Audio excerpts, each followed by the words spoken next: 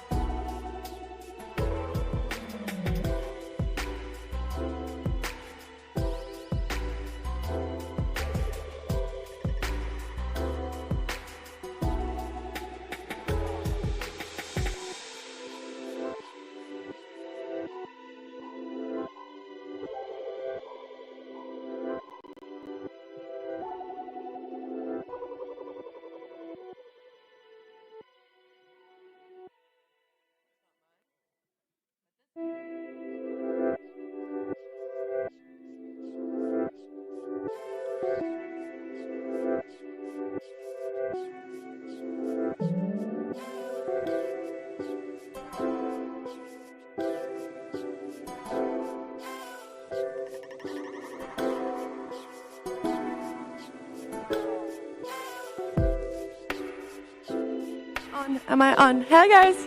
Hi everyone. We're going to be starting in a minute or two. Can everyone filter in and sit down? Day 2 is about to begin. A little bit more. Everyone's feeling a little bit more relaxed. I can feel the energy is a little bit different. But yeah, excited for a day of AI. And then we close with citizen science and cross-chain. So that's on the agenda for today.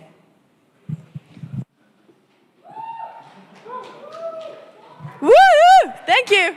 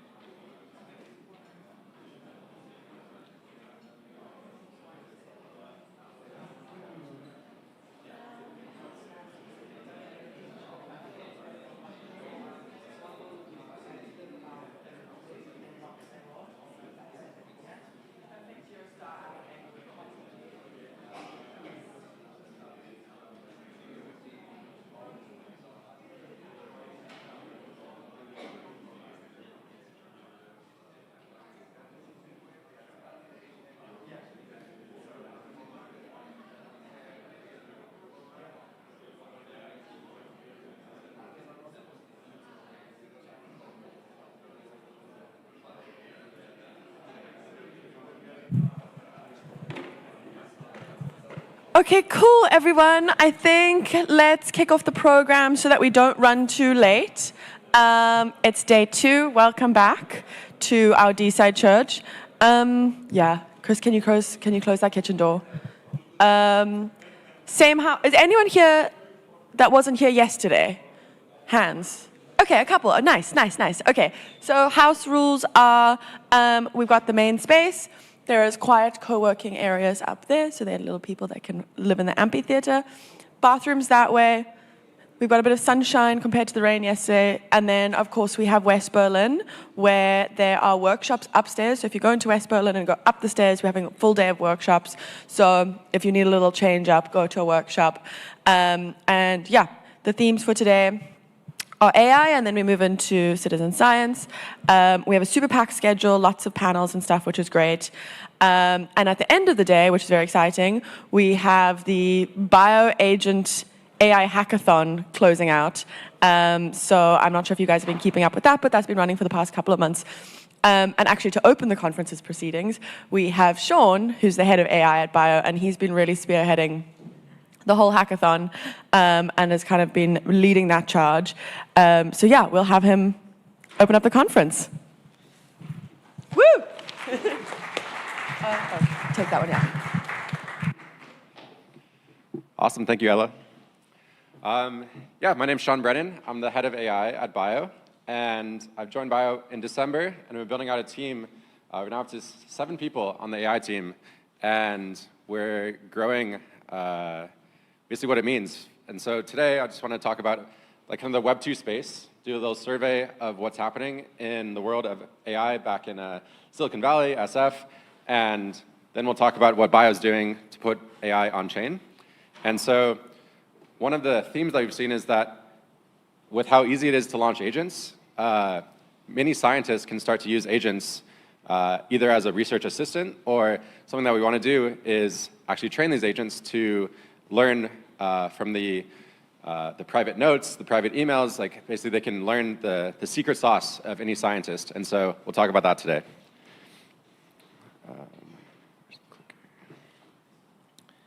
So there's kind of like 3 different things that we're talking about here. There's science, there's AI, and blockchain. And yesterday we were mainly talking about blockchain and science, and now we bring in a third part, which is AI. And there's, in the past, even last year or so, because the foundational models are getting so much better, and because people are starting to test out what they can do around the different parts of the experimental process, let's talk through about 7 different Web 2 versions of AI, and then we'll talk about bioagents. So here's an interesting quote from Sam Altman, the head of OpenAI, where he says, "We expect the impact of AGI to be uneven. Although some industry will change a little, scientific progress will likely be much faster than it is today. This impact will surpass everything else we do."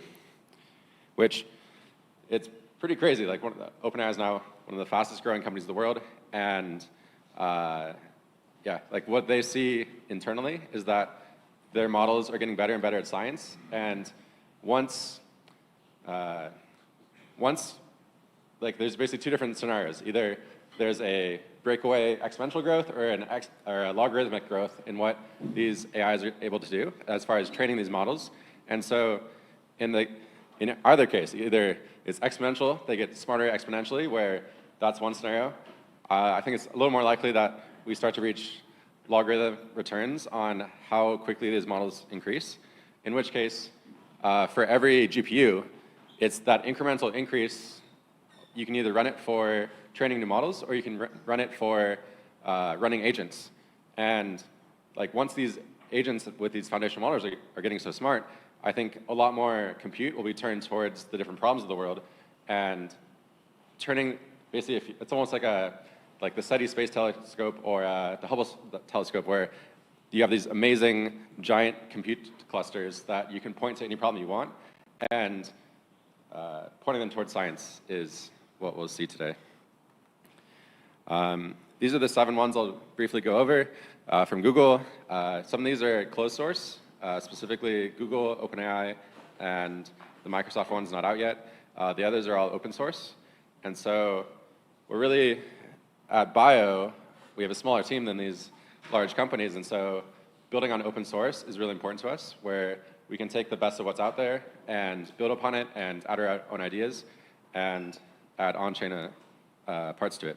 So with Google, it's a hypothesis generator.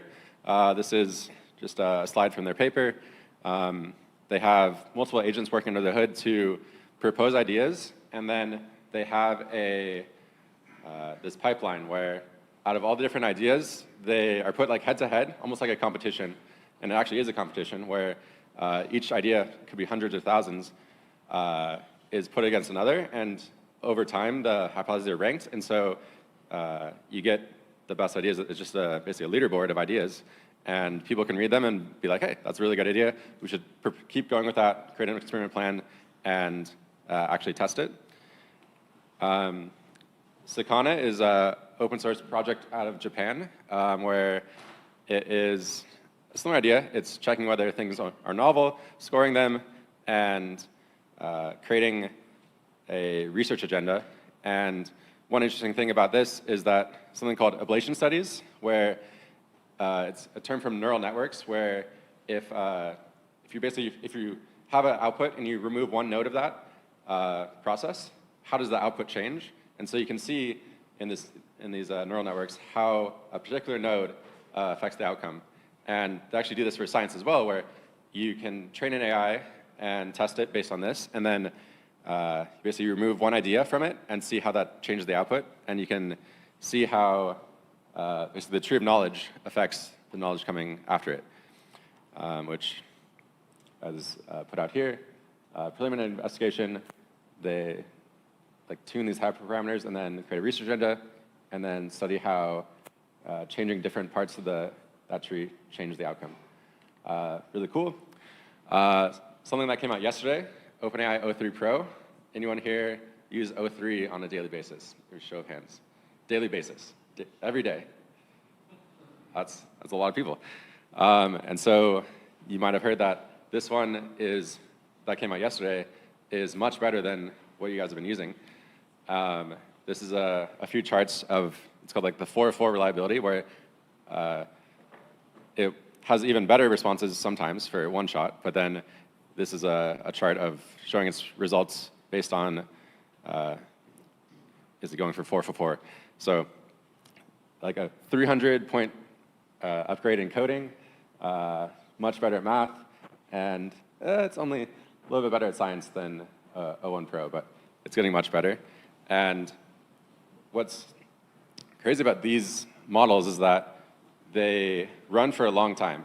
This is like from O3 Pro, where it's starting to be either in coding or starting with science, where like I used to work in a lab where we'd basically run a centrifuge overnight, and you go out home for the day at 5, you start a centrifuge, and then come back in the morning. And something like that is possible in science, where you can give these long-running tasks to AI and come back in the morning and see that it made progress towards the problem that you're researching. So it's a new way to use AIs, for sure. Here is a new project out of a lab at Stanford called Biomni. Really cool. The URL is biomni.stanford.edu if you want to check it out. This one is especially interesting because they train on 105 different biomedical kind of lab bench softwares, as well as databases and biological specialized tools. And so out of the gate, any lab could use this, and it helps postdocs with specific ideation around what genetic sequences to use for a specific experiment, and it's able to help at a level much greater than O3 or a non-scientific AI, because it's trained in all these things and can help with this entire set of features, disciplines of science. And this one just came out a few days ago. It was open sourced, and so here's what it looks like more with the reasoning loop. There's an observation it makes, and then it reasons more, and it's just the sequence of reasoning and observations that progress, and it's meant to be chatted with. One way to use these AIs is more autonomously, where it's just running different steps of the scientific process in sequence, or you can have it where it's chatted with, and the hypothesis it generates are actually initiated by the user, where you give it some initial conditions or initial question and go from there, instead of the Google co-scientist, which is fully autonomous. Two more to go through. Future House is incredible. They're really like state-of-the-art as far as open source. They're a lab out of SF, and they're doing amazing progress for turning agents towards hypothesis generation. They name them after birds. They each have a different purpose and different specificity. And so yeah, it's really there's like just a target disease name, something that you're working on. It has a system where it's generating hypotheses and actually can send in vitro requests to labs, in vivo, in silico, so whatever laboratory experiment is appropriate, it can do that, gets the experiment back, experimental results back, performs statistical analysis, sees whether there's a result worth publishing or no result, and has an output of therapeutic candidates. So basically really incredible stuff. And here is one specific example that they have from their paper. The idea was to fix dry, age-related macular degeneration. It picked a certain assay to test it. It found specific chemicals, drug candidates from that, and created a therapeutic candidate, and then tested those in vitro.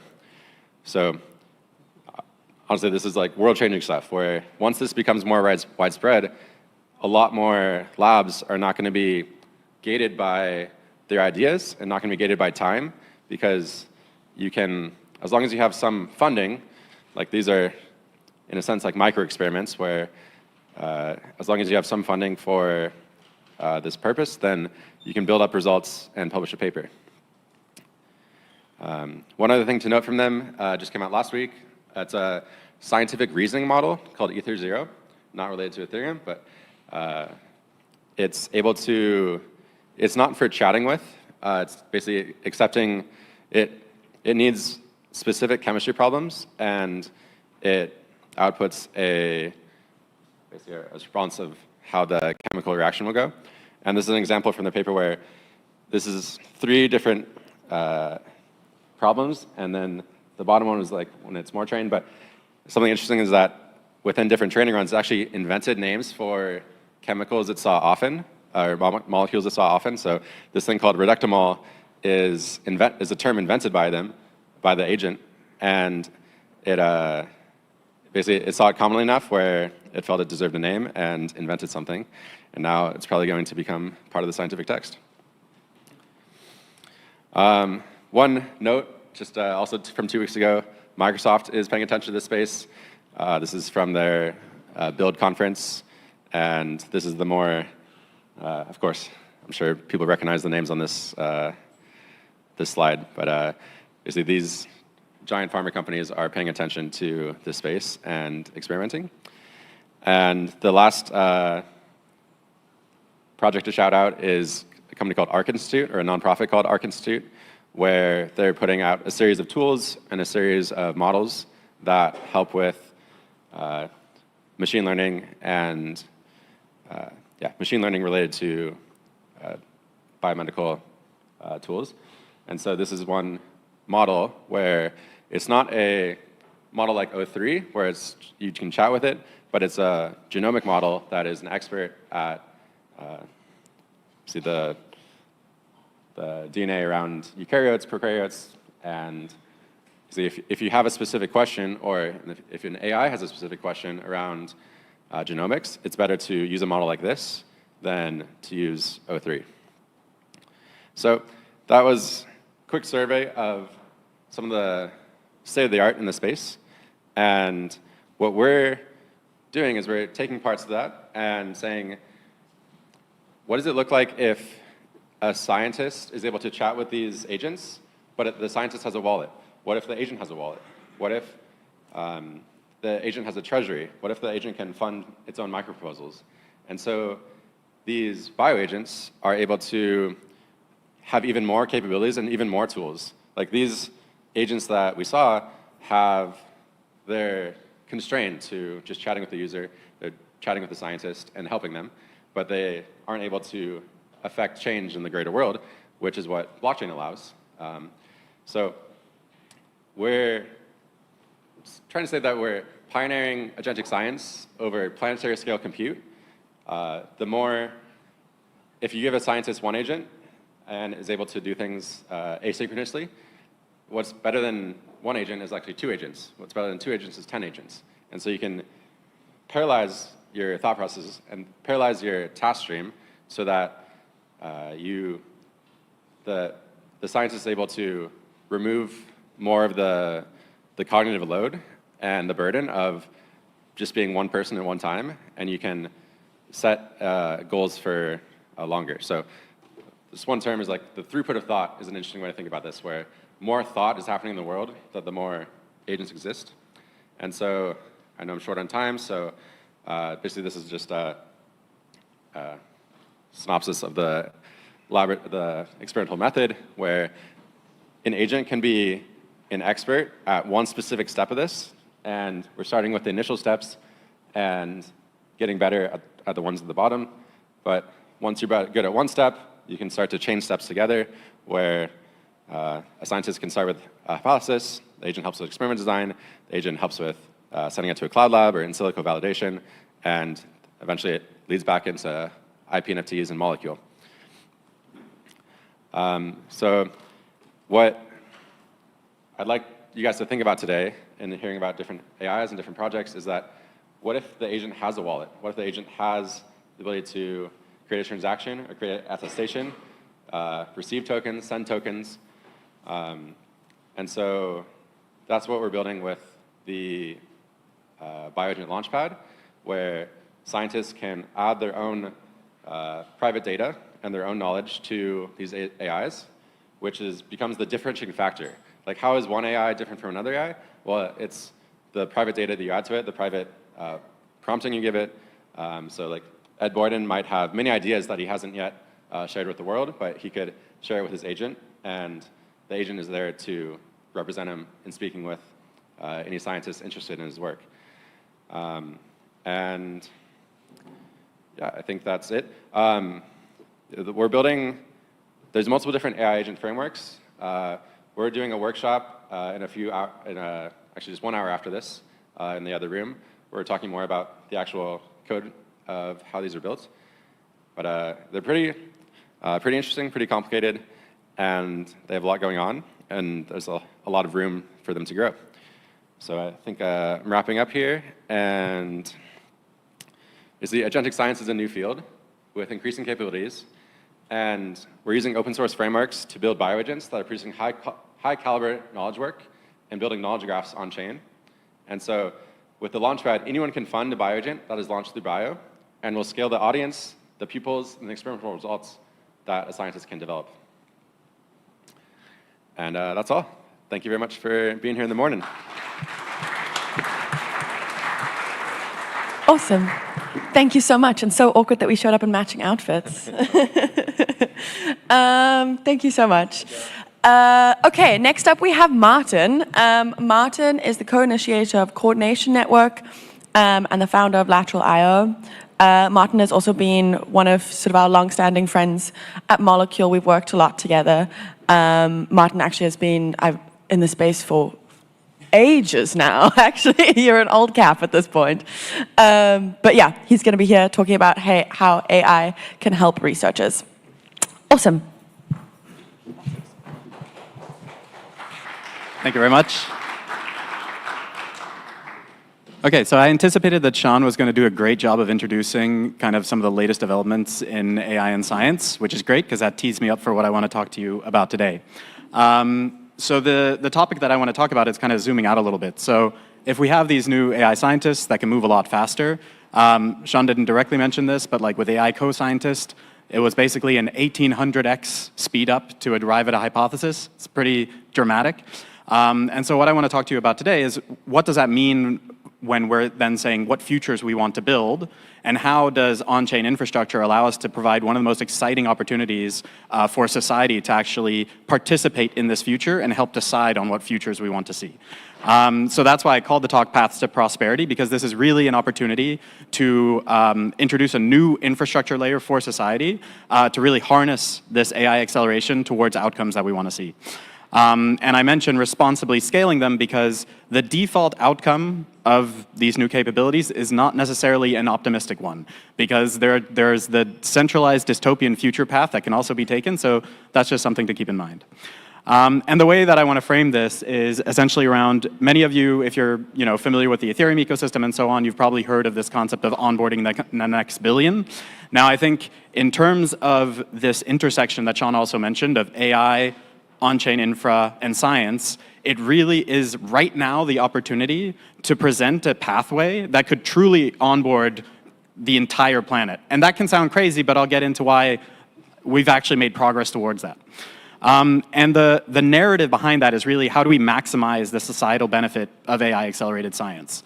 A lot of what I think brought people into DeSci was frustration over misaligned incentives and a lot of things getting in the way of scientific progress. And I think now the interesting thing is that AI basically provides you could say, a kind of wedge to introduce why things should be done in a new way that opens up new doors, which I think is very exciting. So what we've been doing at the Coordination Network is essentially looking at how can we help provide tooling on maximally open source principles that will help people steer these new AI science swarms essentially towards outcomes that we want to see, and how do we provide people ways to participate in that future. And doing so in a way that is aligned with new funding mechanisms that can very well leverage on-chain capabilities. And so the first piece of that is, how do we get shared context? Science is very complicated. The next level of science is even more complicated because it requires interdisciplinary understanding. And then there's the question of, within science, there's usually only a handful of people within each domain that has like truly expert level knowledge. So how do we scale the availability of that expertise? And then how do we do that in a way that can be compatible with new funding mechanisms that will allow us to move at the pace that basically AI now offers? And central to our approach is essentially this idea of individual agency, where we want this world to exist where each of us can participate and have choice of how to participate, rather than being dictated to by a centralized model, for example. And so everything we do is also open source, because we see that as essential for being able to distribute access as widely as possible. And getting back to the 8 billion point, or 7 billion point, depending on how you cut it, what's exciting is we're now already then in a process of onboarding stakeholders from across the ecosystem, both frontier organizations within, for example, DeSci, but also more traditional funding agencies from countries and private companies doing R&D. So what we've seen is, by taking this approach, we're actually able to start connecting these different groups in an ecosystem on these principles. So this is very exciting, and it shows that there's actually traction towards this future. So how did we get here? As many of you here know, we've been working towards this over time, over the past 3 years or so, because 3 years ago we basically saw these trajectories converging, and the approach that we took was understanding kind of what is the pathway of going from an idea to an outcome, what are all the steps involved, and learning from domain experts kind of how they approach this today, and then understanding how much of this could be automated. So to the scaling expertise piece, this was really around getting a sense of where are we today and what are the pieces that we need to get in place so that we can fully realize this acceleration effect. And we're super proud to have worked with so many people from the DeSci ecosystem in this process, alongside some more traditional organizations. And for example, the Foresight Institute for the past 4 decades have been building communities around frontier technologies.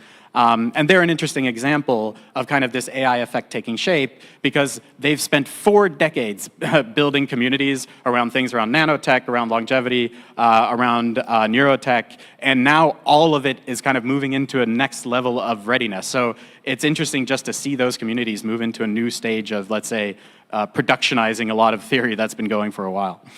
And so what that leaves us with is we're now in this point where we're catalyzing this multidisciplinary expert network. We have this library of verified scientific skills, and we're now moving into looking at how to introduce the programmatic incentive systems that we've had in the back of our mind throughout this journey. And as I mentioned, we're now also onboarding then more traditional funders into this space. And I really want to emphasize that point because yes, we've been on this journey for about 3 years, and we're now talking to nation states. And that timeline is kind of wild, and it is enabled because of this, the effect that AI has on everyone right now, where they're like, how are we going to handle this? And I think this community has a chance to offer a pathway that is deeply value aligned with a lot of countries. So the Overton window has shifted is basically the key thing to bear in mind here. And it opens up for new ways to do things at a level that I haven't seen in being in this space for over a decade.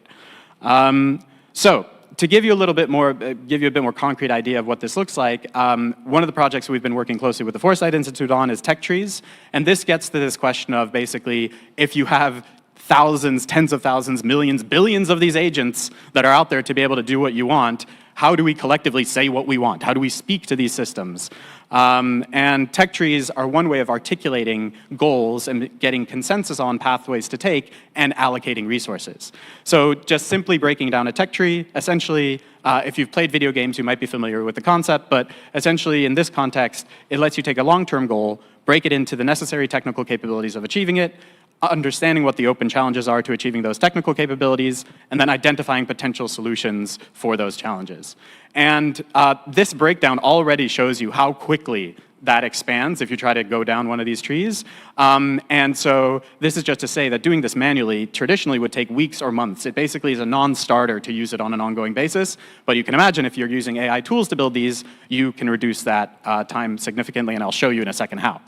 And the great thing is that if you have these, you basically can capture complex pathways, and then you can consider allocating funding to different part of them. And you could have on-chain mechanisms for pooling funds towards different outcomes that you might want to collectively see. They could be on the technologies themselves, they could be on challenges. And so this is giving you a new digital artifact for articulating these complex outcomes that you want to be able to move towards. And what we're now doing is working with different organizations to help them build these tech trees for their goals and adapting them to their requirements, and then being able to even have tech trees speak to each other, essentially. And so, as I mentioned, building one of those would take a lot of time. And so what we do now is basically the Coordination Network platform gives you a set of building blocks to be able to create automated workflows to help you build these type of things in a way that is verifiable and auditable. And so what that looks like, basically, if anyone is familiar with LLMs or chaining LLMs, it's really a visual workflow of saying, you know, you have some input, you have a way of analyzing that, you get a response, you take it to a secondary input, and so on. And so these skills are ways for any scientist or any funder to be able to externalize their expertise into an automated workflow that is reproducible, verifiable, and so on. And you can plug them into any type of agentic system that you have. And so you basically start building up an externalized library of your skills that can be run and rerun and so on. And so combining those two pieces, if the video shows, yeah, here we go. This then is a video example of running one of these skills to create a tech tree. So that's combining the two. Assuming I'm able to show that video, which may be, are you able to launch this video? Let's see. If not, come to me later. It might have converted into an image. Okay. Looks like it's converted into an image. So anyway, then I'll explain to you what happens in this video. It will show you essentially that that skill creates something like this in about a few minutes. And so the point being that you're able to use these tools to very quickly create these things in a way that used to take months. And so taking all of those pieces together, this means that you basically have a way to externalize from your mind your skills into agentic workflows that you can trust and verify. And what does that mean? Well, if you have agents, that can scale extremely quickly. And this means every scientist, as Sean mentioned, can have these agents and basically have thousands of these agents supporting their work. And this then opens up a new question as well, which is if you have these systems, how do you start having dialogues with them as well? So what we're excited, and this will be on a panel later as well, where we'll be discussing this, is we've collaborated with Beard, who you'll be hearing from later on the panel as well, on what is a UI that would let humans, augmented with these skills, interact with fully autonomous scientific systems. And the UI we came up with was a social app. And so what's quite funny about that is that it's a UI that everyone is familiar with. Everyone is used to scrolling feeds. Now we can have that feed be populated with hypotheses coming from these agents, and you can basically say, you know, you can make comments on it, you can like it, you can say it's bullshit, there's literally a bullshit icon, and you can say, I want to fund this. And so it's really working on what is the UIs for being able to interact with these systems that familiarize them to a broader audience. So we're excited to start testing and rolling this out as well, and creating this ecosystem essentially where we can interact in this way. So I'm going to jump over the videos because they have been converted into images, and I'll leave you basically with this higher level view. So with these open source principles, we now have the opportunity to basically generate maps of what we want to achieve that then dictates different steps that need to be achieved along the way. Those can be basically presented to swarms of agents that allow us to move as fast as possible to achieve them. And the beauty is, re-emphasizing, is that if you do this on open source principles, all of that data can be in a composable environment where every step feeds into systems to optimize the models that then improves the overall system. So you get these extremely virtuous feedback loops that is then in a fully open, accessible ecosystem where anyone with access to the internet can have a pathway to participate because the system itself can help you understand what you need to understand to participate. So this is truly a civilizational scale upgrade to how we do science on open source principles. And if you're working, you know, in incentives, as a lot of the on-chain community does, it is the perfect environment to basically look at how do we set up the pools of funding to distribute across these systems, and how do we get consensus on it? You know, what are the governance mechanisms that allow us to move as quickly as this will allow? And so this is really, I think, what if you're interested in any of those pieces, please come talk to me because that's what we love to help facilitate. And on that note, that's where I want to reemphasize as well. We're onboarding basically people from different stakeholders groups, which represents in excess conservatively of $1 billion annually of early stage R&D funding, and represent over 200 million citizens of the planet. So back to that 7 billion point, while 200 million is not yet 7 billion, this is like very real now. And so all I want to leave you with is that like from 3 years ago to now, we're in a point where the timing, the Overton window is there for this to get adopted at a scale where the permissionless and open source principles that this community stands for means that this is possible. And I just want to emphasize that that is crazy in terms of like the things that have to align for that all to be in a moment in time where this can happen is something that I would just leave you with to say, get involved now to like make this future happen, because this gives us the best opportunity to have a positive pluralist future where we can all thrive versus a dystopian plutocracy. So I'll leave you with that. If you want to get involved, you can go to coordination.network, and there's different ways to get involved in using the tool, building the tool, and funding the tool. So thank you very much for listening, and yeah, enjoy the day. Cool, thank you so much, Martin. So I've got a piece of molecule law for you guys. We moved into this office about 1.5 years ago, but before we were in this office, we were in a co-working space down on Scarlett Street, which was called Full Node, which really is like a Web3 co-working hub, and we had our permanent offices in there. And our direct neighbors through that time in Full Node were Gnosis. And so we've actually managed to build quite a lovely relationship with them. And that leads us into our next talk. Gabriel is from Gnosis. He is an LLM engineer who is focusing on developing AI agents for prediction markets. Welcome to the stage.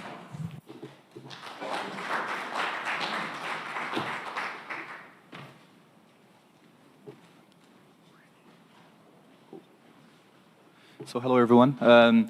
Happy to be here. I'm Gabriel. I'm with Gnosis AI, and today we'll be talking a little bit about how can blockchain help decentralize AI. Yeah, this is a brief agenda for my talk, but just a very brief introduction to Gnosis and what Gnosis has been doing in the last years. So they started actually in 2015, building prediction markets for Ethereum back then, was one of the first applications. Then they developed a couple of different infrastructure projects like CalSwap, Safe, which is also a self-custodial wallet, and now most recently, with Gnosis Pay and some other financial infrastructure for payments, they've been shifting a little bit to this other vision of payments and financial infrastructure. And one tiny application of that is prediction markets, and that's really what Gnosis AI has been focusing. So we've been building AI agents for those applications. But coming back to my agenda here, so I'll start with an ultra-short introduction to LLMs. So just to make sure that we are all both on the same page from a technical level. Then I'm going to make the argument that we need decentralization for those systems since they are so powerful and they pose threats if centralized. And finally, I'll come to the interesting part, which is 2 examples that I highlighted of ways to decentralize the tech stack with crypto then. Cool.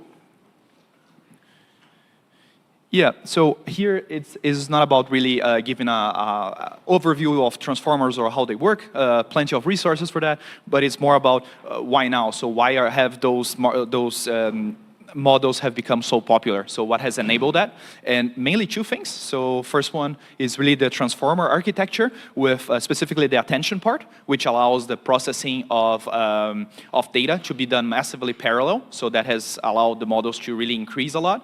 And second is really the encoder and decoder architecture, which also allows the model to kind of understand more complex relationships between the different sentences. So those 2 things have really allowed those models to explode, become very, very large, and to do all those interesting applications that we see nowadays and that we also saw in the previous presentations.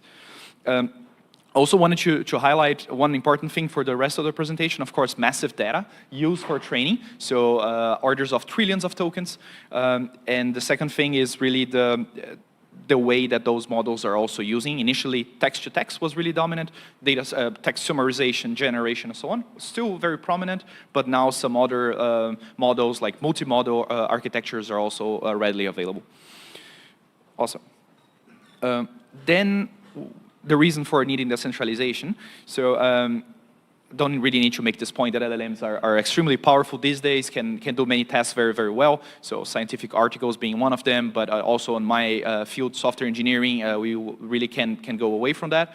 And having a few for-profit corporations with this amount of control, power, influence, of course, poses several risks. And don't really need to remind you guys, but 4 of them that I listed here, maybe bias and abuse being the one very, very important ones, in the sense that every company or tech provider might understand alignment in a different way of those models. So they might, intentionally or non-intentionally insert some bias into their models. It's their way to view the world, and that might not align with how the users are thinking, for example. Also interesting is the abuse case that I described as abuse, but maybe there's a better word, in the way that I'm the model provider, and depending on what the user is looking for, so searching for a car, I might prioritize brand A over brand B, and that's maybe not in the best interest of the user, but rather my personal commercial interest. So yeah, that's also a threat as I'm describing it. And the real question, so the next question is, which components of the system can we decentralize? And those are the two examples that I'm going to give. So the first one is the data collection. Current foundation models train on, that's the order of magnitude, not sure how updated, how accurate that is, but 40–50% of the internet is being used already, the public data, for training those models, so massive data, as I mentioned, but that's slowly becoming clear that that's not going to be enough for the models to really improve and get even better and achieve the scale or AGI or SI or what we are really thriving with those models. Then obvious next step is personal data, this is one of the projects I wanted to highlight, which is Vanna, and they have some interesting concept called data ownership. So they're trying to really connect the data pools here, so private data, for example. One big example is Reddit DAOs, so lots of private data around Reddit, with the model, let's say the software, the AI model developers, let's call them like this. So the model software engineers, and the idea is they connect those people that want to have access to the Reddit data in this example with who wants to train the model. And the interesting thing is me as a model provider, I only have access to the data if I also mint my own LP tokens, so to say, and those tokens are then transferred to the users, and the users, as the user contributes with their data, it gets a proportional ownership of the model being trained. So after the model has been trained, it generates any kind of revenue afterwards or is being served to users, parts of those proceedings, parts of that revenue are being forwarded back to the users providing that data. So it allows the users to participate on the profit. And an interesting point that I also wanted to highlight is that they have one interesting topic of proof of participation, in the sense that, proof of contribution. And the idea is, let's say you're still using the Reddit DAO as an example. If my private data there helps the model a lot, I post about different topics, I have a greater variety of information, I should have a bigger contribution than someone who logs in just once or twice and does some kind of small comments there. So I would be entitled to a larger portion of the proceedings than this other person, which has, let's say, a lower contribution. That's also something that they brought in. And yeah, the last point I also wanted to mention is training. So this is slightly more technical. And so decentralized training, what is it about? It's related, of course, to the fact that training of those large systems, as I alluded earlier, is very data and compute intensive step. And since tons of resources are required for completing this step, it has been overall dominated by big tech. So those are the big corporations that are basically the big foundation model providers. And as I alluded before, that poses some risks, and decentralization is a good idea. Especially open source models. So having those kind of decentralized infrastructures would allow more people to have access to training, thus developing models which hopefully can also be open source. And very importantly is also this point of tapping to broad resource network, because for training those models, you can also tap into those somewhat idle resources, not really GPUs, but also everyday CPUs or some other data centers that might be idle for one reason or other. And those can also be used for training. And those are, and yeah, as highlights, I had plenty of startups are working in this space. 3 of them I wanted to highlight is, of course, Now's Research, which has been working on the Solana ecosystem, Prime Intellect, with their new model Prime 1, and some other open source contributions, and Jensen. Oh, Prime 2, thanks for that. Intellect 2 as well. Thank you, thanks for that. We'll fix the slide. And yeah, maybe starting with the challenges, communication is a big one, right? As you have different nodes trying to run training, of course you need to communicate between those nodes or between a master node and the other nodes in order for them to kind of work asynchronously, but also communicate the updates as you're completing training. So that's of course one big challenge there. And another big challenge is this memory sharing or data sharing between the nodes. So of course you probably don't want to copy all your data over all the nodes. So it's a challenge to know which parts of the data, how you shard that, and how you propagate those weights back into the main model, so to say. Another challenge is verifiability, and that's really where crypto comes into play, together with incentives. And coming back to the whole talk of my presentation, thank you. And coming back to all my whole talk of the presentation of how crypto can add value or can help decentralization is really 2 points here that I think. The first one is, together with Vana, was really just transmitting value efficiently. So tokenizing the participation of the nodes here. So let's say I provide my GPU there for 1 hour, I get 1 token. If I provide my GPU for more time or can have more nodes, of course I have a larger token allocation, so I'm able to have a larger incentive to participate. And also verifiability is a big one, because crypto is needed here, because if you have several nodes and it could be that some of the nodes are not completing the training properly, or they're going rogue, or they are introducing some artifacts in the data that you don't want to. Having the blockchain in there, providing like a immutable, censorship-resistant ledger makes sense, because you can afterwards verify and, if necessary, slash those participants so that they remain financially incentivized to participate and provide meaningful value and meaningful contribution to that training. Yeah, that's about decentralized training. One point I also wanted to make is that decentralized training is different from distributed training, which big tech is also already doing these days. But distributed training is simply about, instead of having a very large data center, you simply kind of distribute that across multiple sites. And but those sites are basically homogeneous, so it's not like you have one GPU here, one CPU, one cell phone here to train the model. It's more about just geographical distribution, whereas the centralized training is mostly about working with a heterogeneous infrastructure where they might not always be trusted. So it's a completely new monster here, and lots of things to be developed here still. Yeah, that's what I wanted to share. Thanks a lot for your time. Thank you so much. Thank you so much, Gabriel. Yeah, so up next we have Johannes speaking. Johannes was the one that commented on the Prime Intellect Model 1.2 thing, and that is because he used to work at Prime Intellect, and that is his intro. So come on up. He'll be speaking about Aubrey AI, which you'll learn more about now. That's yours. Hi, I'm Johannes. I started working in DeSci 2021 when VitaDAO emerged, and then I did 1 year at Prime Intellect, where we basically built infrastructure really foundational for training AI and also in a decentralized way. And yeah, so now we apply AI with Aubrey de Grey again at VitaDAO.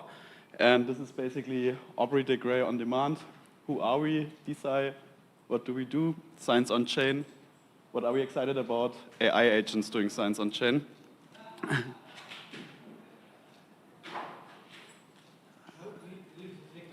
Okay, yeah. Yeah, so this is more like a visionary slide. Basically what we think Aubrey of is basically having like a digital copy of the scientist and his hypothesis living in the cloud and being available for the community and also for the researchers to help them. And the real advantage of this is that you cut out like a base model. When you simply go to O3 and ask it a question, it will always generalize because it's trained on all the theories and also the anti-theories. So if you have an agent that really leans into one idea and is biased actually in a good way, then you have like a strong advocate for a hypothesis or thesis. Like, for example, Aubrey de Grey really leans into the sense framework, which means that you rather repair age-related damage than you fix the root cause. And he got criticized a lot, but also people tried to disprove him, and they couldn't. Like, there was a big prize, I think $30,000 or $50,000, and his critics tried to come up with theses against it, and they couldn't. So he's, yeah. So you can also train the agent on the reasoning, and you can provide it a lot of material that it can only, like, data that only the agent has access to, and the bigger models are not trained on. And we're also doing this with the LEV team, where Aubrey plans another study, and so we have like real scientists helping the development, and our goal was to ship something very early for them to play around with and get early feedback. Yeah, so this is what we envision the front end. So you will have a terminal for the community where people can access Aubrey, they can discuss longevity with the agent. And we also envision this to be a shared space where the community comes together, discuss ideas, and the agent interacts with the community. Also, obviously, we need a private mode, so you don't want everything, like if you have sensitive ideas or you want to plan something in private, you need to be able to have a private conversation with the agent. Yeah, one very interesting tool we want the agent to be able to access are knowledge graphs. And knowledge graphs are basically, it's a large collection of PDFs that is stored into like a JSON schema, and it really helps to identify relationships in the data. And our big assumption and hope is that this will really reduce the hallucination of the agent, because if you ask it something very specific, it can go to this vast amount of PDF data from papers, and it can get the relevant relationships in the data. Ideally, this system would be also always up to date. And with knowledge graphs I think like there's a lot of interest recently in knowledge graphs, but there's not really the UI right now where people easily go to and use these, like, and we assume that like when you can access the knowledge graph through an agent, then that could be a really powerful tool to get better answers and also create hypotheses. Also, another thing we're really excited about, specifically also at Bio, is Future House agents and other AI agents. And so basically, the Future House agent tool suite, they have 4 agents. One is a crow search that is a really like you get a fast answer based on scientific papers, and it cites them, and basically it has access to the databases where the research is stored, and you give it a question, and it will come up with like a scientifically correct answer, also including the sources. It has also other tools, like you can ask it for an idea if someone has done that before, so you quickly say, hey, has anyone tried XYZ before? And it will look up the latest research, and it will give you an answer to that. And they're building also a lot of stuff at the moment, so this might be not the end agent from Future House. They recently released something called Robin that was able to do an end-to-end experiment. And they claim that it already is generating new science, kind of, and yeah, also achieving really good benchmarks. And the idea is actually that we're not competing with them with Aubrey, rather we integrate other agents and letting agents communicate. So you don't want to compete and say we build that functionality ourselves, rather you enable Aubrey AI to reason, and if it thinks that would be a useful task for Future House, it calls that agent, kicks off a task, and then comes back with the results.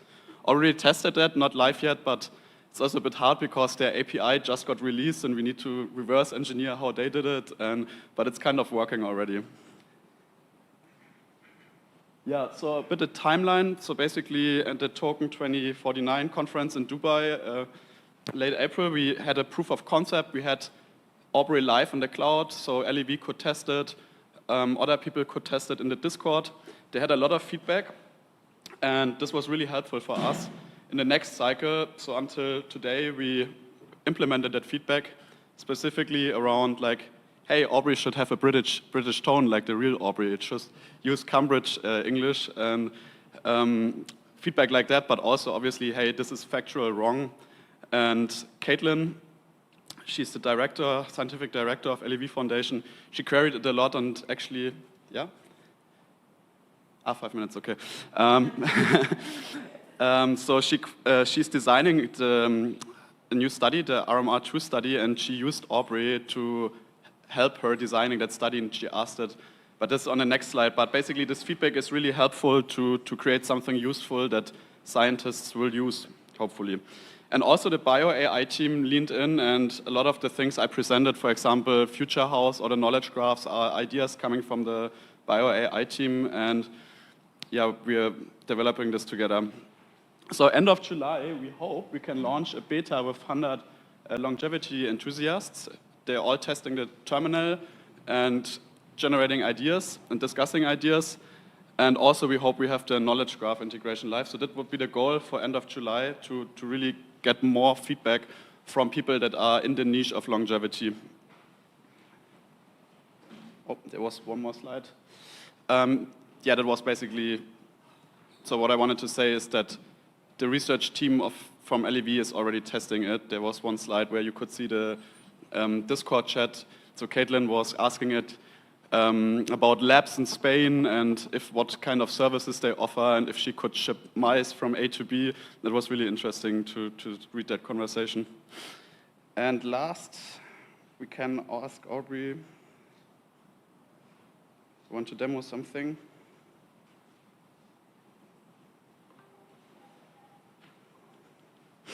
Hey Aubrey, can you please tell a joke to the DeSci crowd at DeSci Berlin?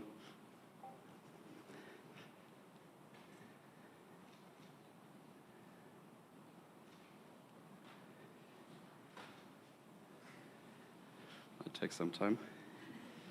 Yeah.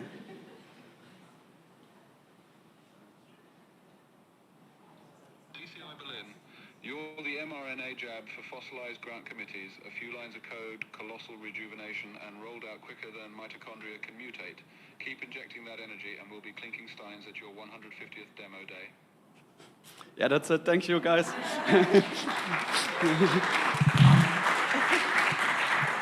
Awesome, thank you. Soon AI is going to take stand-up comedy. Cool, thank you so much.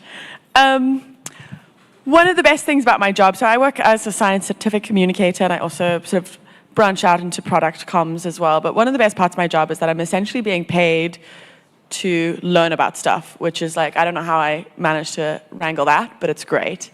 And the next panel is something that I'm very excited to learn more about, and I'm really looking forward to hearing it, which is From Knowledge to Hypothesis, How AI is Changing the Way Science Begins. The panel will be led by Akash from Bio, and we'll have Jay, Martin, Gunjan, and Mark. Welcome to the stage.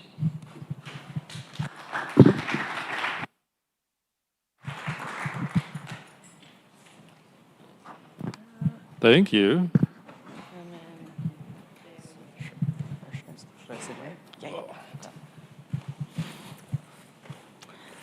Hey everyone. I just want to start off by saying this is probably the most optimistic and enthusiastic that I have been about decentralized science. I first attended a DeSci Berlin in 2022, and I think that just the macro trends of optimism in crypto and adoption, plus the incredible progress within artificial intelligence, and finally the incredible talent that we see converging on this space means we are really approaching the precipice of something very special. And I'm really excited to be joined by my brilliant panelists today. I'll let you guys introduce yourselves. Hi everyone, I'm Gunjan Paul, and I'm from Palidov. I'm the core member who is developing the Flow. Receiver to avoid losing it. I'd like to share about Flow in these days. Yeah. Hi, I'm Martin. You just heard from me. I'm from the Coordination Network, so I'll leave it at that. Hi, I'm Mark. I'm from Cerebrum DAO, developing solutions for neurotechnology with Web3 and crypto. And my name is Akash. I was previously a co-founder at LabDAO. I've worked in big pharma, and I just joined the Bio AI team. I'll start this off with Mark. I'd love to hear, where are Bio DAOs really thinking that AI is going to have the most progress, both like today and perhaps maybe 3 to 6 months from now? Yeah, good question. I think especially like the roadmap of AI is really important to put into perspective when we have all these ideas and optimism. I first break it down to like, what are the most basic things that we can do right now to accelerate? So for example, developing endpoints for trials that we want to run. When, like one example, we're developing a clinical trial, we needed a blood biomarker. First we were looking at amyloid, then eventually we came to a p-tau217, partially just by using OpenAI deep research. So just accelerating what we want to do, characterizing it in studies, endpoints, and just like kicking off that whole process is really accelerating. And for the future, what I'd love to do is have the data that we get from studies, like, because that's really the core of a BioDAO. Like, if everyone can access ChatGPT, what's the most unique thing you have? It's the data you're creating from laboratories in Zurich or from studies that are being run. We've heard a lot about these being kicked off. And how are those going to modify your knowledge graph to create those new unique hypotheses that you can then execute on because you're basically the first to get that knowledge? So it sounds kind of like the existing AI tools, for example, OpenAI Deep Research, are really kind of fueling the progress within the BioDAOs right now, but there's a lot of optimism about where these tools are going. Gunjan, I know you've been working on this at ValleyDAO. Can you share a little bit about how you guys are thinking about this? Yeah, so for us, we use like a lot of models, different models from OpenAI, different models from Perplexity. We use deep research from Perplexity. And what we noticed they have different capabilities for different type of tasks. And in terms of any kind of knowledge finding from existing data, we use the knowledge graph, and the knowledge graph is helping us in a better way. Like we always get a lot of deep research, but we can't directly find a direct connection between different kind of work done previously. But using the knowledge graph, we are able to find it in a better way to connect different dots. Okay, this research done in this way and this research done in this way. We can connect both and can do something very different or something very exciting in that same space. Yeah, I think everyone here has heard the term knowledge graphs a ton. I'd love, Jacek, if you could maybe speak to the project that Martin teased in his presentation, HypeGen, and how you guys are thinking about using knowledge graphs for generating novel hypotheses. Right. So, like in general, they are known, or like there are two ways of looking for new discoveries in science, and one is what is referred to as a literature base, that it basically grounds the new hypothesis based on the facts that are already described and talked about in literature. And the second one is what is being called data-driven approach. And this one specifically looks more into the data, so empirical results, and start to looking for correlations and insights within the data itself. But what I think is actually the most promising, and I think this is what Mark was also saying, is combining of these two worlds. So basically looking at what is in the data, looking for these correlations, for new insights, because this is really the source of new knowledge. And then grounding this in literature. So specifically what we are doing right now, we are focusing solely on the literature-based approach. So we are mining scientific papers, we are turning them into knowledge graphs. And then within these knowledge graphs, we actually let the agents have these walks, so explore these knowledge graphs. And there's multiple ways to do it. One of the ways we are right now investigating is the interest-based approach. So we are trying to mimic with agents the way how scientists are also exploring science. So basically looking for interesting or surprising connections. So you can imagine an agent just that goes from node to a node. And at every single node, he sees its past history of the nodes he traveled, and also all the neighbors in the neighborhood of the current node. And he asks himself the question, what is the most interesting node I can go to in order to optimize for finding a novel, surprising connection that can later on be turned into a hypothesis. So these agents traverse through this knowledge graph, and this is the way we extract subgraphs. With these subgraphs, we then have another agent that basically tries to score how relevant it is, how novel it is, and how actually how of a potential it has for hypothesis. Once it passes test, it goes to a hypothesis generator that basically expands the context. It iteratively adds new sources, uses deep research, then it uses bioinformatics tools to provide more empirical data. And based on this extended context, it creates hypotheses that it goes through multiple layers of validation. And once the process is done, it is being posted as a post on social media or on HypeGen, where we want researchers to be interactive with them.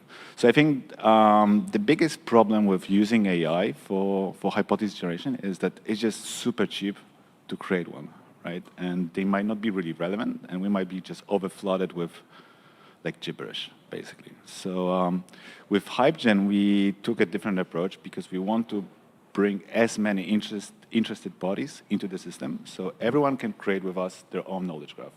And every knowledge graph can go through the same process of extracting the subgraphs and posting them on HypeGen in order to increase the agency. So if you have hypotheses that are relevant to your field, you're much more involved in this, and you're much more likely to actually process them, validate, and explore them.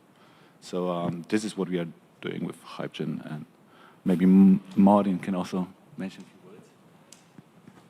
Sure, yeah. I think what I always really love when Jacek talks about what they're doing, because I think he has a good way of kind of pedagogically walking through this complexity, because I think kind of tied to what you were saying, there's a lot of nuance as to what approach you're taking to generate the hypotheses. And so what's exciting with Hypergen, it's like packaging all of that up into a post that you then like or don't like. And I think this is what we're trying to then work towards. And another interesting anecdote related to that is I was speaking to Andrew, one of the co-founders of Future House, who was mentioned earlier, and he also brought up that in their testing of their agent frameworks, one of the issues they faced is that the hypothesis is like they lack taste. So these autonomously generated hypotheses, they're like kind of bland at times, or they don't like speak to the scientist.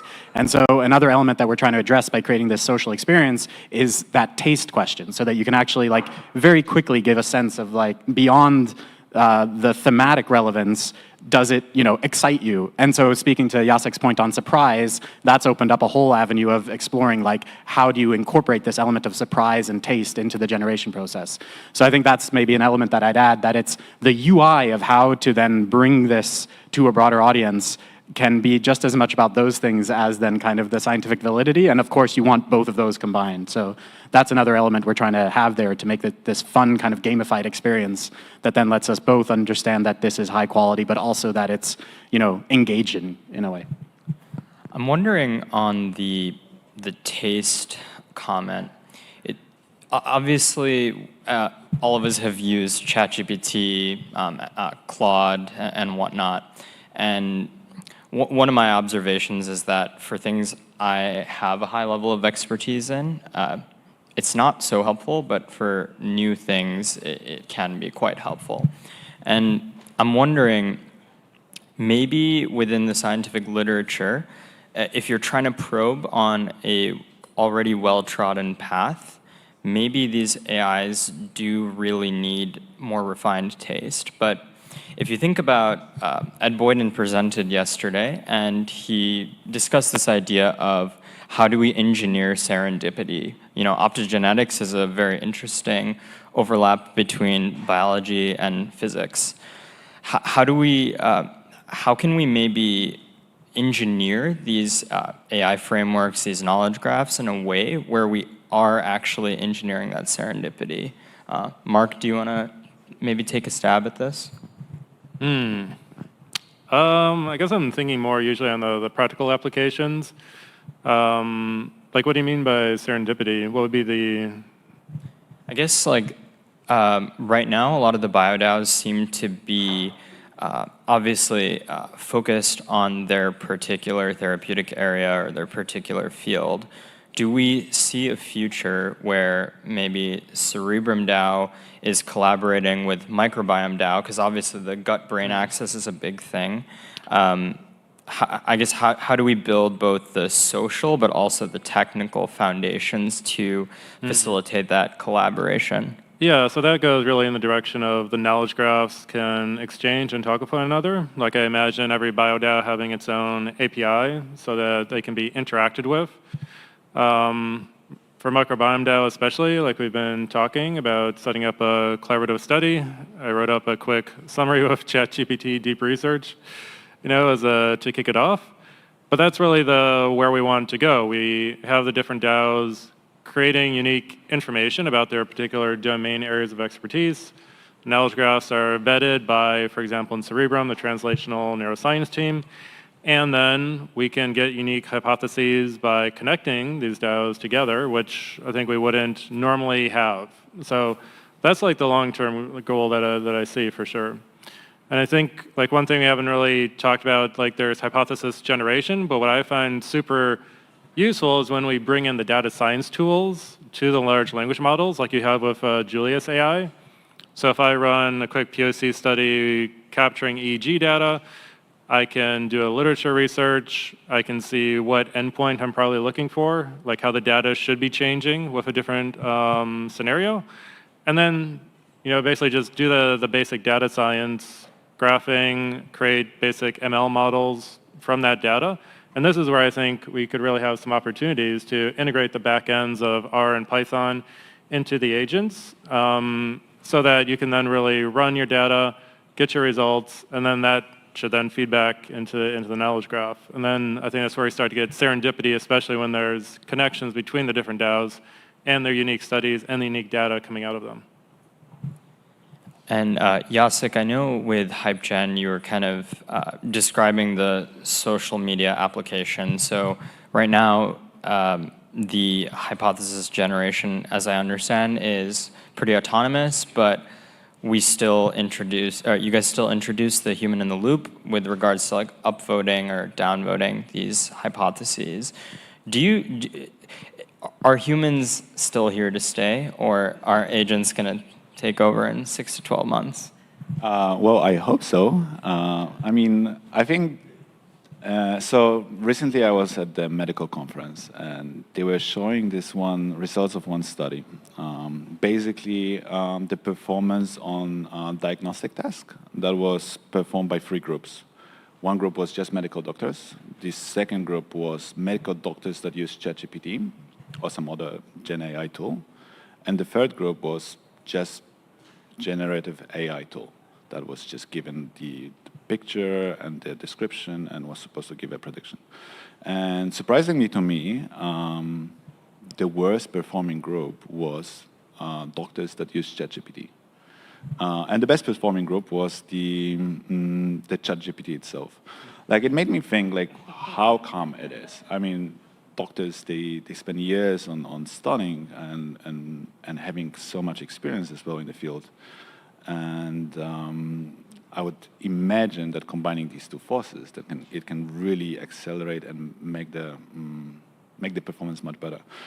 But I think the problem is that the doctors are not really taught how to use them. So they rely on generic answers from Gen AI tools like ChatGPT, and they are generic. You know, they are made for average. There's basically an average of all of our responses throughout the training process. So I would like to see the future where actually the symbiosis is so the group that combines both doctors and Gen AI tools is the best performing one, because I think we still need a human touch. So going back to your previous question, I think like what I've been finding in the subgraphs that we've been generating is that they do lack taste. Indeed, like just coming back to what Martin said, referring to the conversation. And I think it's because they lack curiosity as we have as humans. And I think this is one of the hardest things to mimic or to train for, because LLMs specifically, they train on tokens, on words, without any real connection to the real world. And when you observe a kid who's just learning everything, you go for a walk with your son or daughter, and he or she just stops all the time because they can interact with this world. They can touch it, they can look at it.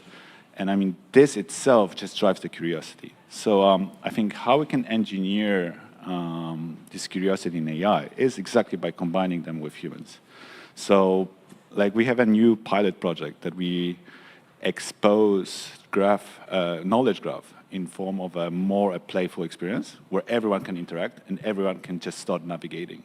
So it's more of a game, but you can also chat with the knowledge graph. So basically you can ask all the questions about the nodes and how they're related. And what is interesting, that we can also mine these patterns of how people are traversing through the graph. And I think this is a great source of embedding curiosity in the graph as well, by just looking at how people are interacting with it. Specifically also HypeGen, because it allows for researchers to grade not only hypotheses, but also subgraphs that were the base for these hypotheses to be generated. This provides a reward system that we can later on use to train our agents in reinforcement learning, basically by giving them rewards of which subgraph was actually interesting for humans. You know, so I think there's so much for us to be to give also to AI, but I think I would like to see this as a more of symbiosis parts. I mean, AI is great at analyzing data really fast, have like PhD level scientists in your pocket, but I think some parts of human nature is irreplaceable, and I see the future where we coexist together. Let's hope. I think the idea of taste is super interesting, and seeing where humans are traversing the graph as sort of a signal for that is fascinating. In DeSci, we're quite diverse in our ethnicities, educations, professions. Gunjan, I know ValleyDAO has been working pretty actively on internal AI initiatives. I'm wondering, how are you guys thinking about the variety of users that your community has? Are the products that you build inherently different based off of these various user archetypes within your community? Yeah, definitely. So yeah, definitely. We are right now only focusing on climate biotech and those who are using synthetic biology for building different kind of products. But at some point in DeSci London, I think we faced an issue that people with different focus and different fields, they are very interested to use our product and build their technology development and business development. At that point, we had to generalize every prompt to make it more broader focus, not only climate and synthetic biology. So yeah, the prompt we developed is helping more people, more users in different fields. Yeah, this is how we are tackling this issue right now. But with the time, I think we are building a centralized knowledge graph, and I think it will help other people in future, because the knowledge graph is not for one project or one user, it's for all the users we have on our platform flow. So yeah, this is how we are tackling. And yeah, I want to add one more thing that you mentioned, the curiosity. Yeah, that's very important. Actually, I had my bachelor thesis on how to integrate curiosity on robot in reinforcement learning to minimize the path for the drone. So this is what I can see is missing in current LLM models. They're not very curious. You are just giving your answer and okay, this is the response you have. But some prompt technique are there which making it work like a PPO model. Proximal policy optimization is like it starts fighting with each other. So this is one very interesting topic to explore in LLM. Cool, and I know we're nearly out of time right now, but Martin, just maybe you can close us with, what is it about DeSci that makes us different? You spoke a bit about the incentive mechanisms of creating these graphs kind of in the open, like Gunjan's saying. Could you just give us some closing thoughts on that? Yeah, so I think what is the reason we've been able to do what we've been able to do is because of the openness, the willingness to share across these communities. And I think to the curiosity point, to the cross-pollination, that's, I think, something that is such a huge opportunity, that the principles of openness, basically, of this community is what allows it to be a competitive advantage over more closed ecosystems. And so, in pursuit of this, what's fun is, as you can see, there's multiple different initiatives moving towards trying to address this from multiple different perspectives, and there's an openness to discuss and collaborate. And so I think that's what will really that's what creates this opportunity now to make progress very quickly and to start uncovering where there are these cross-pollination opportunities. So I think with that being the next thing that needs to be addressed, this community has the ingredients and the expertise across different domains and the willingness to collaborate to make that happen very quickly. So, and then on top of that, having programmatic and open incentive systems to help both on the immutable attribution side and then also on the reward side is part of what brings that entire system together in a viable and flourishing ecosystem as well. I just realized we have 5 minutes left, so maybe we have a bit more time. And Jacek, I just realized cross-pollination BR. That's why you guys are called BR, right? That's quite clever. Maybe just to double-click a little bit on this, let's say in the analogy where you have two BioDAOs working together, how do you engineer the system so that the flowers smell good for both BioDAOs? Right. So actually, I think, so this is something we discussed before here. I think the most interesting things that we can discover in knowledge graph is on the edges. so where different BioDAOs are meeting with their own expertise, because these are really not well discovered. So before starting Beard, I was focusing on machine learning research, and I had a pretty small niche of knowledge representation within language models. But I was not really going out beyond this because there was just so many papers every day that I had to go through if I really want to stay just updated with my own field. So I think like this is pretty universal for a lot of fields. So that's why I think like the most interesting parts are really on the edges. So what we want to do with hydrogen is basically this is a call actually to everyone. So if you're running a lab, if you're in BioDAO, if you're just independent researcher and you're working on something, you have your own niche, and you have like 100 papers that is actually fundamental for your research. Just come to us. We'll build a knowledge graph for you. We'll expand on this, and we'll add it to our larger knowledge graph. So then we can actually start combining these different research fields. And then having this analogy of agents traversing through a knowledge graph, we can basically specify where he should start in a specific domain, so for example in longevity, and ask him to go somewhere in psychedelics, you know? And this is the path he can go. He can cross the borders between different domains. And I think this is really what is going to really drive us forward and bring us new novel connections that are there but are not discovered yet. So I would say this would be probably the most interesting path forward. I guess we should change it from let's get cooking to let's get buzzing. Yeah. I think we're out of time right now, so thank you all for joining, and hope you guys enjoyed this. Thank you. Cool. Amazing. Thank you, guys. Okay, we've got a 15-minute break to coffee and refresh, and I'll see you guys back here in 15 minutes, strictly.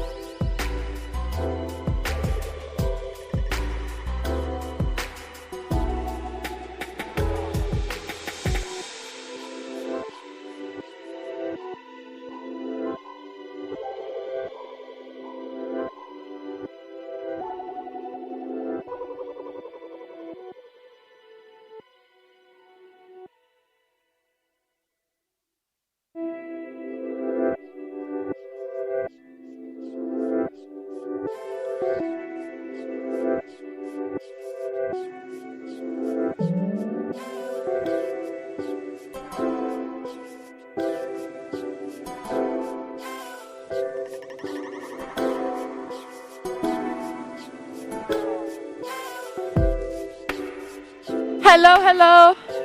Hello. Hello and welcome.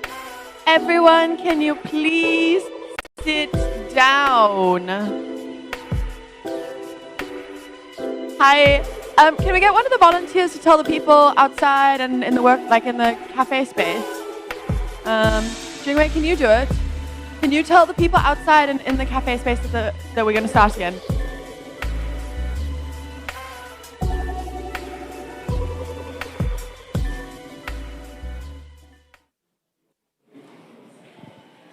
Hello. Oh, I'm very loud now. How is everyone? At pressure of death, I was asked, so last night we had a dinner, and we ended up playing this game. I don't even know how it started, but it was like charades for crypto terms. And so we had legal wrapper, we had liquidity pool, we had bullish and bearish. And so I was asked today to give you one and see if anyone could guess. So this is specifically related to finance.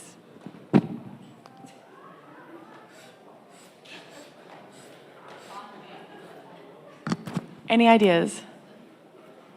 Any ideas?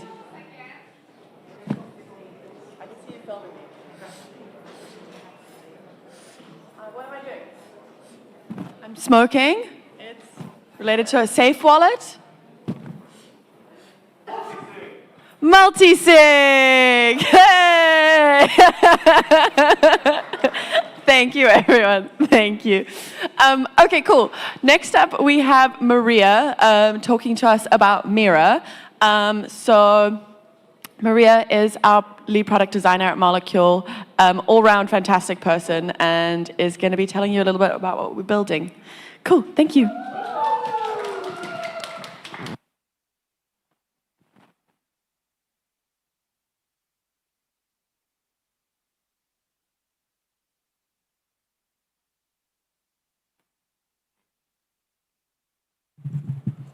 Okay, and how do I set the presentation? Okay.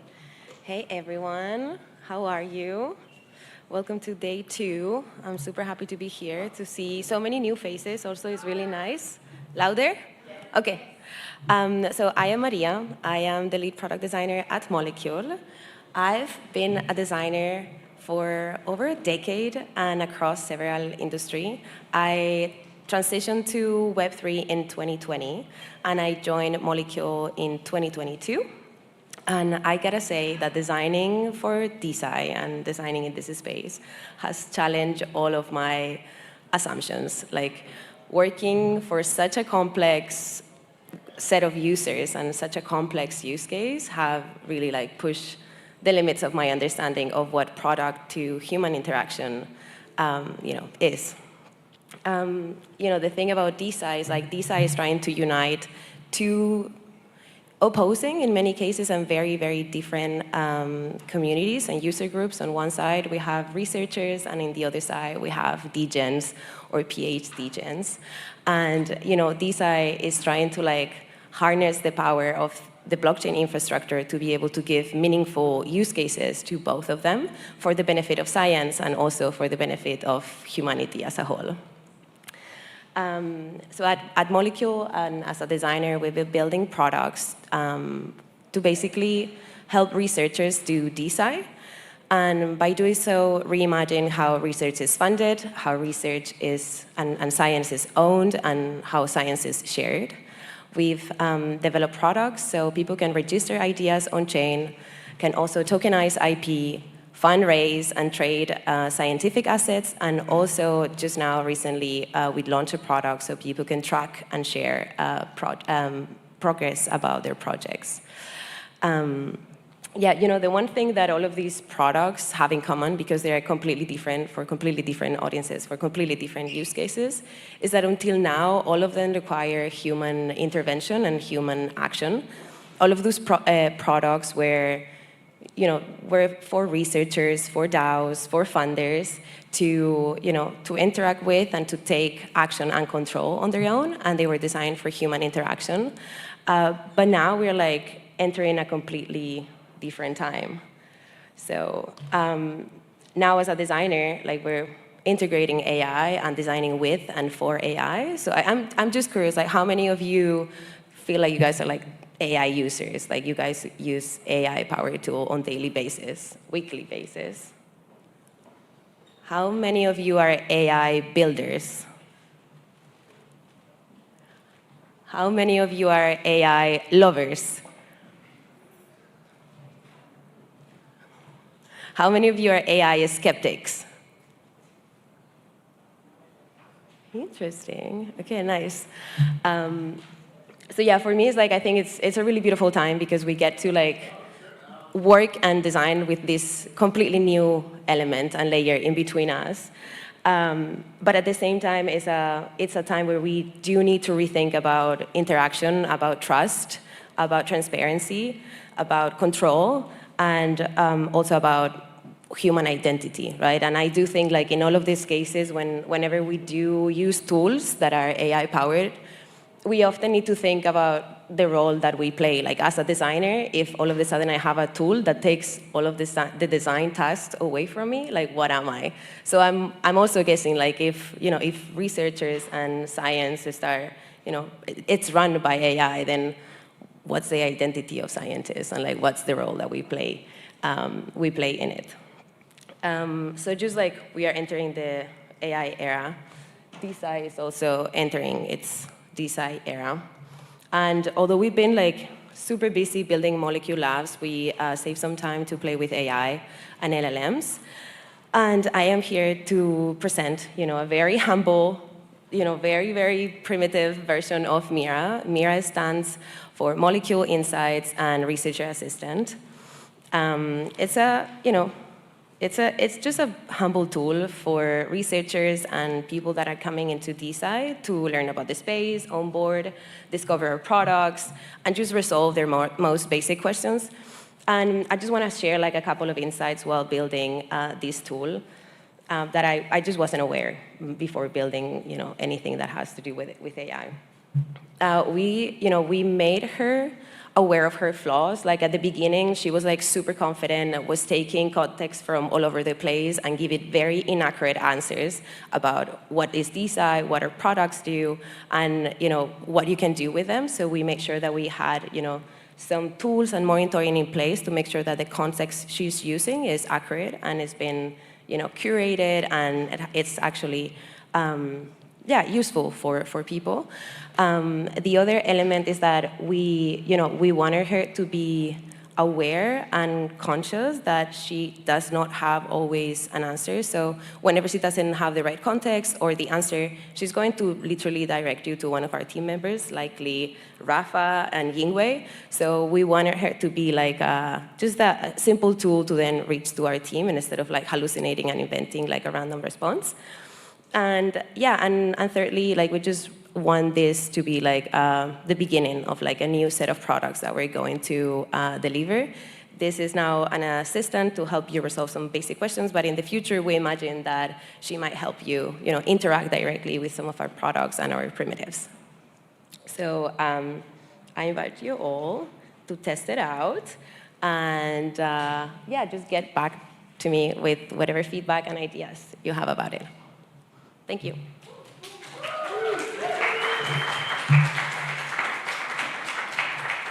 Thank you so much, Maria. And as she said, go play with it, test it, and let us know what you think. Feedback is always super critical for us. And so we love having a community who does, really mess around with our products and lets us know when something needs fixing or needs to be improved. Okay. Next up, we have Brian Magursky speaking. Brian is the founder of Cerebrum DAO, super active member of the DeSci space. And right before he came to DeSci Berlin, he was actually, in fact, meeting with two researchers that Cerebrum DAO had helped fund and kicking off their project Transfidelity, which is going to look at longevity and brain health. So welcome to the stage, Brian.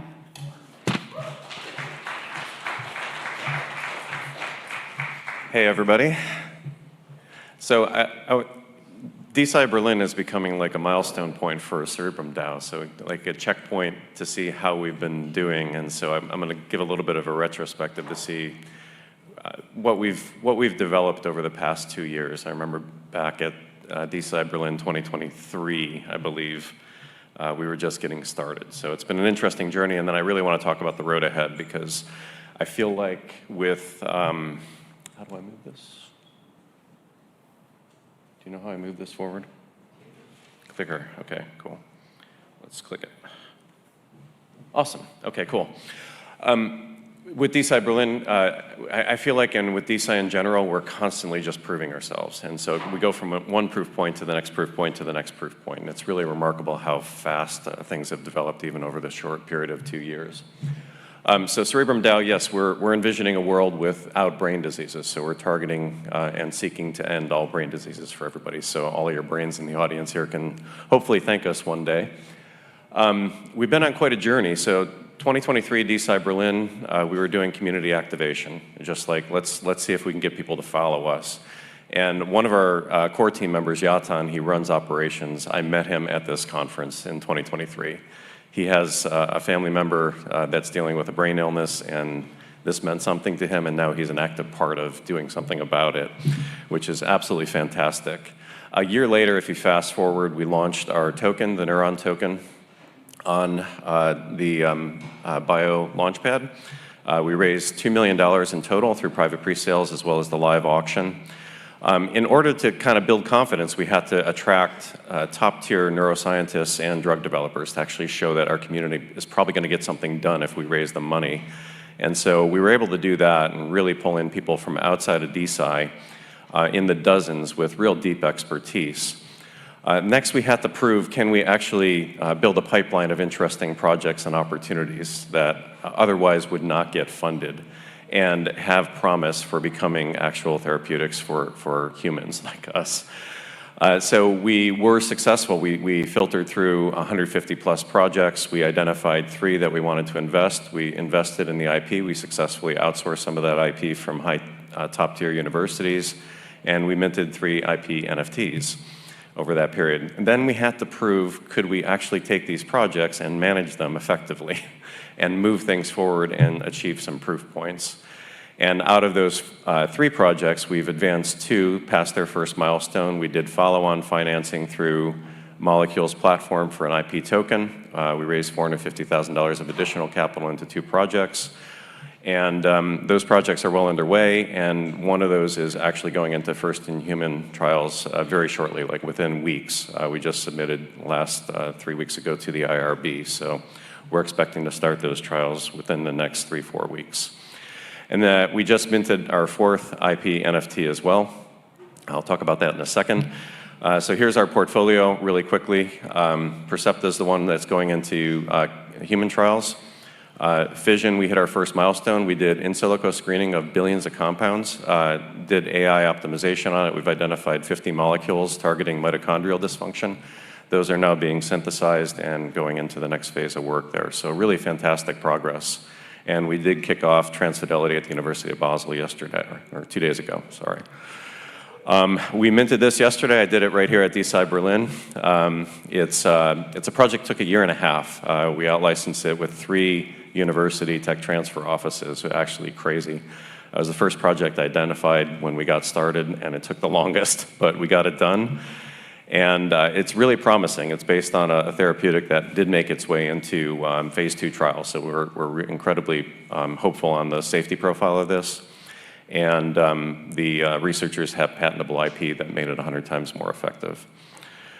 And we've invested in a couple equity companies. These are platform companies going into clinic or in clinic around the amyloid hypothesis. Big dollars, not something we can play in, but we wanted to have a role and a seat at the table.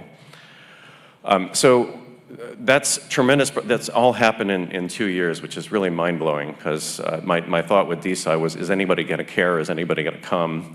And are we going to find anything interesting to fund? And can we attract the talent that can actually do the work that we need to do? And it's been really inspiring, because even when you look at the neuroscientists and the drug developers, with deep experience, with decades of experience in pharma and biotech, they're actually really excited and almost giddy about what they can do, because a lot of what we're allowing them to do and experiment on were things that they were restricted from doing in industry, just because of conservative nature. They're like, these are experiments we wanted to run, these are things we wanted to try, but we were never allowed the budget to actually do it, and so now they're getting to do it with us, and we're seeing tremendous progress. The next thing I think we need to achieve as DeSci, and at least is how Cerebrum DAO is thinking about it, is we've attracted like dozens of people from industry, from outside of Web3 into Web3, and they're actively working with us. My question is, how can we attract the millions to hundreds of millions of people that are affected by these diseases, the patients themselves, and activate them in our community so that they're participating? They're participating in the research, they're sharing their data, they're owning our tokens, they're funding our projects. And I think this is going to be a real breakthrough if we can solve this.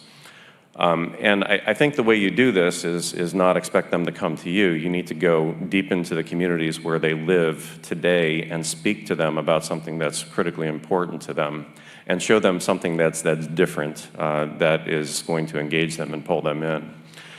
The challenge for us, though, is we're ending brain diseases, and brain disease is a massive market. And so if you look at it across neurodegenerative disease, neurovascular, psychiatric disorders, brain tumors, et cetera, where do you start? Like, what patient community do you go talk to? How do you get them interested? You can't just say, we're going to end brain disease and get people excited about participating actively. And so it's close to half the population that's affected by these diseases right now. So it's a rich target market, but what's the message? What's the call to action?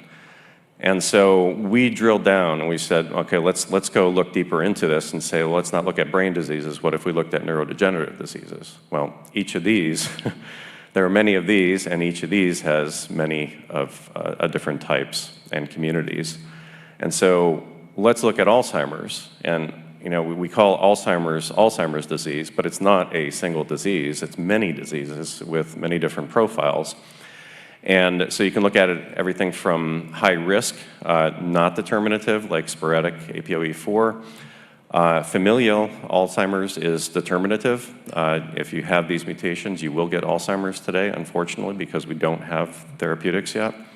And then other types as well. So now we need to go even deeper. And let's hit familial. So you got 3 mutations here, the presenilin 1 and 2, and the amyloid precursor protein. And you can't even just look at familial Alzheimer's, you need to drill even deeper than that. And when you drill into amyloid precursor, you find out that there's some various mutations around the world that we know about. And these are only because the data is in certain Western markets. I'm sure it's much more prevalent than we think. And then you have trisomy 21 overexpression. So if you've heard my pitches before, I have a daughter with Down syndrome. Trisomy 21 is the technical term for Down syndrome. They have a triplicated 21st chromosome, amyloid precursor proteins on the 21st chromosome. It's overexpressed. It produces amyloid, and other biology in people with Down syndrome causes Alzheimer's early in life. So that's the opportunity. So now we've drilled all the way down, and what do we find? We find the Down syndrome community. And what is the Down syndrome community? It's 6 million people globally that have the condition. But when you look at family members and caregivers, you look at a number that's more like 24, 36, 40 million people that are affected, that care about solving this problem. What's happened with this population? Well, they're the largest population that are having Alzheimer's, and they're on a pathway to get Alzheimer's. But they've also been largely underserved by Alzheimer's research. And so it's a community that's starving for solutions to Alzheimer's and is completely underserved. And so one example of that is we do have FDA-approved therapeutics for Alzheimer's disease. They were approved in 2021, the first one. People with Down syndrome weren't allowed to even get prescribed the therapeutic until 2024 when the federal government intervened and demanded it, because they've been chronically excluded from clinical trials. And so you got a population of people that is on a pathway to Alzheimer's disease, and you're not even studying them in clinical trials. So there are a lot of organizations we can go to. And these are only some of them. There are many more. I missed a lot. We've had tremendous response from clinicians that serve adults with Down syndrome, from clinicians that serve programs of people of all ages with Down syndrome, and researchers who have been focusing on this. And so there's an active community, and it's really interesting. Just like the Down syndrome community has been underserved and eager to find participation, the researchers and clinicians also are. And so we've been warmly welcomed into organizations already to present and included in some newsletters that target researchers and clinicians with Down syndrome. So it's been fantastic reception so far. But it's great. We can go talk to these communities and say, hey, we're Cerebrum DAO, we're ending brain diseases, we want to do something with you. That's not necessarily even inspiring enough to get them activated and using our token and sharing and participating. So what do we need to do next? We need a compelling project. We need some call to action that says, if I join, I can participate, and I see progress being made toward a solution. So this is a pre-announcement. We're not closed yet. We're still, I'm putting my ass on the line to get this deal done right now, but it's an important one. So we found an amazing researcher, thanks to Molecule and Logan, huge call out to them for sourcing this opportunity. It's a full cell line brain organoid model that's been developed by a wickedly smart researcher at MIT who now is setting up her own lab at Harvard and Mass General. And so we're going to do a collaboration between MIT, Harvard, and Mass General. We're going to develop a brain organoid model, full cell line for Down syndrome. And we're going to create amyloid pathology, and we're going to go on a hunt for therapeutics and therapeutic targets with this. And so this is our next big project. And we're going to use this project as a call to action to bring in a patient community. So we want to see our community now, Cerebrum, which is 5,000-6,000 followers on social media, a couple thousand in our Discord server, and really couple hundred active. We want to see millions of people come in, and it's going to come from the patient community, and we're going to make it easy for them. No private keys, just you can get into our ecosystem. You can buy our token, you can fund a project, but then more importantly, you can participate in the research, share data, and earn tokens as well. And show a lot of love to this community and hopefully create a pathway to solving Alzheimer's, not only for them, but the broad population as well, based on what we can learn from this project and this community. So if you have a brain and are interested in us, come and join the Renaissance. Our Discord's right there. You can follow us on X as well. A lot of our project updates get streamed from there. And we're also now integrated to the Molecule platform, so our research updates are going to get streamed directly into the Molecule platform as well. So thank you very much, and look forward to talking to anybody.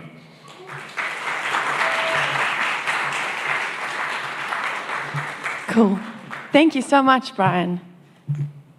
Yeah, I've got it. Yeah, I've got it. Yeah. Cerebrum DAO is very busy doing cool stuff, and I always like, in the spectrum of DAOs that you get, and now that we're having more and more of them pop up, you really get like sort of these different phenotypes that are coming up, and I always kind of have like my two counterbalance points. So I'm like, you could get Cerebrum DAO, which is like very professional, does these amazing projects like Harvard, MIT. And then my other end of the spectrum is like always like SciDAO, where it's like self-reporting psychedelic data. Not to say that they are not professional and serious as well, they absolutely are. But it's just like your different types of audiences, which I always use those two sort of benchmarks of how a DAO community can form and how they can behave.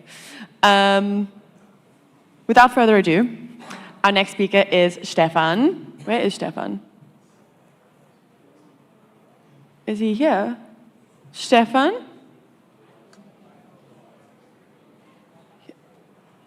Okay, well, I can tell you about Stefan while we find him.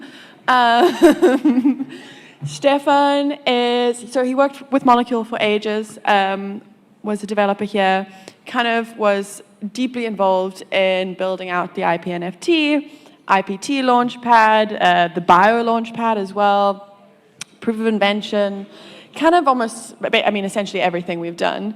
And recently, he left us for Wellshare, but never too far away. He does come pop in and visit us, but yeah, as a deeply integral part of what we built at Molecule, and a good friend of all of ours at Molecule as well, and also actually a Swiss Army knife, because he also just fixed the toilets for all of us because the flush broke. So super excited to welcome you to the stage.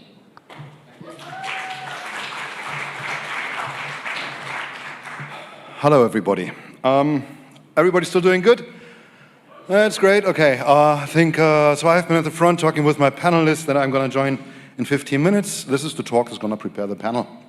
My name is Stefan, you already noticed that. And I changed the title a little bit. It's called now Breaking Out of Data Silos. Now, what people did for the last, I would say, 20 years is mostly that. They are building a data business. And the headline of this slide was actually created by Claude, because as everybody who's doing slides these days, they're summarizing everything with Claude, and I like that little title there. It's the same old dance. We collect users, we collect data from users, we clean the data, or we give some meaning to the data, and somebody in the end is gonna profit. This is how data business works on a rather naive level, but in general, I think I got it pretty much right there. This is how Google is monetizing users. This is how Meta was monetizing users. The data of the users is usually pretty worse, so it carries a lot of value because you can find insights, maybe to advertise on users, or to find insights to improve your own business. In other words, you can make money by owning users. And in the DAO ecosystem, I mean, I don't know, I couldn't really hear my own introduction because I was standing here and the audio is pretty bad if you stand on stage. But if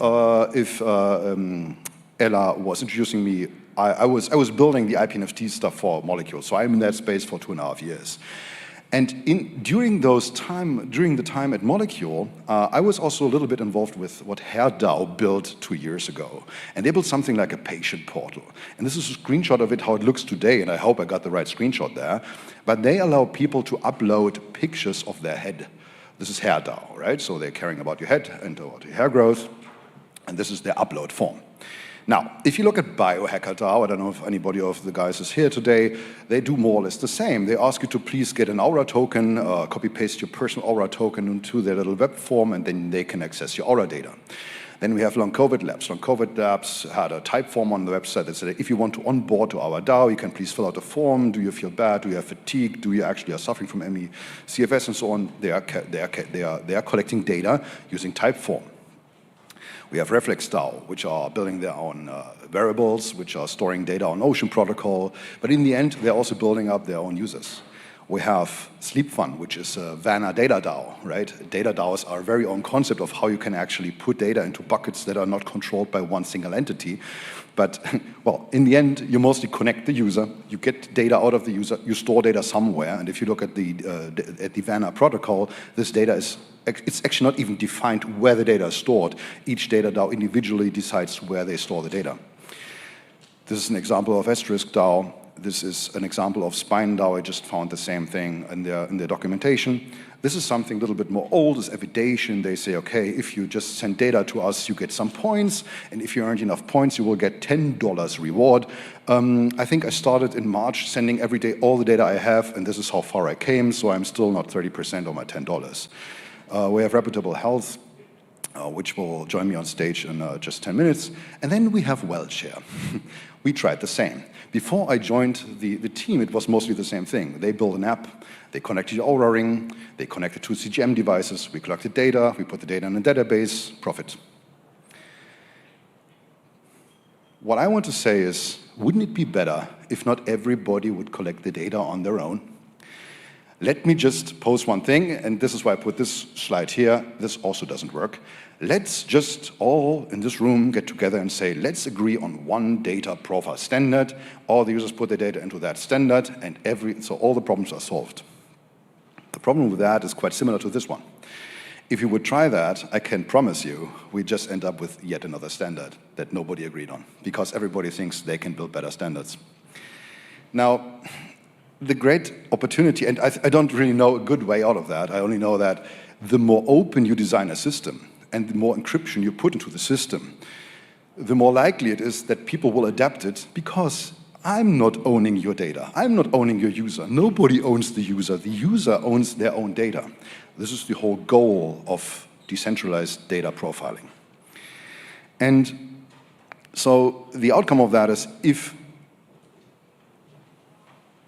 we are creating new silos while we are trying to solve the same old problem.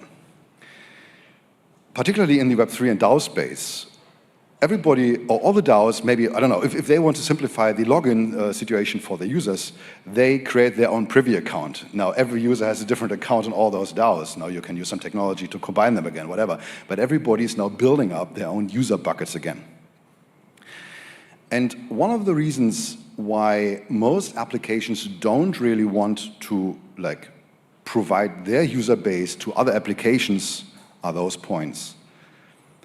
If an application is giving away their user data, I call it externalized profiles, right? So if they would use a profile that they don't own, this could threaten their own siloed business model. If they depend on their own user data to build models on it, they wouldn't just take the user data from somewhere and being unable to prove where the data comes from.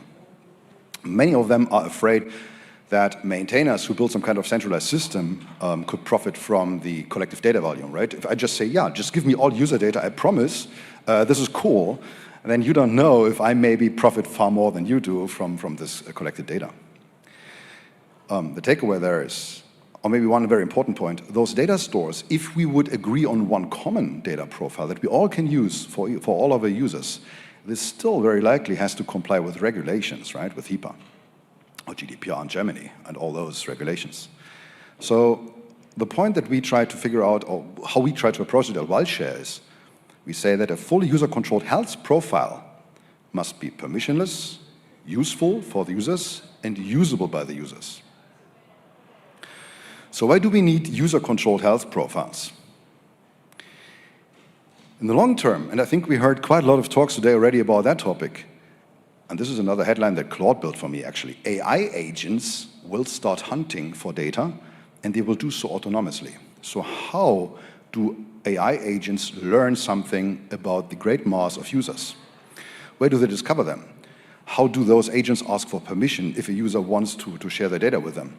Who's paying for this access? So obviously the agents do, right? But what's actually the purpose of the payment there? What's disclosed for money? And what kind of other questions are coming up if you do that? Which currency are we using for that? And how do the users in the end stay in control in terms of, do they know who actually operated on their information and who can read their information? What we need is infrastructure for agent-to-patient interactions, and not more platforms that collect data randomly. The way that we are approaching that is by a protocol that we call the HPMP, which isn't mentioned here because we're just designing this one. It's a health profile matching protocol. So we don't want to compute over data. We want to match patient profiles with AI agents. And the data itself is kept as secret and encrypted and safe in a certain place until real use has to be made of it. So somebody will say, could I please see the data? And at that point, if they pay or if they have granted access rights, they can see the data. But in the first place, it's about how do you actually find the people who have the data that the AI researcher is actually interested in. Now, if you build this, there are lots of approaches how you can build that. The one that we are currently following, and I just want to drop the name here, is Nillion, which is, I think it's a US-based startup. They are building a decentralized data storage solution that allows you to compute over encrypted data, which is related to fully homomorphic encryption. They are approaching that topic on a pretty simple level, actually, so this is not comparable to Zama or something, but they allow you to store data on a decentralized network, and you cannot really look inside the data, so I don't know what's going to store there, but I can compute over the data. So I can actually find users, or profiles of users, or the identifiers of users who potentially match a certain condition without asking SQL queries, right? Without just querying over, give me everybody above 50 or something, and give me all, and show me all the profile data. This is not what I see. I only get the user ID out. And the HPMP enables something, once the users are found, they can put the patient in the loop.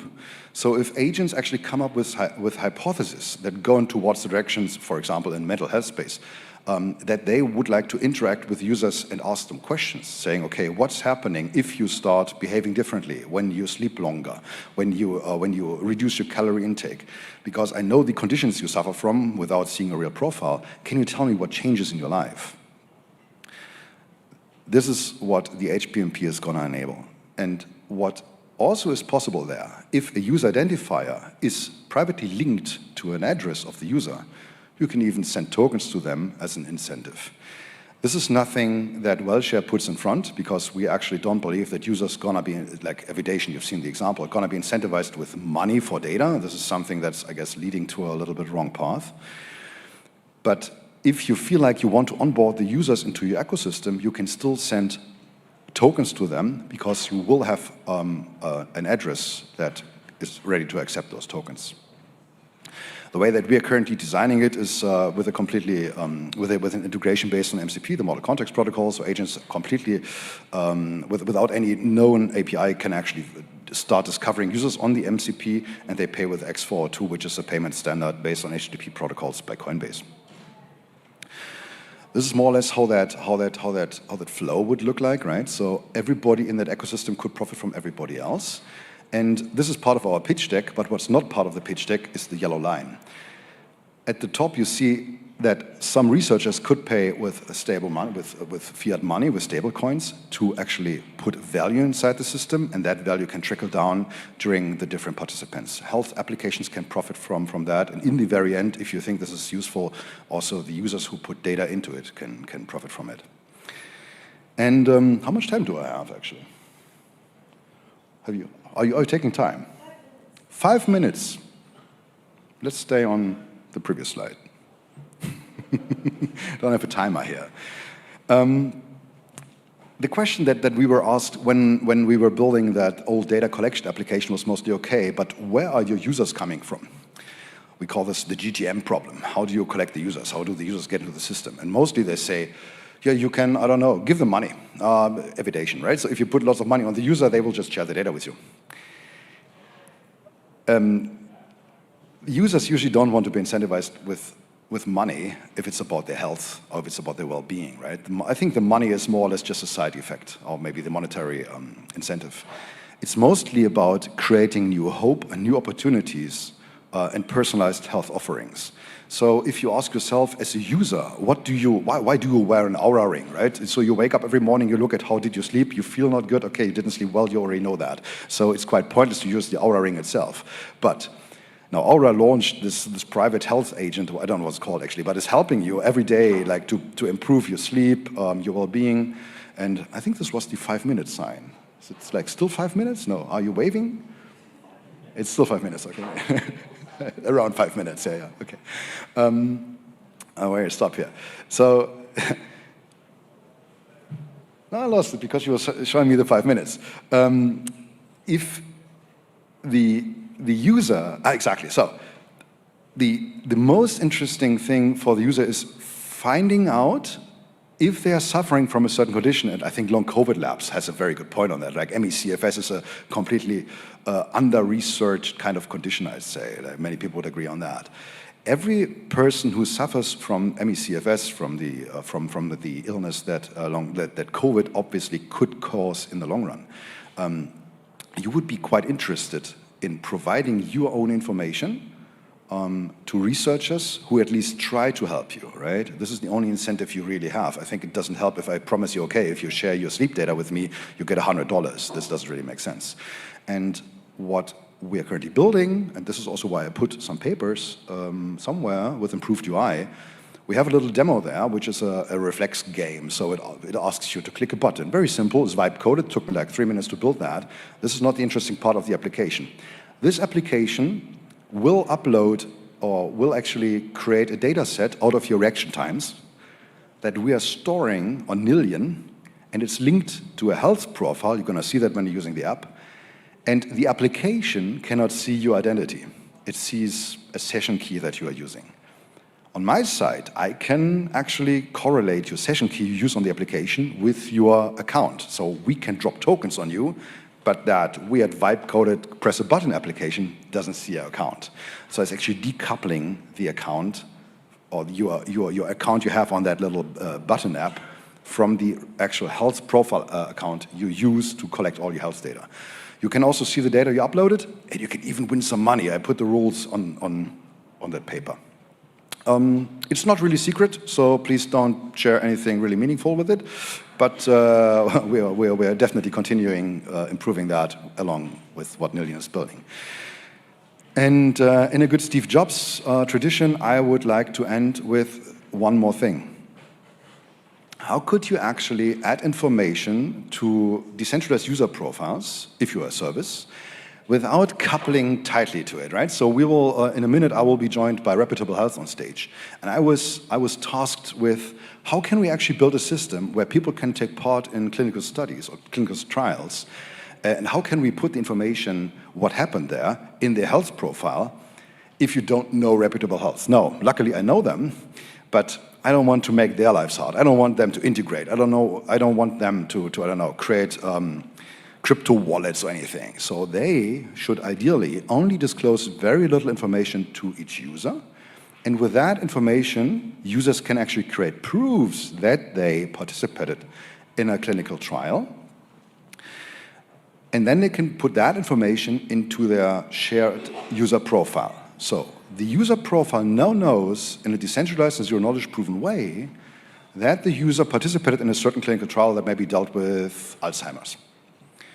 This information is not really shared with anybody because nobody knows the account of the user. It's only the user themselves who knows that, and it's the fully encrypted database of Nillion. So with that information, AI agents can actually start looking for users who are potentially suffering from dementia or Alzheimer's, and they can discover those users by their profiles because they can find the proof that they took part in the clinical trial. There's even a nice sequence diagram that illustrates that you very likely cannot read from the distance. But the most interesting line of that is the zero-knowledge proof creation. I don't know if anybody of you is really familiar with how zero-knowledge proofs work. Since I'm a smart contract coder, I really tried to not get familiar with them because this is highly complicated stuff, I thought. Let me just go back one slide. If you're a developer and you are wondering how I can utilize that easily, look for Noir.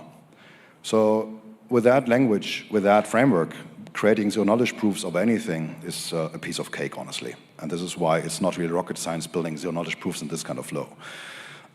Those can be proven on-chain, which means if you have proof that you participated in some certain kind of study, you can even drop tokens on this person, if you want so, if this is your user model. Now, where's Welshare standing right now? We have built quite a lot of demos. We have evaluated a lot of software, particularly in the space of decentralized data storage and encryption and computation over this data. And we talked to a lot of users. We have had the demo first, so we built an application that showed us how users would react on data collection in general.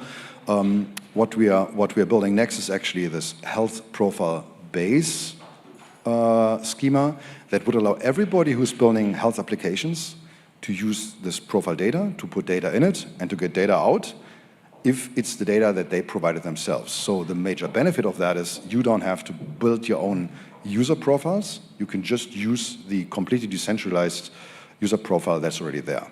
So we are, of course, looking for people who would like to discuss the schemas of that, of the kind of stuff, the usability, the idea of how you can get to the data, how you can index it and search over it. But this is what we're currently building on right now. Exactly. And the final thing of this whole story, of course, is the HPMP, which allows you to completely permissionlessly, without me in the middle, allows to ask Nillion nodes for certain user profiles that fulfill a certain condition. And yeah, that's my last slide, actually. Thank you very much for listening.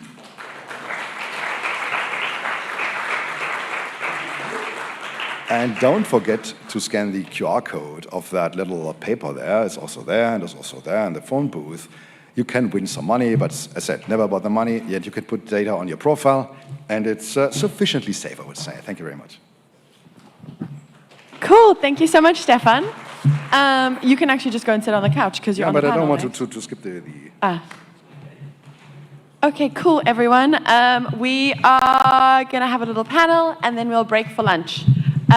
So this panel is covering decentralized clinical trials. And we have, obviously, Stefan, and we have Reputable Health, we have Cerebrum DAO, we've got Molecule, and I think I'm forgetting one more. Huh? Future for Care. Thank you. Perfect. Incredible. Sure. Amazing. Hello, everyone. So I'm Aaron Weaver. I'm the Chief Commercial Officer at Molecule. I'll be moderating this session. And I mean, the discussion really here is about decentralized clinical trials and effectively how to leverage patient participation and maximize the degree of meaningful output out of these studies. So, I think one thing that the biopharm industry sort of struggles a little bit, well, at least deems to be effectively a challenge, is that trials are super expensive. They have very unpredictable outcomes. Not all stakeholders have a huge degree of visibility around what's going to happen. And it tends to be inherently the riskiest part of the process that we undertake, because human biology is just a lot more complicated than we actually understand it to be. But we've got a very diverse set of stakeholders and participants within the ecosystem here. And so what I'd like to do is just turn the mic, starting with Stefan, who's doing a double act now. We couldn't get him off stage. I was opening up. Nice. Yeah, I mean, this is part 2. But anyway, I mean, just a quick introduction across the panel. Yeah, very nice. So you already have seen me speaking. Maybe another fun fact about me. So I built that molecular IP NFT stuff. I care a lot about zero knowledge. And I care about maximum decentralization and getting out the middleman, like figuring out how can you build a system that everybody can use without asking anybody else, right? So nobody should stay in the middle between data, users, and profit. Hello, I'm Mark from Cerebrum DAO, working on product and also trial organization and execution.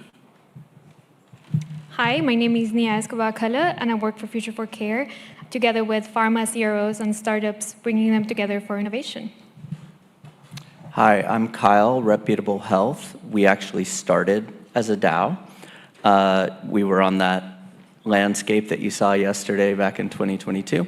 We're now a decentralized science platform and research org. Seeing that you're holding the mic, I'll probably direct the first question to you. Bring it. And this is just to provide a little bit contextual overview to everyone. So maybe just explain the differences between a conventional clinical trial and a decentralized clinical trial, and what perceived benefits are, and I mean also probably like where have you seen any issues in terms of running decentralized clinical trials? Yeah, it's a great question. So historically, clinical trials, you have to go somewhere, you have to recruit, it's very expensive to do these things.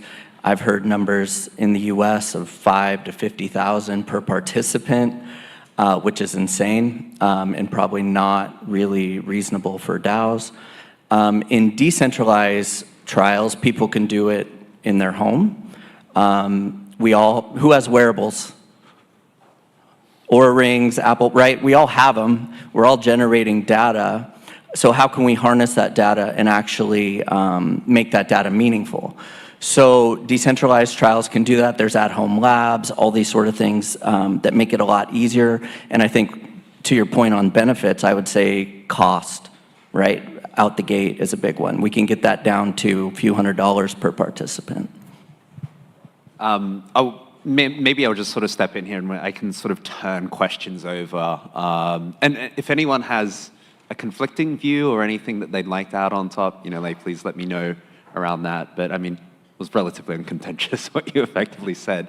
But actually, Mark, I wanted to turn it to you because in the sort of group chat we had amongst this, there was an interesting point that you made about like gathering real world evidence and trying to define clinical endpoints. And this is, I come from a Web 2 TradSci background, also TradFi too, before transitioning into this. And we had companies that had hundreds of millions of dollars invested into them, and they had pain points with regulators because they were fighting about endpoints on clinical studies, right? And so there was a lot of uncertainty running into these things, which caused a lot of disruption and friction within these entities. Everyone believed they were delivering very meaningful patient outcomes in terms of the study they were doing. But it's such an interesting point you brought up because this should really help alleviate a lot of the risks. So I'd love to hear your thoughts about how you go about that. Yeah, so I've had, I think, good bit of experience over the past 5 years in different organizations where we're setting up clinical trials, work with a CRO. One was for a neurotech product, and then there was a debate if it's a medical product or a consumer product. Do we have to go through a full clinical trial for it? And what I really love is the potential to do a form of a real-world evidence trial, which is traditionally done where a product has already gone through a clinical trial, it's deemed safe, and I think this is one of the most important things, protecting the people who are actually doing the trials.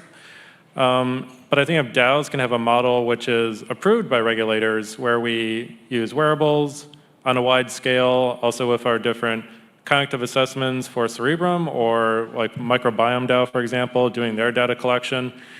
And we can use this as a way to do large-scale data collection under a study approval where we're exploring endpoints as opposed to having like one specific intervention that we're trying to target. And then the next layer in that is working with companies like Reputable Health, where the endpoints have been very well defined, the outcome is known, the statistics, how many people we want to test, for how long is more well defined.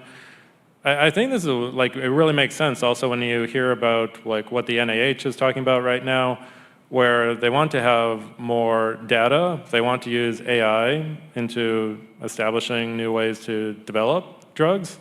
So it seems like everyone would want to do this. We just want to make sure that it's done in a protective way.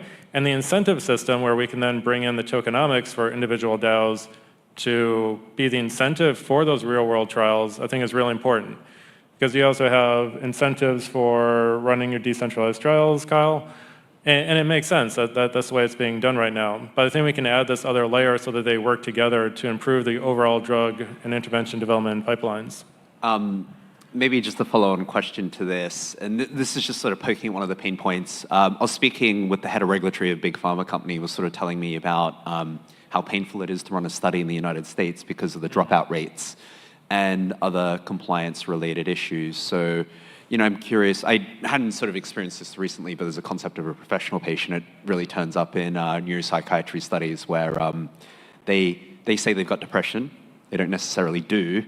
They take payment and then drop the medication in the bin and then and walk out. But like, on how would you think about perverse incentives if you're using tokens effectively to incentivize people coming into studies? Because obviously you want an objective result, and I think conceptually it's the right way to steward people, because the hardest barrier is actually participation and getting people motivated to run the study. But conversely, how do you think about? Well, I think so. There's participation and also compliance. I mean, with any sort of drug study, I think that's a big challenge with decentralized trials, because by nature, you don't have a doctor with the person every day administrating an intervention. So I think that people should be invested in like what is being investigated, whether it's microbiome or whether it's neurodegeneration. So I think there should be that incentive that, you know, this is being done for the good of science, not just for the compensation that you could be receiving. And I mean, that's a big biased question, right? I mean, if you're doing a trial for Pfizer and you own stock in Pfizer, that would also be a bias, right? But I don't think that's restricted as far as I know. So there's the incentives, but I think also for wider data collection, if we have a standard for how this is being done, then we can also alleviate some of those concerns. Honing on the data collection point, this is, Stefan, a question for you.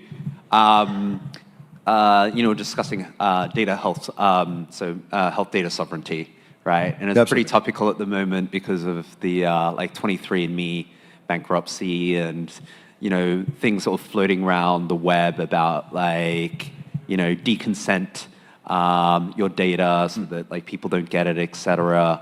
But I mean, like, I'd love to hear more about your views on like, is this too overlooked? Is Web3 like a big game changer here in allowing people to have sovereignty over their health data and the way it effectively gets used? I think I don't know if everybody potentially still misunderstands one thing. Web3 is, of course, never so much about privacy in the first place, right? If somebody knows your account, somebody say it's pseudonymous, right? But it's pretty easy correlatable. So you're pretty much doxed when somebody knows your account. This is why Web3, from a blockchain perspective, doesn't solve any privacy problem at first. You need strong encryption, you need decorrelation, you need several accounts, I call it session keys, lots of those things. In preparation of the talk, I have a slide on it, which I didn't show, is actually the HIPAA is actually themselves, or HIPAA is, they have a long list of data breaches in the health ecosystem in the United States. And it's probably very long, by the way. Oh my God. I wasn't aware, and since I'm a German citizen, so I'm not so much looking at what's happening in the United States for data breaches, but I was looking at that list and it's really insane. I would recommend everybody looking at that. It's insane how much data is flowing off official systems. And some people could ask the question, okay, but does that matter? Who cares about my health data, right? There's also a study about the black market price of health data, and health data by far is the most valuable data you could lose or sell. Who's buying it? Yeah, this is what I was wondering. So it's not me. if maybe we should build a black market DAO or something for health data. I don't know. So just buy all of that. You must be very aware that privacy in this space plays a major role, and nobody, at least not users, usually are willing to pay for privacy. Privacy is not really a business model. Like you pay $10, so your data is very, very private. This is not really how it works. This is why I would say privacy always has to be a first thought, and every application should be as private as possible. And I'm doing that because I say, well, what if we just build one profile? And this is very secure because the best developers in the world built that. Please join me. Then nobody has to take care about that problem again, right? So funny. It's like the corollary to the story about the start of PayPal when Max Levchin went to Peter Thiel. He said, oh, this encryption technology would be amazing for people to protect and make private what they're doing within the companies. And Thiel said, no. No one cares about privacy. Just allow them to send money encrypted. That's a much better use case. And I think when we also talk about privacy, we forget that it's not just your data being private, but you also having access to all your data, right? When we talk about clinical trials, like the traditional way is you have participants, they go through a trial, and then sometimes they have access to the outcomes. Most of the times they don't. And then when we looked into decentralized, actually what this does is empowering patients to have access to their information on a long term. So I think we sometimes just forget to look at it from both perspectives in terms of what do patients gain, but what do also other players gain, and how do we use that healthcare data, for a lifetime, and what are the implications for patients that are participating in these clinical trials? You're connected to pharma and bigger parts of industry, and I'm just curious here about how deep do they see the value proposition within this, and particularly as how they also think about decentralized clinical trials and just the use of Web3 and even if DeSci is effectively on their radars. Yeah, I think that's a very good question. I think we all know that pharmaceutical industry is very closed down, especially when it comes to R&D, because it's just so capital intensive. And so it takes such a long time for them to look into a compound, then do the test, then move into clinical trials, and then launch it. So the risk in there is it's extremely high, and most of it, fails, as we know.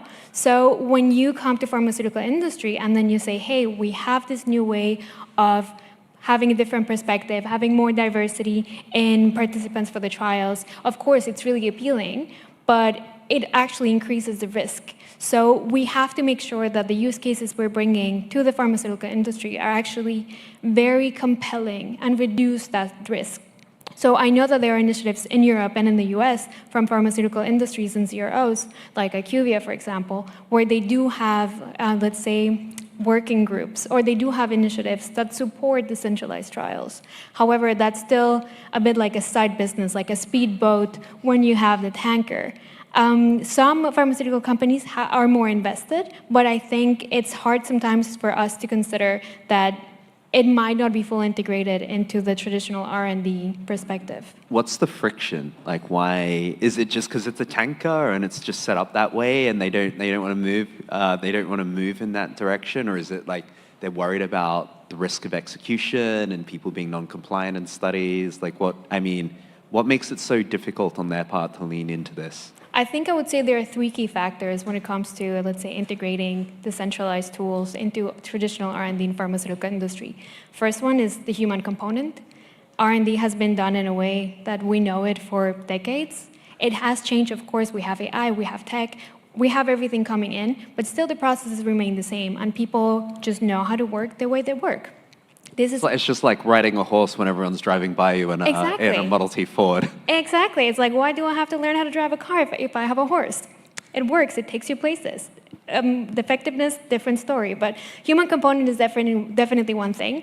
The other part, I would say, is transparency. And it's really funny because, of course, we all want to have the evidence, and we all want to have access to the clinical trial because this is going to FDA, this is going to BFAM, this is going to the institutions.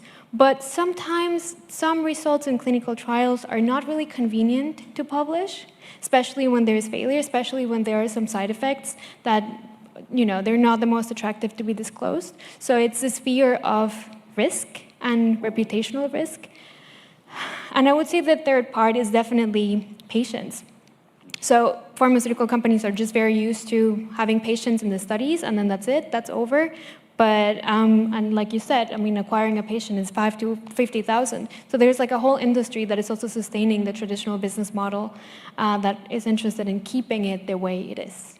They obviously don't care about E-Room's law and the diminishing returns within industry. Absolutely. I always find it crazy that they say people need to accept that it costs $2.6 million to make a drug. It definitely doesn't need to cost that. So, Kyle, it brings me on a question about just metrics and just quantifiably what's different with running trials in a decentralized fashion. So just maybe anything that you could share numerically around expense, time, just more ease in being able to effectively collect that and benchmarking against what it might look like conventionally. Yeah, so our platform, we're able to recruit pretty fast within the platform, and I realize that there's other issues that arise with that. We have mostly people that already have wearable devices within our platform that then get recruited based on inclusion-exclusion criteria. We have to go outside of the platform oftentimes as well. But I feel like we're able to recruit a lot faster for studies, and I would see DAOs having the ability to recruit within their communities really fast as well. And then for us to get something through IRB all the way through the study, I think we're talking months instead of years, which is kind of a game changer as well.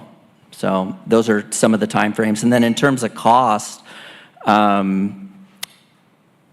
traditional studies, you could probably talk better to what those are costing, but I would say in the millions, and we're able to do decentralized clinical trials, starting pilots somewhere in the 20, 30K range, all the way up to, a few $100,000. I got to say that's pretty impressive because I've seen things with some eye-watering numbers. And with the current state, at least the biotech markets, becomes rather quite challenging to navigate around that. So I'm curious, Mark, I just want to ask you a question about just running decentralized clinical trials for brain health and how you think about how you set them up relative sort of quantitative measures. And just keeping people engaged, because it is a little bit of a black box for people effectively studying it. And so generally it's if you want the best type of study, stick them in an fMRI, all of that. Obviously that's insanely expensive. How do you strike the right balance on needing to get great data, but trying to keep the cost down? Well, that's all part of the discussion on the study design and the endpoints. So for one of our studies, we're using cognitive assessments as one of the standards. So tests like the MoCA, it's Montreal Cognitive Assessment, it's been developed to be administered digitally. This is also important. For example, if you go in to get an assessment for Alzheimer's, you go through a relatively basic, form, but it has to be administered by a medical professional. This is what I went through with my mom. With cognitive assessments, they're going to be administered and validated already by an organization, and then we can take those over because we understand how the general population is going to score with the MoCA. If someone has mild cognitive impairment, we know what the score should be, and that's also what we're using for the trial recruitment. And then when we wanted to go to the next level, what you say the brain, it's difficult to image because it is, for many people, a black box. It's not going to be economically feasible to do MRIs usually, although there are costs hopefully coming down in the next maybe decade with cheaper MRI machines. So blood biomarkers are another thing that we can use, where we can see evidence of proteins or interactions that are related to memory. For For example, the accumulation of amyloid or tau in the brain, which is one of the critical endpoints we looked at.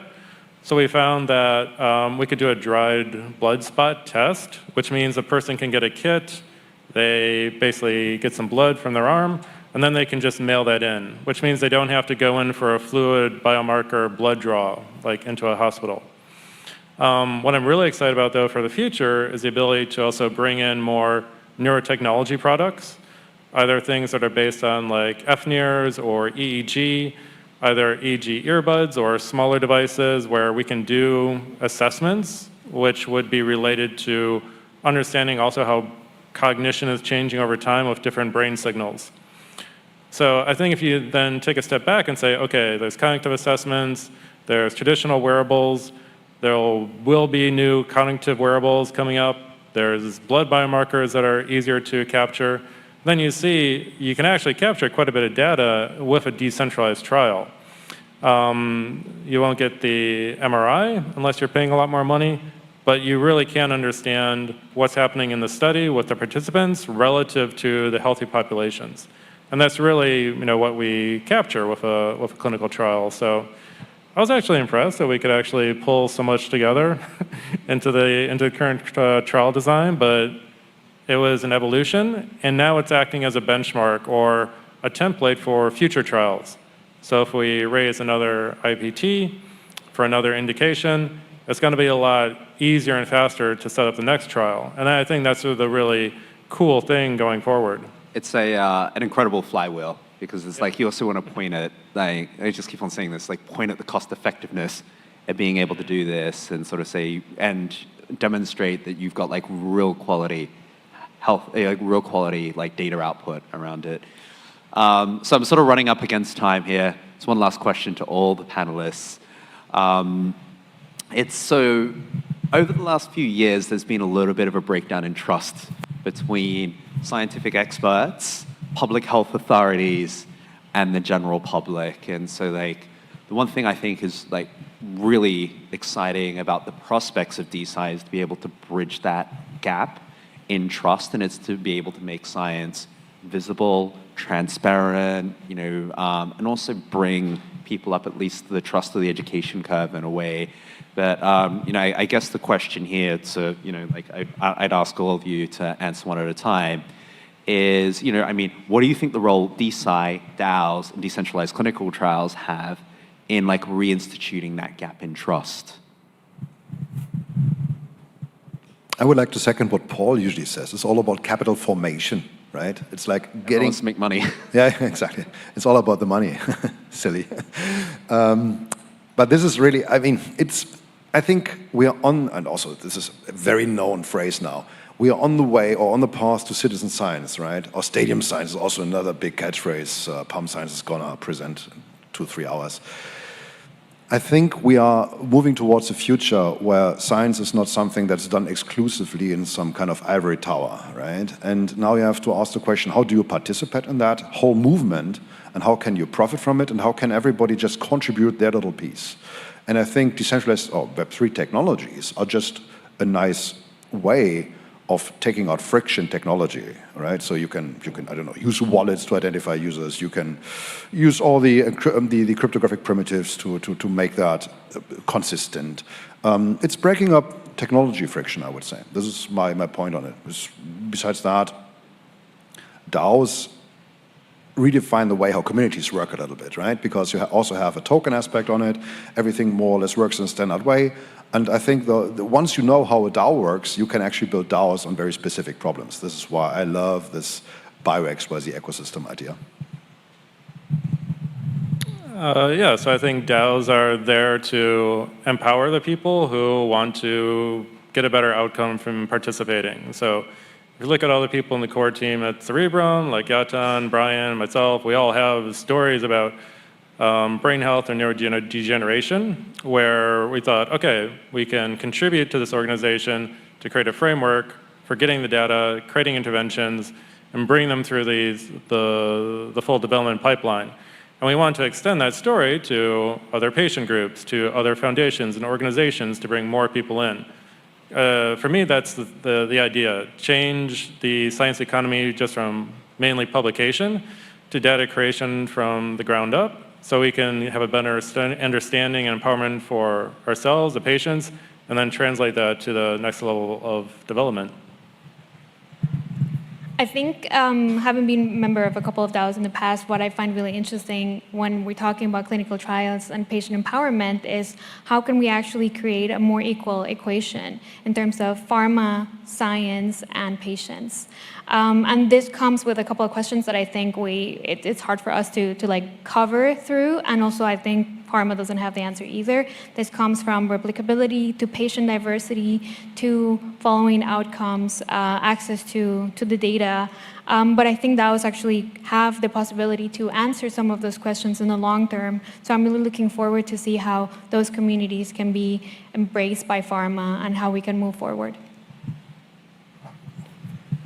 I had a company in the nutraceutical world come to us, and they were wanting us to put together a 3-arm trial for them, and it was around their product, but also a product that's out in market that is mimicking their product.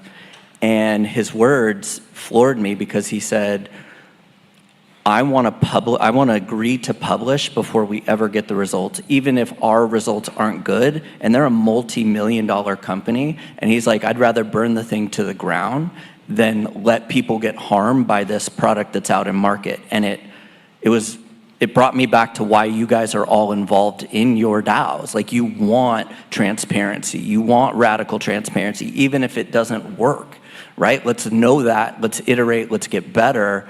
So I think that's the promise of it. Yeah, it's interesting because, scientific methodology is inherently about falsifiability. And like, there doesn't seem to be anyone sort of coming out and saying, well, this doesn't work. Or like, I was telling the story before about all the hidden dark secrets within pharma companies where biotechs raise hundreds of millions of dollars chasing what they think are novel targets that have already been tested by pharma and like, not validated. And they don't move anywhere forward. But yeah, look, I'd love to thank you all for coming and participating today and sort of sharing the knowledge that you have around that. And onwards and upwards. Let's see some more decentralized clinical trials, some big punchy health outcomes, and let's make everyone stand up and notice. Thank you. Thanks. Awesome. Thank you so much. So everyone, we are doing lunch in that room, and also just so you know, there are special gut-friendly kimchi shots provided by Microbiome DAO. So go improve your microbiome.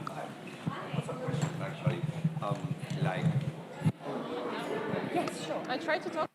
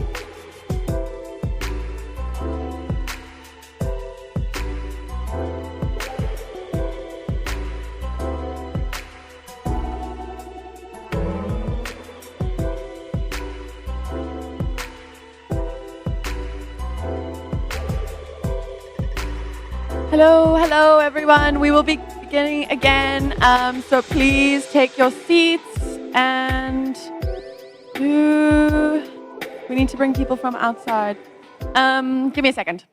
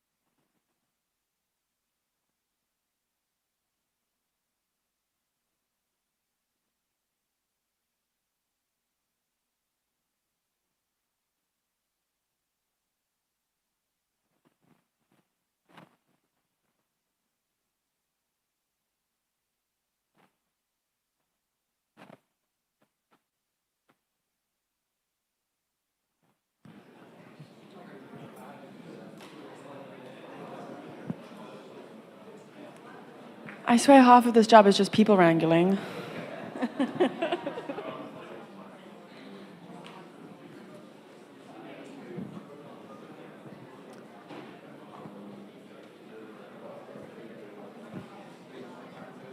Okay, do we have, is Matthew here? Ah, perfect. Okay.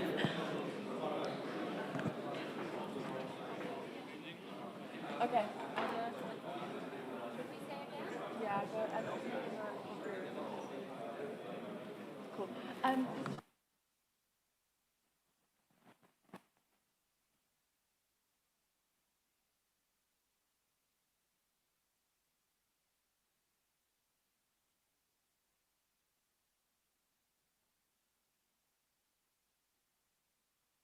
Okay, cool, guys. I'm going to start warming things up again. So we are just done lunch.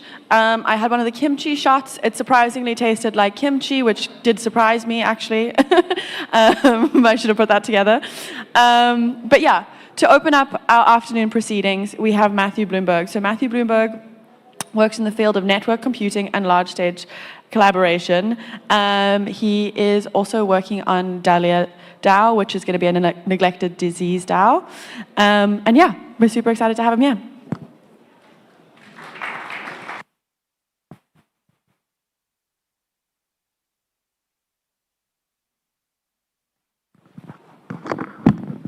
Sorry, a mic would be useful.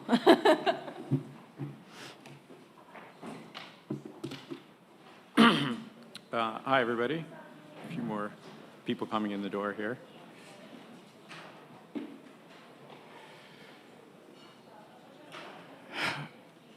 So I'm going to talk to you today about a set of 3 interrelated projects, which collectively you could describe as a sort of tool stack for the work we aspire to do in developing impactful drugs and bringing healthy life to as many people as we can. So the first is Charity Engine, a key bit of infrastructure, which is a crowdsourced cloud service, we call it. The precursor to this was a project of mine called Grid Republic. And with Grid Republic, it's a sort of classic citizen science volunteer computing thing. We have a little application that we give to as many people as we can, and it allows them to donate their computer spare processing power to, in this case, scientific and medical research. And so we supported causes like astronomy, climate modeling, protein folding at one point, epidemiology, a wide range of things. This grew into Charity Engine, which is more properly now what we call the crowdsourced cloud, where we, in addition, run commercial work on the volunteered devices. So the value proposition for the volunteers is that we share the profits with charities that they care about, Oxfam, CARE, and so on. And we also donate a considerable portion of the compute resource to scientific and medical research. At this point, our grants program has donated more than 1.5 billion hours of compute time to scientific research, including, we're proud to say, over $200 million to the lab of David Baker, who recently won the Nobel Prize for his work in protein structure prediction. The network has about 1 million CPU cores, 100,000 GPUs, several petabytes of storage, so it's an extremely capable resource. In terms of geeking out, just very briefly, these resources are provisioned to users as standard instance types. You can just use any Docker container.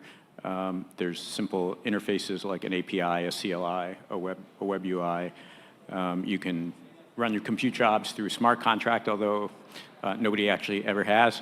And we have a nice integration with Wolfram Research, so you can run jobs from Mathematica and Wolfram Engine directly onto our network. Some projects that we've run in the past we had a really great finding with some researchers at MIT and Bristol University solving a long-standing math problem. It took about 35 million CPU hours, which we were able to provide them in a couple weeks. We did a huge genomic search project where we had genomics data spread over 350,000 devices so that we could search a gigantic data set really fast by parallelizing the disk I/O, basically. And we're running a project with CDC in the US, that's the Center for Disease Control, where we have sequence data from environmental samples around the world submitted daily, which we screen for a range of pathogens of concern to them as a way of early detection of biological threats. So it's an extremely powerful compute platform. If anybody doing BioDAOs has need for large-scale batch computing, please do get in touch. But mostly it's built, and actually from the beginning was built, to facilitate our work in the area of drug discovery. Which brings us to FindBio. At FindBio, we describe what we do broadly as reverse engineering biology, but the goal is to pursue a range of strategies for computationally augmented drug discovery.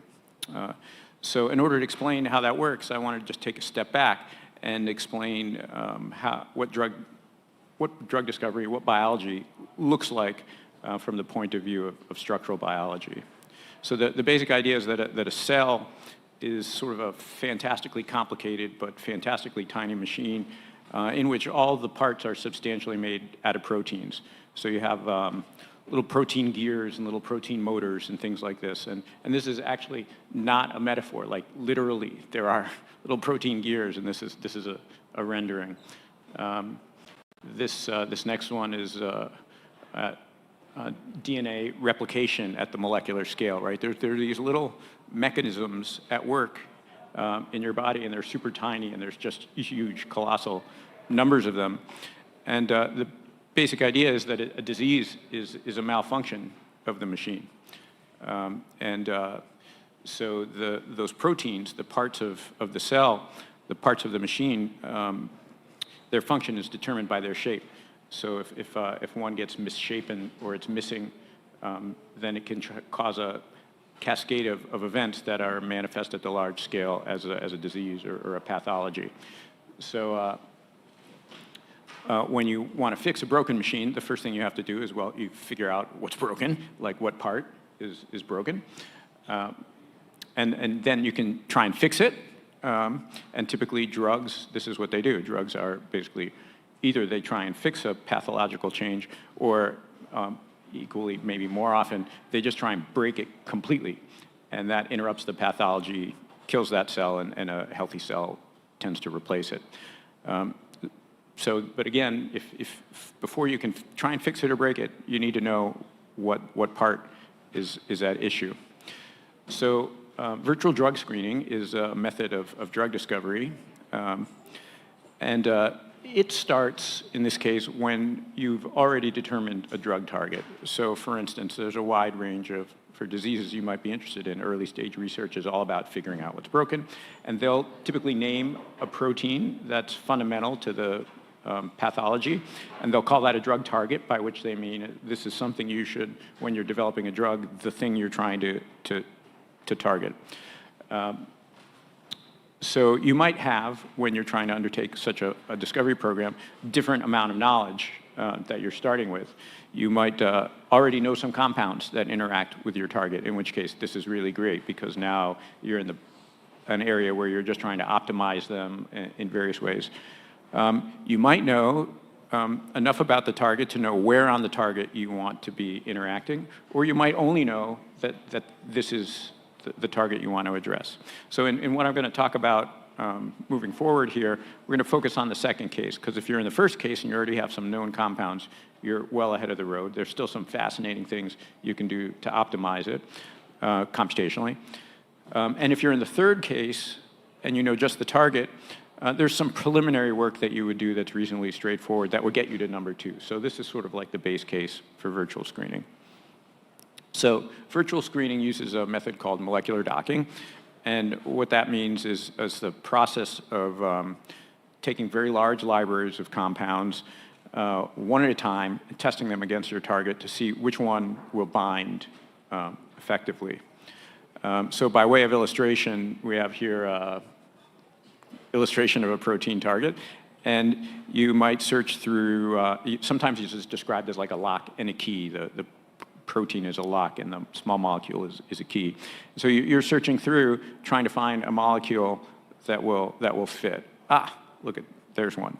And that would be potentially a drug candidate. So here's a 3D model of a protein, and this red marks the binding site. And again, you look through to find molecules that you think, or that will bind to it. And so here's an example of one. It really gets in there. That would be a really strong drug candidate because it gets in there, it fills up the volume, it's going to get stuck. So that's what you're looking for. And here you see a search. All right, there's lots of different molecules, and it's exploring the surface of that protein. And so docking is you would search very, very large numbers of molecules. But the search space for such things is extremely large. The size of chemical space is about 10 to the 60th. So for context, 10 to the 24 is the number of stars in the observable universe, and 10 to the 17 times 4 is the age of the universe in seconds. Right? That is really big chemical space. And it's worse because the chemicals are very floppy, as are the proteins. So it's not surprising that what we're doing with docking is a brute force approach where we're just looking through huge numbers, that the scale of your search really does matter. And so you see here that a comparison of screening 99 million versus 1.7 billion. 1.7 billion is sort of about the state of the art at the moment. And you see that a number of features of the process the results are much better in terms of how many hits you get, how effective they are, and the novelty of them, which is important. You want many different kinds of compounds in your set.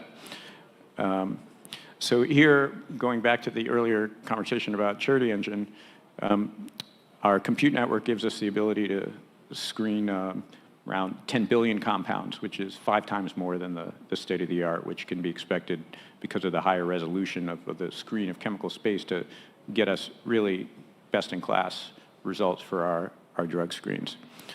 I'm going to skip this part where I talk about how you can even discover the targets themselves from early stage research, because I think time might be shorter than I thought. But oops, just to point out in context of the earlier conversations, what we have built is essentially an agentic workflow for doing this kind of work, where we have a number of modeling agents, some that model small molecules, some that model proteins, a simulation agent, and then machine learning agents that aggregate molecular information and simulation results to make useful predictions. So now I want to speak briefly about Dahlia, which is a DAO we're launching to do neglected disease drug discovery. Neglected diseases here is not rare diseases. Neglected diseases are diseases that impact mostly people in poor countries and consequently don't attract R&D funding. So this chart shows just broadly for context the burden of disease worldwide and splits it among communicable infectious diseases versus non-communicable diseases. And the metric here is what's called a disability-adjusted life year.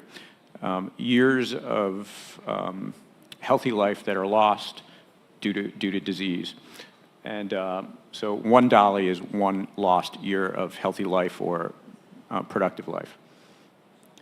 What we see here is that if you break down a little bit, you see that the distribution is different around the world. So on the left, you see in wealthy countries like the US, very little infectious disease and mostly non-communicable diseases. But if you look at on the right, which shows what happens in poor countries, there's an enormous burden of infectious disease.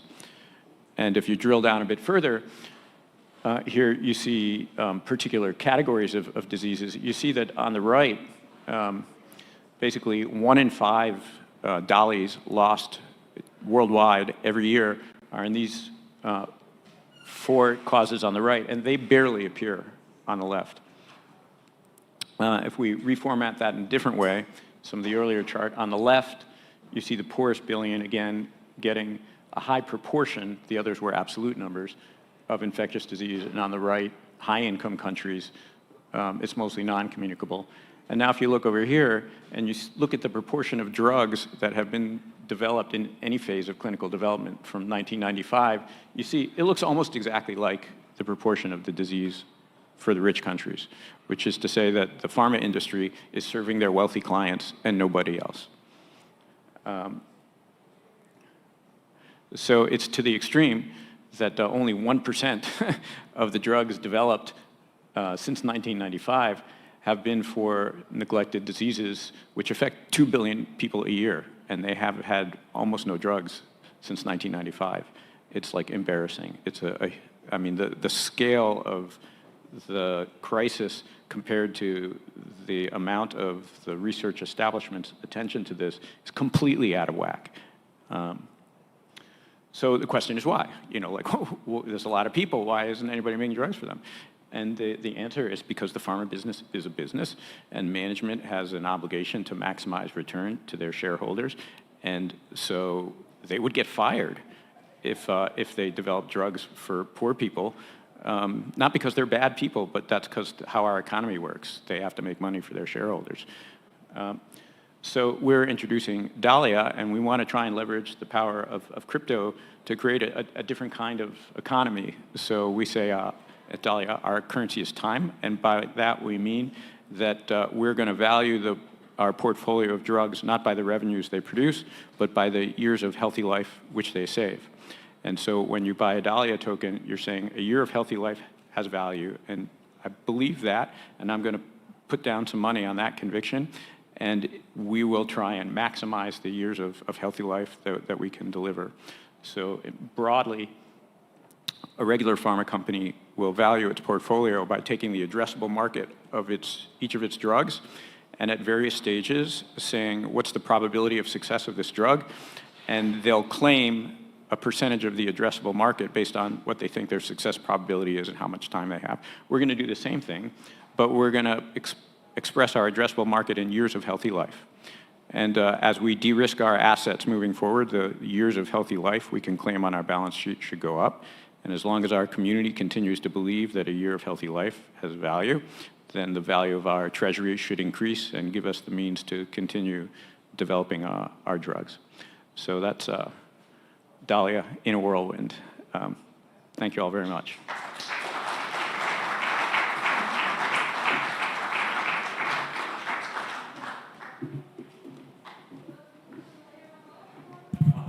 Cool, thank you so much for talking to us about Dahlia DAO.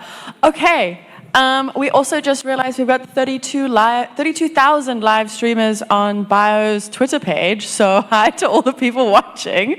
That's super exciting. Yeah, I hope you learned some more about DeSci. Okay, next up we have our cross-chain panel. So Obviously, you know there are a bunch of layer ones that exist in the blockchain space, and it's always a hotly contested conversation which chain you go with. And so today we thought we would bring them into a room. So we have Solana, ETH Foundation, Gnosis, MetaMask, and Bio Protocol all here to speak to you. I'll let everyone introduce themselves as they come on, I think. Perfect. And Clemens will be your moderator. Hey everyone, good to see all of you again. I would like to ask to join me on the stage Dr. Friederike Ernst, Patricia Albrecht, Theodor Beutel, and Marco De Rosi. Right. Please a round of applause. Yeah. Oh, there we go. I'm going to hand one of the mics already to you. Here we go. All right, I'll have the honor to introduce you to these amazing panelists that we're going to get the chance to interview today. And it's actually... After the presenter is turned off, please take right. back the USB receiver to avoid losing it. Damn, the AIs are taking over already. Yeah, I feel very honored to present these panelists because it's insane what they have been up to in the past and how deeply interwoven they are with the DeSci space and also with the crypto space. So first, Dr. Friederike Ernst, thanks so much for joining us. You're a studied physicist, as far as I understand, with work on low-dimensional complex quantum systems, and afterwards co-founded Gnosis, which was one of the big drivers in the crypto ecosystem, building or launching something like Safe, CowSwap, and obviously Gnosis Chains. So thanks so much for joining us. And you're also hosting a podcast, the Epicenter podcast, right? So thanks. Patricia Albrecht, leading the Solana Germany super team.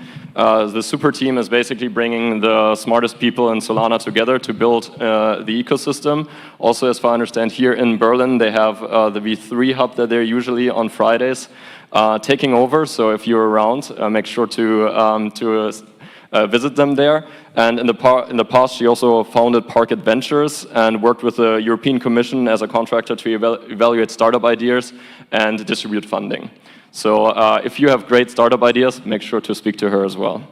Theo Beutel, thanks so much also to joining the stage. Currently leading at the Ethereum Foundation free open source software development and coordinating pandemic research as well as incubating public goods infrastructure.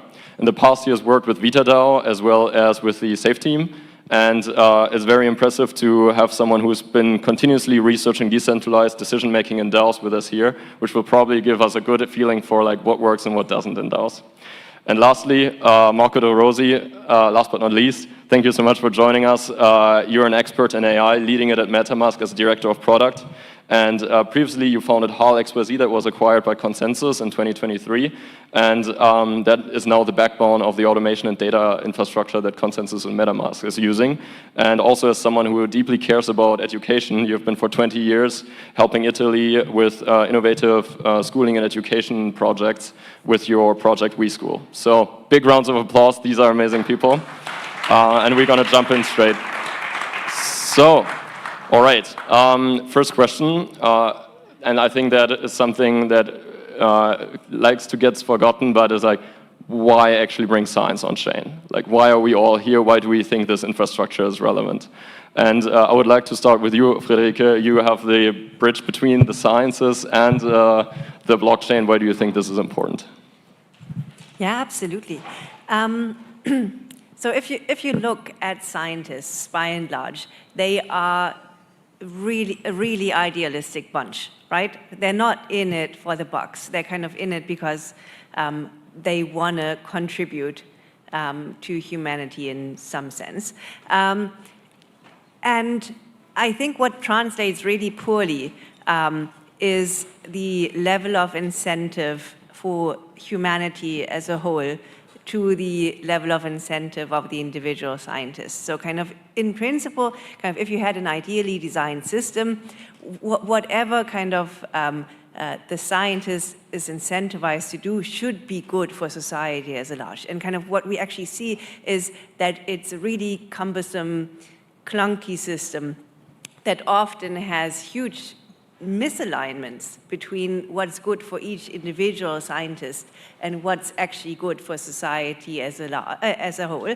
And I think kind of taking parts of this stack with these awesome people that are already out there and kind of allowing them to coordinate better and to kind of, in some sense, add up to more than they currently add up to, I think that's already unlocking almost all of the benefit that you can have in decentralized science. Yeah, and this is a little bit where also the role of DAOs come into play, where it's about trying to spread incentives for the ones who are contributing to things. Theo, having worked so much on the design of DAOs and the incentive structures, like what is your experience there where like the on-chain aspects actually make a difference? Yeah, I think we are at a time where we still see lots of experimentation and exploration of various primitives and designs. Many of them are not great. Some of them are even worse than the status quo, but it is important to question the status quo. And I think some useful avenues is certainly the incentive design, which Friederike also mentioned. We have the opportunity to create sort of a neutral base layer for coordination and game theoretical incentive design, which is not subject to these monopolies or hidden structures that have been coming into place in academia over many, many years. I think it used to be more decentralized back in the days, and we have a chance to go back to the roots and reconsider the design goals of these institutions that we design, because I think for me blockchain is really an institutional technology. And with DAOs specifically, I like the idea of having like subsidiarity where you have local communities who design systems that cater to their local needs, empower scientists to take control of their own work and influence locally what they want to have an impact on. And yeah, I would also, when we talk about bringing DeSci on-chain or science on-chain, I think this is also a question that must be asked whether that actually has a meaningful impact on the problem you're trying to solve. So not everything needs to be on-chain. Actually, maybe personal data shouldn't be on-chain in many cases. Also, what part of this ecosystem we are in is solving an actual problem? Is it the tokens? In many cases, they're making things worse. Maybe is it ZK and sort of encryption that could also serve a distinct purpose? But I think going back to the drawing board, asking, questioning the status quo, and going back to the design of these institutions is valuable, but without falling into the trap of having this hammer looking for nails when we see solutionism so often in our space. Have you seen some projects that you think doing a really good job already? Like that you're excited about? I mean, I think one obvious example is a couple of DAOs in the bio ecosystem that seem to have found a target audience that has been underrepresented, underserved so far. Sort of VitaDAO tackling the longevity community, which the traditional communities in science, in public health, were looking at, from a skeptical point of view. So creating a safe space for communities that are not accepted in mainstream research. That is one avenue. Also, communities that are not a viable market to corporations, like rare diseases. I think this is also super interesting. And beyond that, I think one point I would also like to make is that we don't know which primitives work, but the exploration and experimentation is good. So just alone the fact that we give space to people, coordinate and connect people is worthwhile, even though the outputs may be inferior. But there are lots of well-intentioned scientists in academia who lose hope because they are subject to fundamental forces that are not under their control. And connecting these people who really want to change the world for the better, that alone is worthwhile doing. Well, Patricia, in the Solana ecosystem, which is also kind of having a nascent DeSci time right now, do you see any interesting projects that you're excited about? So many. So maybe let me first start by explaining what Superteam is, because I'm not sure everyone knows to what extent we are, what the relationship is with Solana.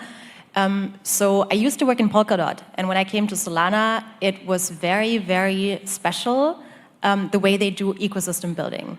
And the way Solana builds ecosystems and organizes communities is through super teams.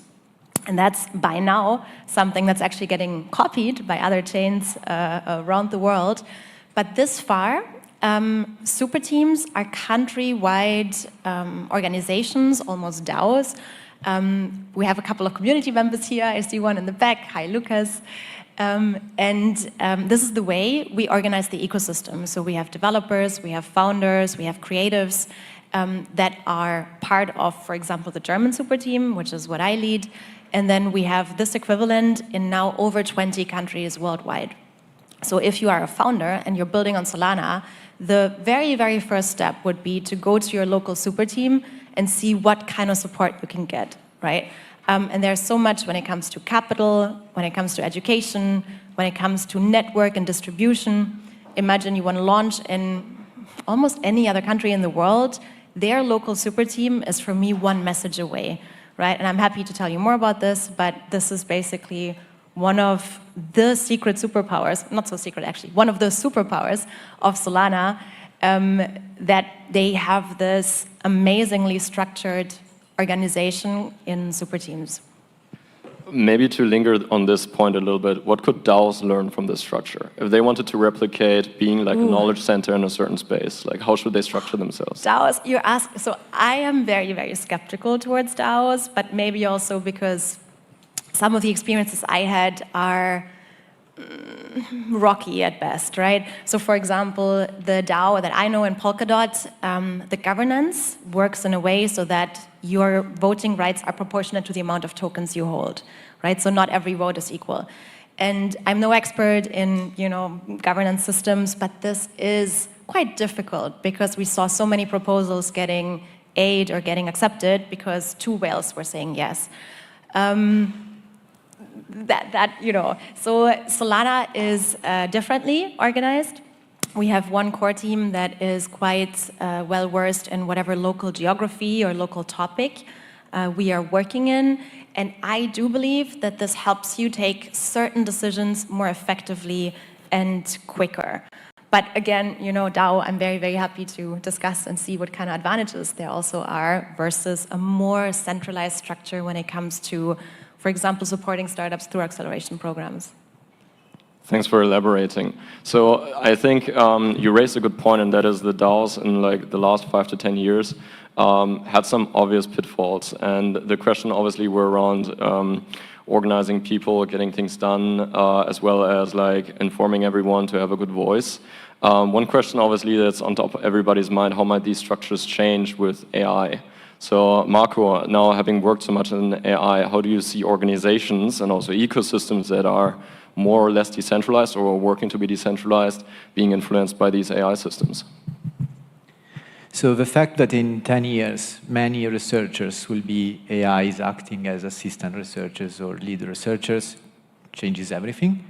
And specifically, blockchains can help in, I think, 5 areas, 5 ways. The first is discovery. So blockchains are great to create shared consensus. And so you can use them as entry points. List me all the problems, list me all the researchers, list me the data set. So you can really have, through smart contracts, ways to solve the problem of a very scattered research ecosystem right now that is historically derived from the academic system, of course. The second is the definability. So you need to define problems, and right now we are not doing that in a structured way. So which problem is a subset of another problem, for example?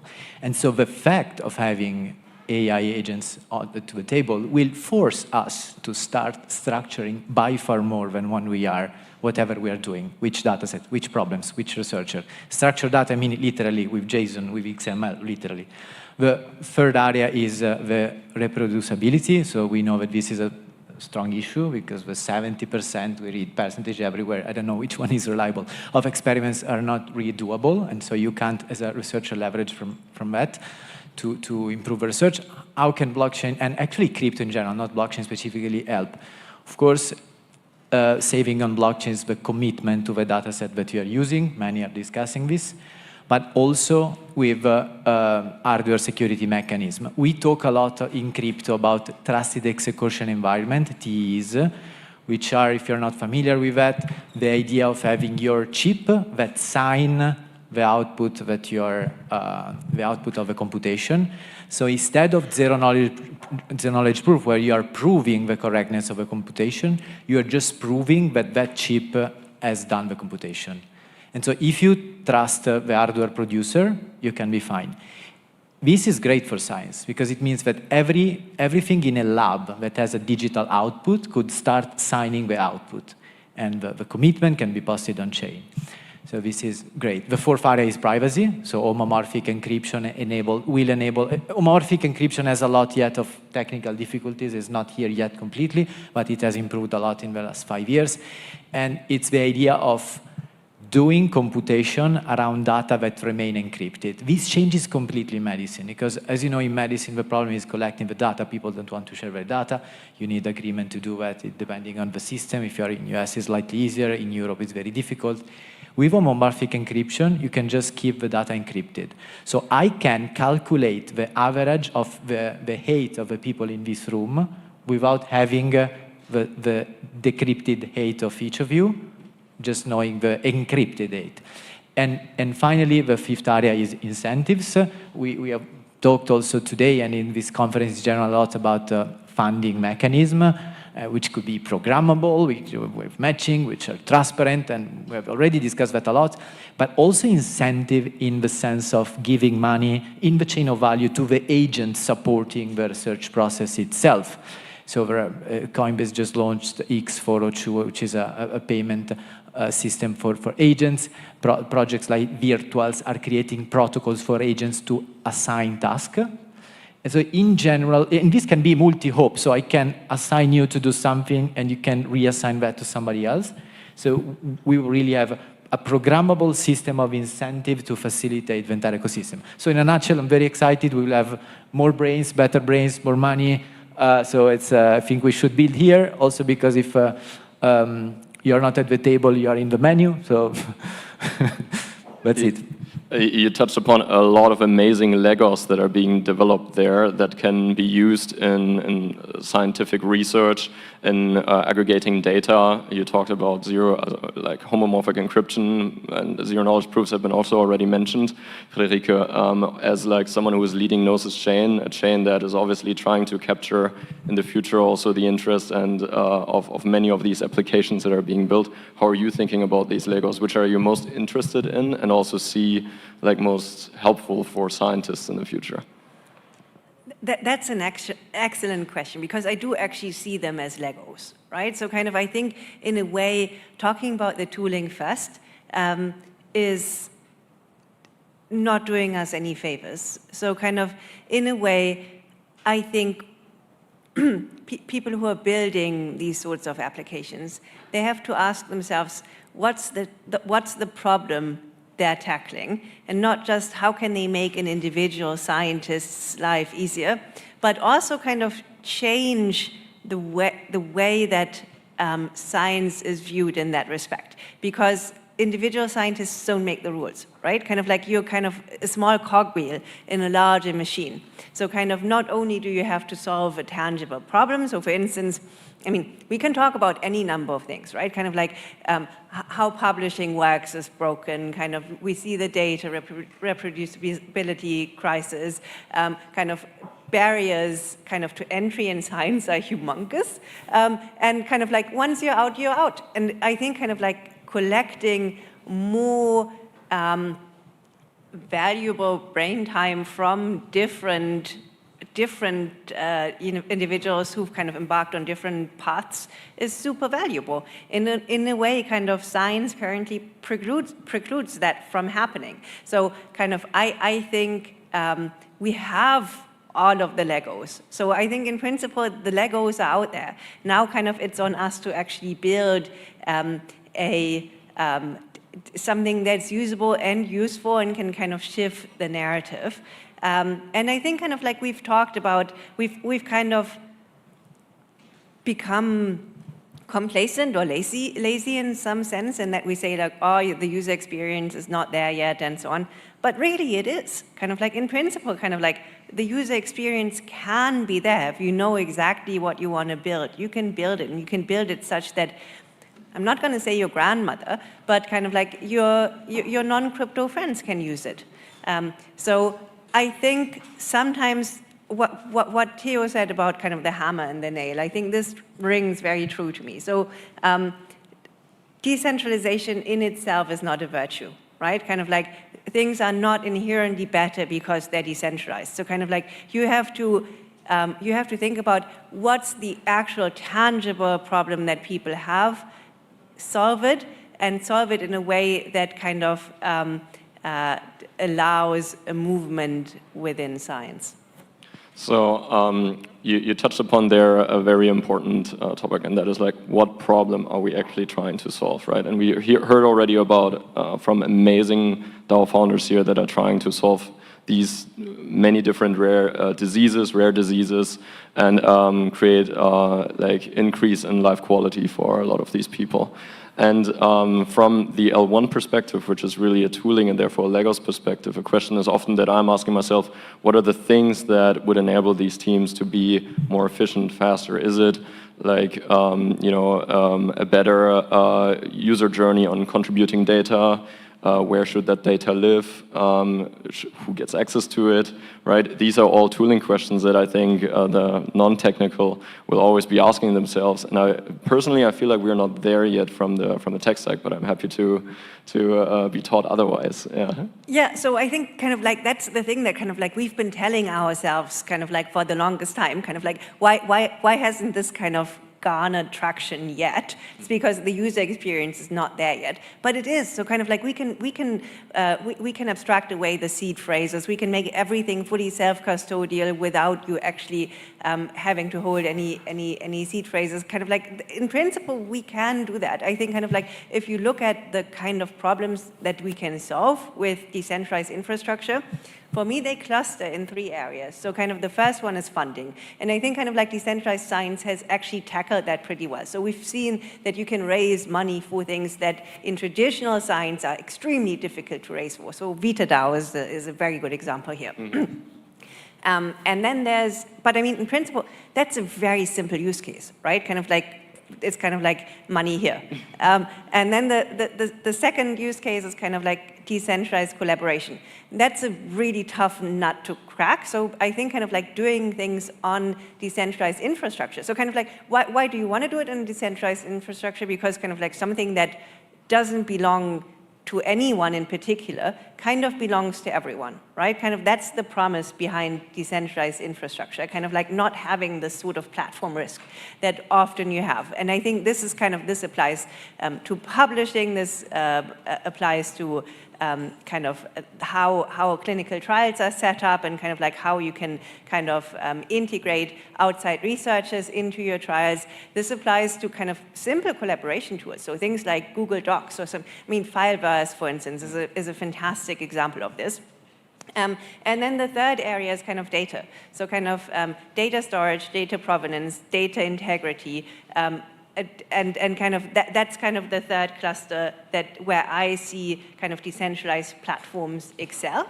And I think kind of trying to solve everything at once, that's not going to happen. So kind of I think kind of like burrow down into one problem that you're trying to fix and try to fix that particular problem. And I think that's kind of, yeah. Can I add to this? Just because I think all of you have touched on it by now. Do you guys know Archeum? So Archeum, the startup, or I think now they've raised a 15 million Series A from Munich. Does anyone work with them or have encountered them? So in essence, they are building privacy solutions for blockchain. They're building this encrypted supercomputer. And I think a lot of the problems with encryption, with privacy, with data sharing that are so prevalent could be made redundant once they go on mainnet, right, which will be this year. So it's still a public blockchain, it's not a permission environment, but with the full benefits of total privacy. And super interesting for finance, but then of course also for data, for patient data, research data, data sharing across hospitals, etc. So I think that's definitely something to look out for. Amazing, definitely looking into this. We're getting up on time. I would like to actually, with all of you, maybe spend 20, 30 seconds to highlight, looking forward, looking into the future. where would you like basically blockchains and DeSci to evolve to? What are you excited about in the future? What would you like to see? Maybe a use case that you have in mind that if that's where we're getting to, that would be amazing to see, or maybe just a piece of advice for everyone here, what they should keep in mind building the future. Yeah, I guess I would advise anyone to question the status quo. The things you see in DeSci today are by far not best practices at all. And we need to get better at questioning mistakes from the past and learning from them. Because what we're trying to do is a Herculean task, like reinventing science.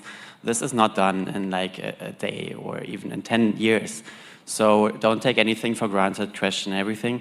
And I think at the Ethereum Foundation, we need to do a better job at enabling others to build on solutions. We try to steward the values, provide infrastructure that is actually decentralized, that is actually resilient, censorship resistant, and has all these properties that we really want to optimize for, which are really hard to solve. But we'll provide these Lego blocks so that builders on top can use them and rely on these characteristics and can build their startup or business on these foundations that are actually solving the problems we see in today's world, rather than replicating solutions that just replicate the same problems. So yeah, come to me if you want to learn more. Mine is easy. I would love to see Europe stronger on the map when it comes to capital, which will in turn, help founders stay here. I'd love to see founders, not only corporate, but stay in Europe and just have a stronger innovation landscape here. What I care most about is bringing more people on board, is UX, because I'm not sure we are ready yet for my parents or grandparents. Last spring, with Protodunk sharding, we made Ethereum and L-Choose scalable, just 1 cent per transaction for 2 blobs. That was great. Recently, Fan2Vector upgrade and 7702. We have account abstraction also on the accounts that we have right now. What does it mean for my father? It means clickless signing, gas abstraction, and gas sponsorship. And there is a lot to do, and AI is really here also to enable interaction with blockchains in a natural language, which is great. So this is what I'm really excited about. I really want to have 1 billion people on chain. Yeah, so I think I'll double down on know what you're using decentralization for and what it gains, basically what it gains for you in your use case. So kind of don't blindly build on some chain because it's cool and kind of like it's a blockchain. It's just building on chain is harder than building on AWS by very long stretch. So kind of like making sure kind of like you know what you're using, kind of the level of decentralization for, and why it's necessary. Thank you so much. All right, everyone, big rounds of applause for our 4 panelists. Thank you. Oh, and make sure to catch each one of them out here if you're interested in their ecosystem and learning more. Cool, thank you so much, guys. Yeah, lots of talk about onboarding users, and that kind of perfectly leads into our next, it's not a panel, it's a fireside chat by definition, which is all about onboarding people into DeSci. So often, I think people either come from crypto or Web3, or they come from science, and generally when they start to work in DeSci, they have some knowledge gap somewhere. Generally, unless you are the rare unicorn of a scientist who's super into crypto. And so, yeah, we've got 3 guests here to talk to you about education in DeSci. There's Barrett, who runs Muse Matrix, an education program that's been running that onboards people into DeSci. We've got Kehoe, who about a year ago, I think it's off. Now it's on.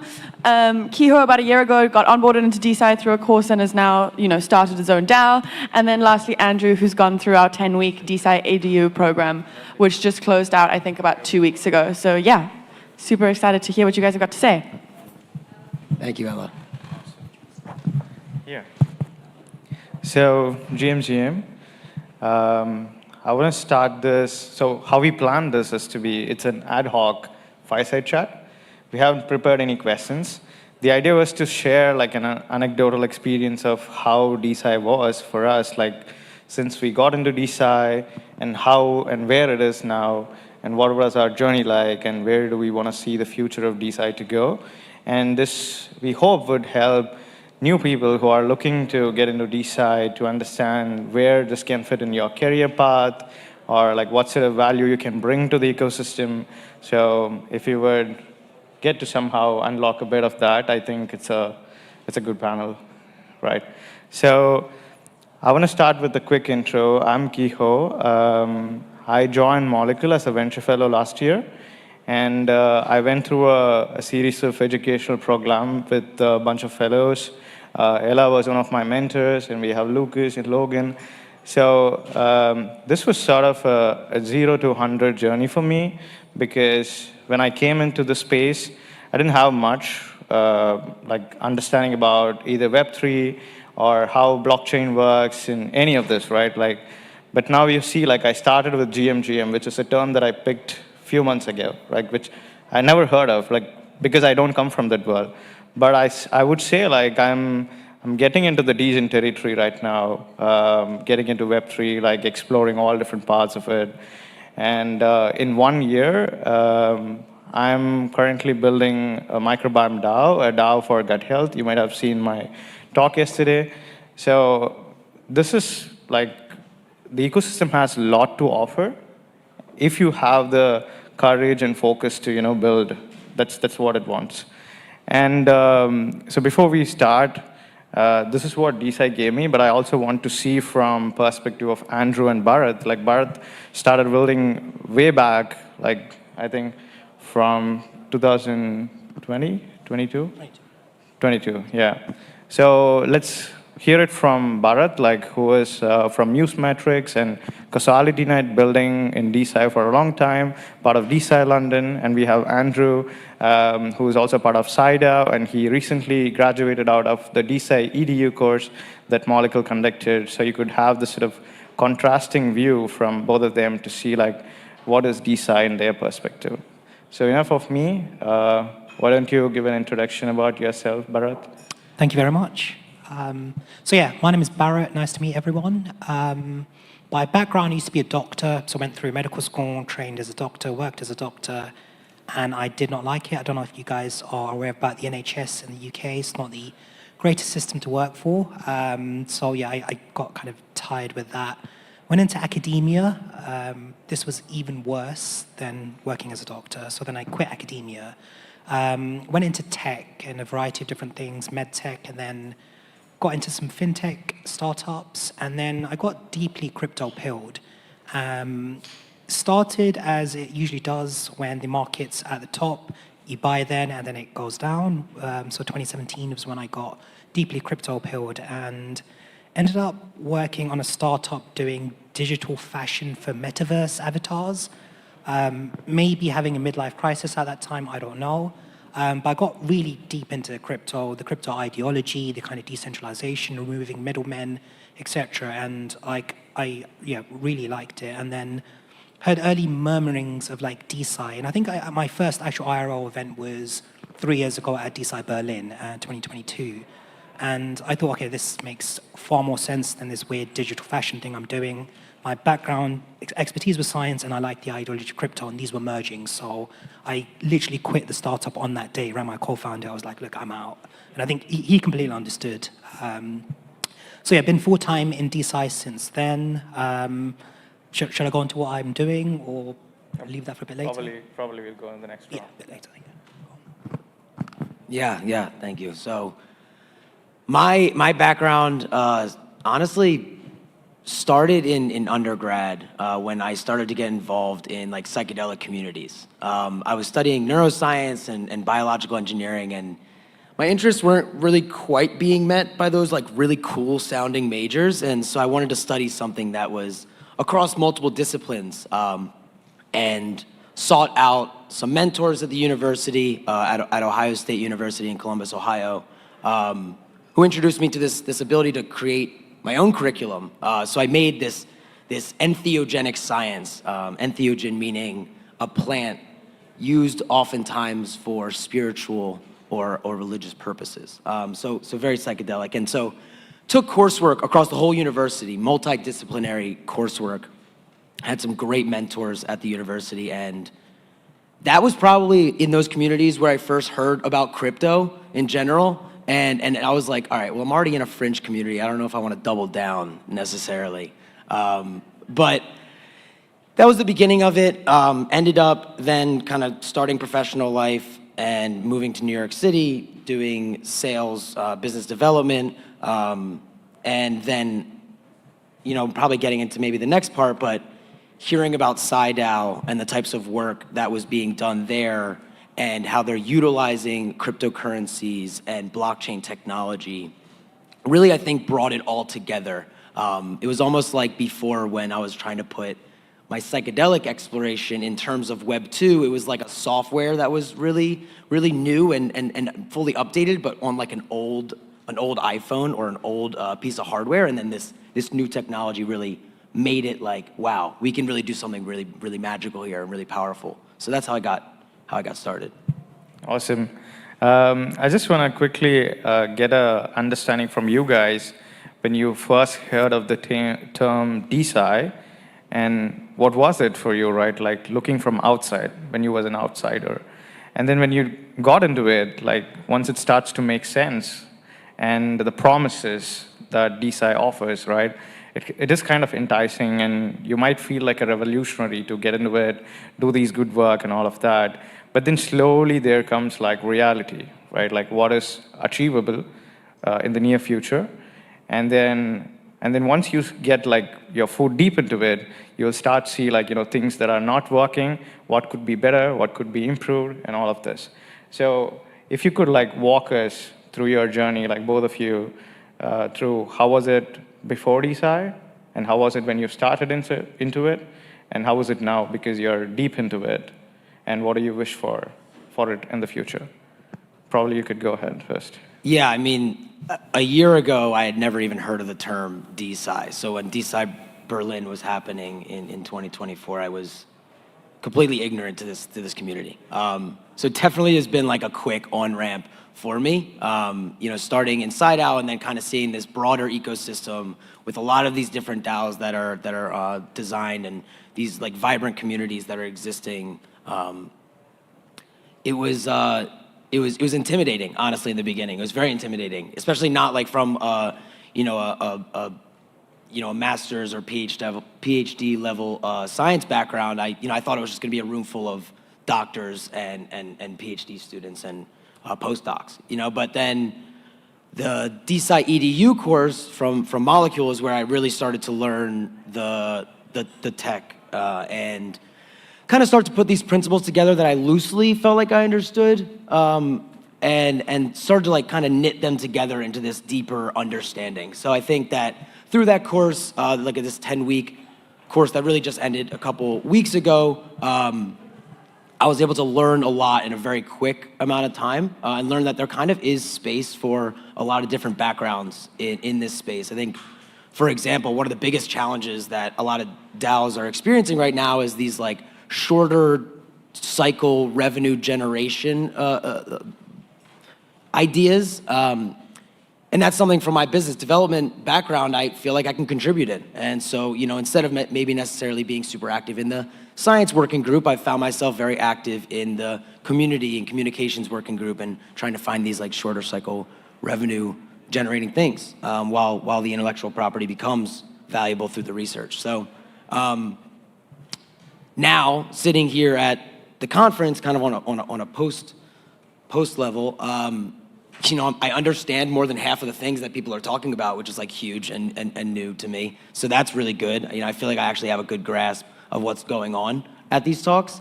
And I think to summarize, in the beginning I was very like intimidated and excited about this like new frontier, this new possibility. And then as I learned more about it, I think I grew like a healthy skepticism of DeSci, and now it's like I feel empowered to contribute meaningfully, to be a part of the experimentation that we all are a part of, to make it into something that is equitable for all parties and maintains these values that that blockchain has brought to tech. Very thorough answer there, yeah. I'll be brief on my side. So I think, because I was in crypto before, had an awareness of like DeFi and things like that. So when I heard the term DeSci, having seen like both 2017 and 2021, like particularly 2021, where it was the NFT craze, and just seeing how much money was flowing through crypto, I think my kind of immediate thing when just hearing the term was, even if 1% of that money went to science, that's more than most nation states.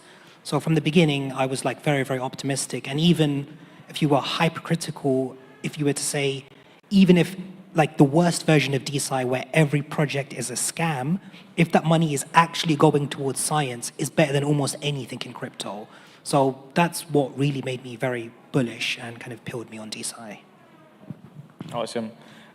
Just doubling down on that, you said DeSci is kind of, giving this opportunity to do something really meaningful with the crypto capital, be it anything else, right? So in that perspective, and also you are training a bunch of people with Muse Matrix, like a bunch of new people, you are onboarding them into it. What are the key actors or roles that you think DeSci needs, right, in order to attract that capital? Because I think the current approach of looking at, funding science with crypto capital is not really proved yet, right? It's been in the testing stage. We're still seeing like good examples and use cases of that, DAOs coming up, new platforms that are being built to attract this capital, but we haven't like really made a success in attracting that real capital. So when you train these students or fellows, or when you find these people, like what sort of expertise do you think you need to build with them, sort of a network to really attract this and bring DeSci to that, like a spotlight? So the question you're asking is, what does DeSci need to do to be able to attract capital? Is that what you're saying? I think that's an important question, and one of the kind of criticisms that I sometimes see with DeSci is that there's nothing really right now, or very few things which you can give to a scientist to play around with. There's a bunch of different projects working on tooling, but very, very few things actually live and allow scientists to kind of get their hands dirty. So I think just that element of actually having viable products that via product market fit, if you've got revenue, then the product's worked. The flip side of this is, like, I'm not answering your question, but it's like the other way around is, so current funding in traditional structures like the NIH. So quick question, does anyone know what the average age of an NIH-funded scientist is? 84! It's like 42, I think. I heard someone say 52. Something. Is it 52? I thought it was 42. Maybe AI has lied to me. But yeah, I think it's like 42 or 50, and I think 2% of that goes to people less than under the age of 36. So if you've just graduated or you're doing your PhD, you're seeing your friend who's like 21 raise for their BS SaaS startup, and you're like you've got another 15 years before you can even get any funding. So to me, that's like the most interesting thing about DeSci, the ability for someone early to be able to get funding, and that I think even if the money isn't quite there yet, the idea that the money is there would make people come up with a bunch of ideas or try a bunch of experiments. Some of these will work and kind of prove why DeSci is a valuable route. Do you think that's happening currently in DeSci, like ability for these young scholars to get funding and do science? Is it happening, or? I mean, definitely, because there's a bunch of BioDAOs that have been funded. There's people that have managed to get funding outside of the bio ecosystem, and then other kind of smaller grant programs that are working as well. So nowhere near the level it needs to be to actually get some of these products through, because like a DeSci product is not like a DeFi thing you can hack together on a weekend. It takes a long, long time to actually generate the data and prove what you're doing. So not quite there yet, but definitely en route. Yeah, and stay around after this talk if you want to hear a little bit more about like early scientists and their work with DeSci. Just a little hint. Awesome. I'm staying here. And just for a follow-up question to you is, if I'm a new, let's say a budding scientist, just came out of academia or still in academia, and fed up with the system, right? Like not being able to do things, just being trapped into this system of extraction, sort of, right? Like overutilized, overworked, underpaid system. What would you suggest them, like how they should approach DeSci, and what is DeSci is offering them to come to DeSci? So I think that's super easy because there's a massive user problem in scientists. No one likes the current system. I think like comparing that against like DeFi and finance, I think a lot of people had no problems with the current system, so maybe getting kind of adoption for DeFi from traditional elements was a bit difficult, whereas in science, very, very few people think the system's working optimally. So particularly people that are at PhD who've spent a few years and then realized, okay, I'm gonna have to do so many more years doing the same kind of rote lab work. I think instantly saying that there's another option where people are reimagining how some of these archaic processes could be changed or reimagined. So I think it's super easy to convert people. Awesome. So one more question to you is just to bridge this gap, right? Like we understood like what the science part of DeSci, how to onboard the science part, which is the young scientists or scientists who are willing to experiment with this new model of crowd-funded, decentralized mode of doing science. But from the citizen's perspective, right? Like if I'm a normal person, I'm not anyway touched by science. Why should I engage with DeSci, and how can I do it? And how do you see it? Yeah, I guess there's kind of like two sides to it. I think generally speaking, from just an average person perspective, like science is pretty cool. Like there's really, really amazing things that become content that people engage with every single day that might not have a science background, but they're engaging with this like piece of science literature. And that's where like obviously science communication comes in, which is really important. And there's a lot of great X pages and memes that are like distilling information to a certain extent. But the flip side is it's exposing it to a lot of people who otherwise like would not be exposed to that information. So on the one side, like people are interested. They're just kind of looking for kind of ways to plug in. I think a lot of the like citizen science approaches to a few of the projects are really exciting. Which we had some really great panelists earlier talking about that very thing.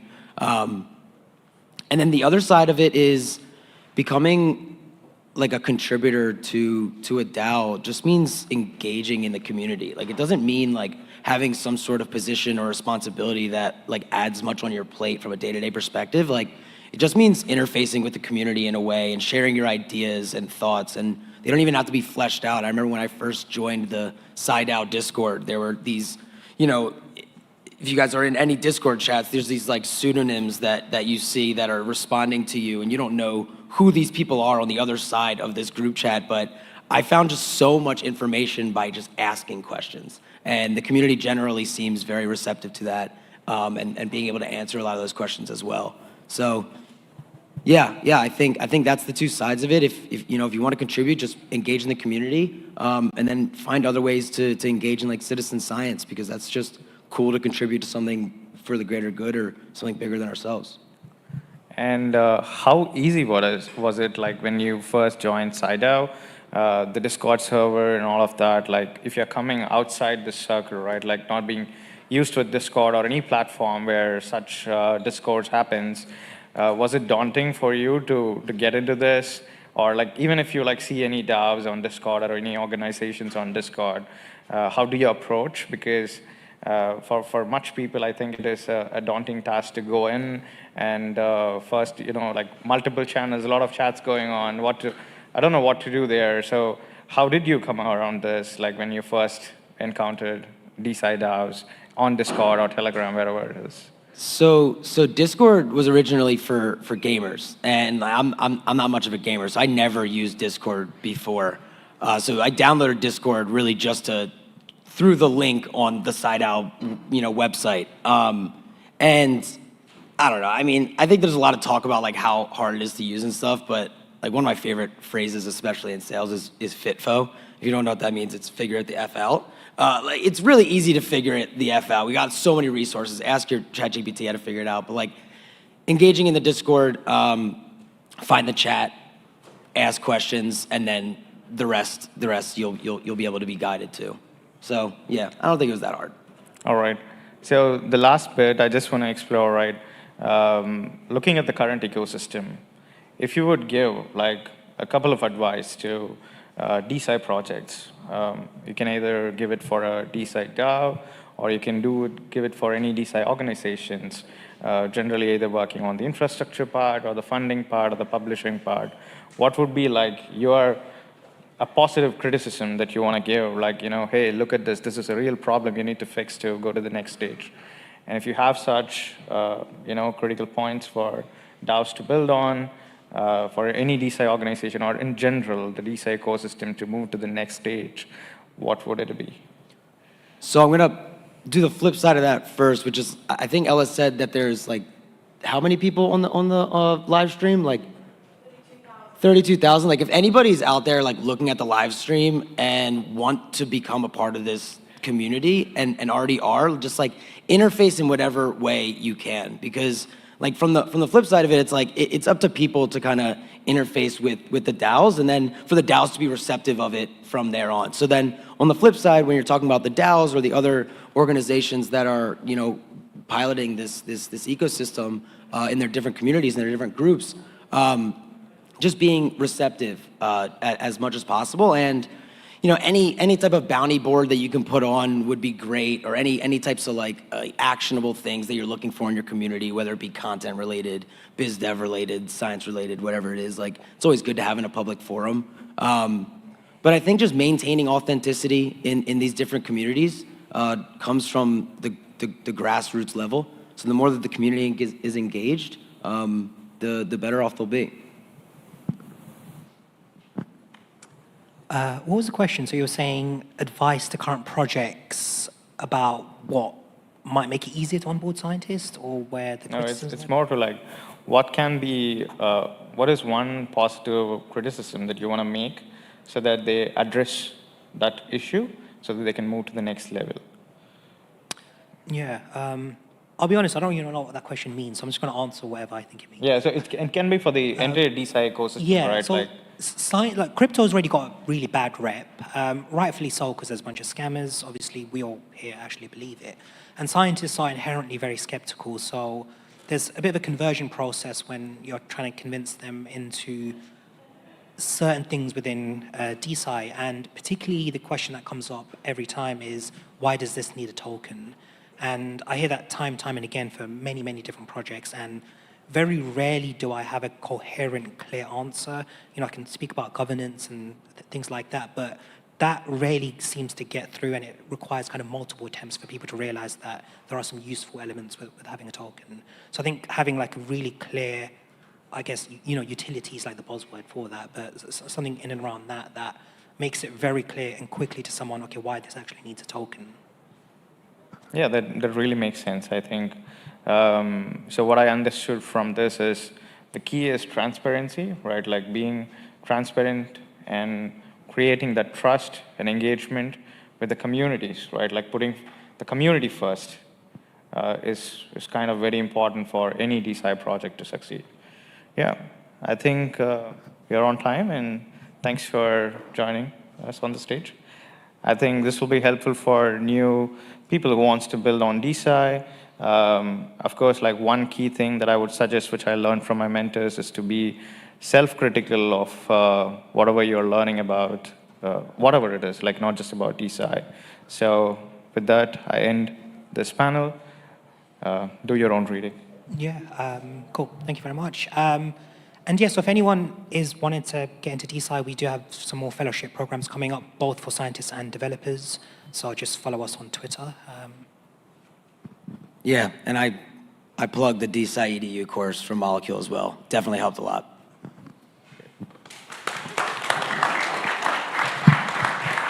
Amazing. Thank you, guys. Thank you, guys. Yeah, obviously DeSci education is a cause very close to my heart. It's what I spend most of my time doing, and I think it's always really nice because you will meet people and they'll be so blown away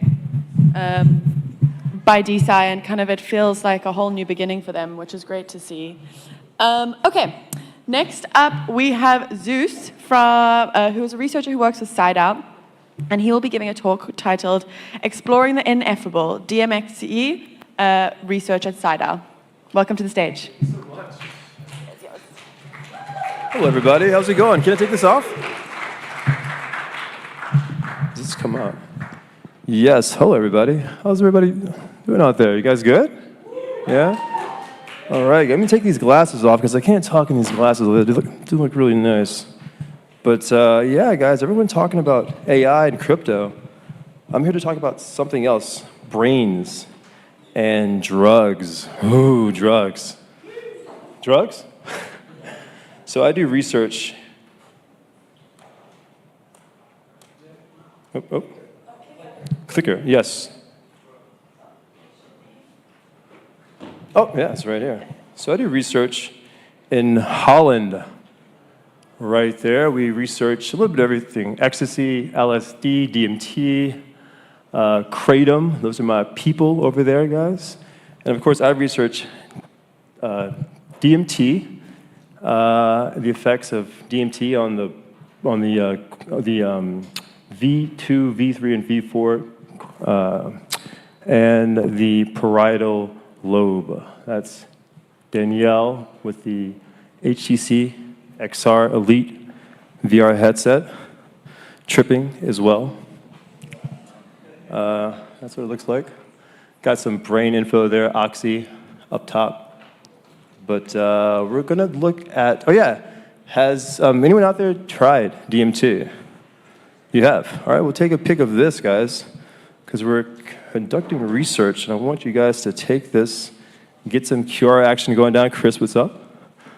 And please take a picture of that, guys, because we're doing some research right now. And yeah, DMXE, guys. Has any person heard of DMXE before? Is this a brand new substance you guys have been? Yeah, one person has heard of DMXE. 2 people. That's it. Only 2, 3 people, 4 people, 5 people. Only 5 people have heard of DMXE. Well, it is a white powder that you insufflate, and it's kind of like ketamine a bit, but the effects are a bit different than ket. It's a full, like, it's an ineffable experience. That's the reason why it's called the ineffable experience. But a bit about this fantastic substance. It hit the scene in 2010, and then it was sort of a big thing in England, Bristol, I believe. But then it kind of went away. But then it came back in 2012, and it really popped off. It like surged. And then, of course, everyone banned MXC, and then it came back again in 2022 on DMXC. It's a analog of MXC, which is really, really cool stuff. So, going over this, and this is just info about the actual substance itself. Let's see, it's a lot of info on the screen. I don't want to bombard you with a lot of stuff, but let's see, DMXC, it has S antimers, R antimers. They're about relatively the, well, they're basically the same in antimers, as you could tell, and they're about the same substance, MXC compared to DMXC. But the fun part is the actual trip itself. So the trip with DMXC, it's pretty intense, guys. It's a substance that seems to really change as you hear things, as you hear different sounds, different songs, different beats, different audio info. It really alters the actual experience itself. This is a trip report from a person that did a pretty big dose of DMXC, which is pretty insane. 70 is pretty huge. This is the second trip report from a person that did even a like a pretty big dose. He basically became the actual, he basically became the actual, he became the actual, guys, he became the actual song itself. I'm so tensed up, guys. I just came from Holland on a 7-hour trip. I'm so like tensed up, but I'll get through this, don't worry. Oh my gosh, yeah. Thank you guys, thank you. I'm so tensed up. But anyway, so I had a friend, Bastien. We hung out in Paris for the first time. And he's a pretty famous person when it comes to art and photos and everything. And he basically we like talked about him tripping on these different substances. And he was really interested in trying it. So we had a little experience, and he came over and he essentially tripped. And this is him tripping on DMXC. It's an eyes closed experience. And man, he created some fantastic things from this experience. He actually said that it was one of the most intense experiences he's ever had, which is pretty intense. And the stuff that he like crafted and created was just really, really intense. There's one thing that he created from this experience. And if you've tripped on this, then you can definitely understand where he, where he traveled to or where he flew to. Pretty intense stuff. Here's the second piece that he crafted. Of course, with this substance, you have a lot of landscapes and terrains. You don't have faces or aliens or entities. Just a bunch of weird places that you travel to. So what makes DMXC special? We really don't have the info on that. I have a theory that says it's probably the sigma receptor agonism, because both of it, we have it in DMT and DMXC, which is a really interesting agonism.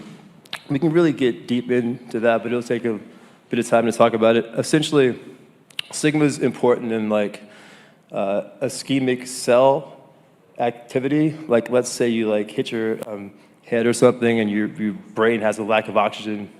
This receptor activates, and it just really helps you from cellular death, basically, which is insane. But it's definitely true, and we see it in both substances. So around August, I had a really big trip. We had 15 people that came, and they all tripped on this fantastic substance. And we took some information. We got some info from these people, and almost everybody said that it was the most intense experience they've ever had. We have some other info over here. We see that sound affects this fantastic experience almost entirely, 80%, 20% somewhat affects it. But we do see that sound is a huge thing in the DMXC experience. And so we asked these people, what did they actually feel? And once again, guys, we have people that said that they just sort of travel through these landscapes and environments and terrains. And it's something that's really interesting with this.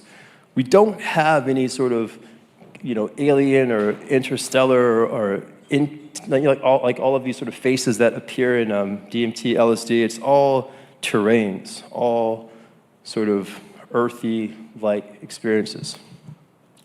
So a part of this experience is closed eye visuals. That's just sort of you closing your eyes and having your sort of brain take over the entire visual experience. It's a really big thing in most treatments. But actually, with DMXC, we have closed vestibular sensations, which is a huge, huge thing as well. You want to occlude the sort of body. You don't want to be sitting, standing, lying down. You want to be floating.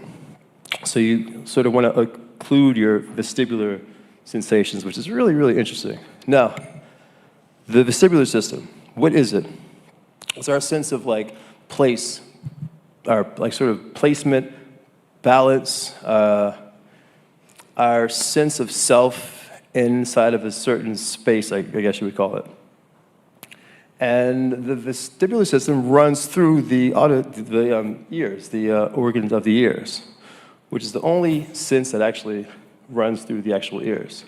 So could those two be talking to each other and affecting each other? Is sound affecting the vestibular system, and is that affecting sound? Well, I was thinking about this. In DMXC, it operates on a certain receptor.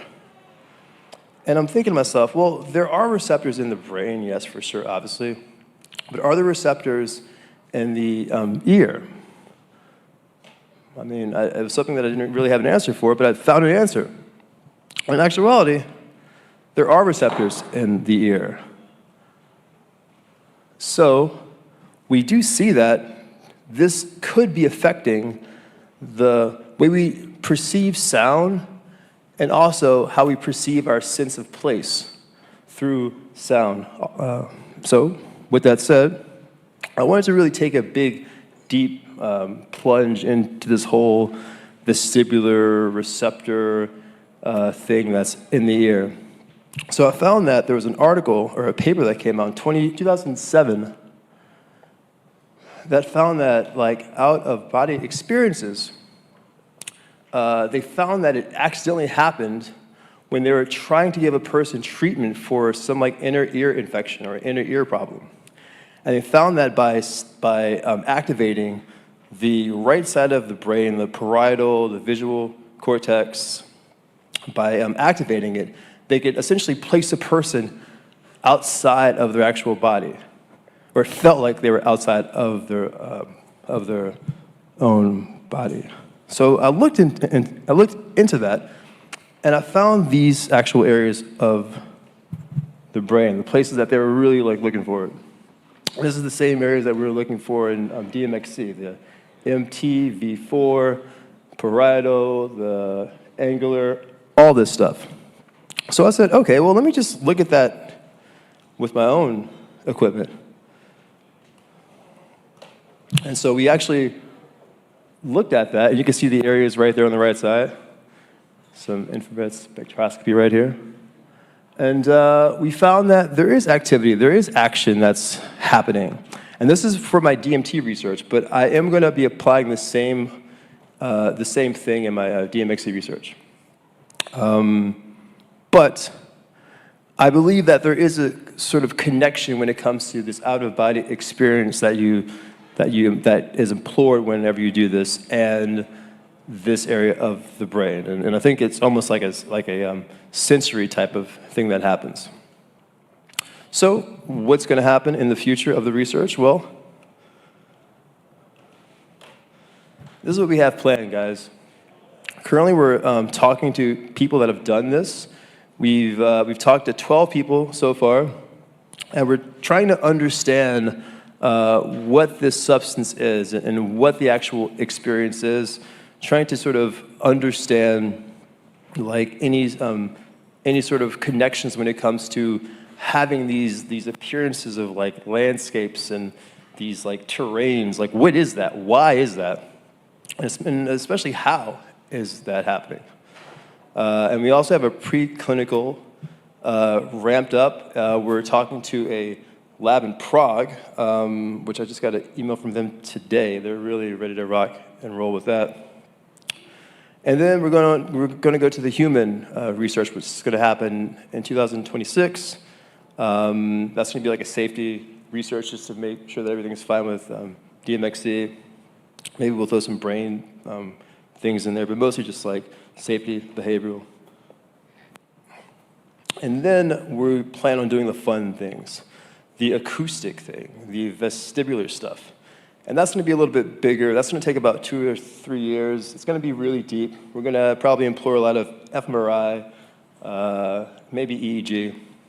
And then 2028, we want to make this area, where it's like the best possible place to do DMXC. We want to include the whole sort of body in this beautiful area and have the best, clearest sound you could possibly think of, just hitting a person while they're on DMXC. And yeah, that's sort of planned. And so next up, guys, is just a little bit, I want to say thank you to all of the funding that has been thrown over here. I appreciate everybody that has supported this. Guys, I really appreciate it, man. You guys are making, like, honestly, you guys are helping me achieve something that is impossible to do in colleges, or, it's something that is incredible. Every time I think about the support that I get, I really sort of am humbled, because you're basically helping the entire field become what it should have been, basically. Something that's free of how can substances have therapeutic outcomes. Let's just understand what's actually happening. Why are we tripping at all? What's happening? And sort of go away from how these substances can help with things like depression, anxiety, which is all fantastic. But let's just sort of understand why the trip is even happening and what the actual experience is, because that's super, super important. And with that said, guys, that's it. You can follow me, Twitter, Instagram, TikTok. And man, what a trip, man. 7 hours, literally off the train. I appreciate y'all. Cool. Amazing. Well done. Thank you so much, guys. Cool. I'm going to take that from you. Awesome. Thank you, Zeus. Thank you so much. So just while I have the stage, before you come on. Oh, Zeus, you've left your sunglasses. Oh, did I? Oh. Yeah. Quick plug. Obviously, the BioAC rave is happening this evening. Please register on the event, otherwise you will not be let in. It's a Luma link, separate to the DeSci Berlin Luma link. It should have been sent out to you into your emails if you signed up on the DeSci Berlin Luma. It is also in the Telegram, so please join the Telegram link. And you can find the Telegram link on the DeSci Berlin website. Sorry, I feel like I've just sent you guys all on a wild goose chase. But yeah, please sign up if you plan on coming. Okay, next up we have the one, the only Benji. Sorry, give me a second. Stop laughing at me. Benji has worked in VC before, computational biology, and joined Molecule 2 years ago, and then last year kind of stumbled on something amazing and had this idea, managed to sort of execute on it in like 2 weeks, launched a sort of initial version, got launched at Solana Breakpoint, and has now grown up into be Pump Science, as I'm sure many of you have heard of Pump Science. So yeah, he'll be chatting to you a little bit about what they do. Take it away. Thanks, Ella. And yeah, enough of the fun shit. Let's get back to the AI and crypto. So hi, everyone. My name is Benji. Thank you so much for having me. This talk is called The Rise of the PhD Gen, Playing the Biotech Video Game.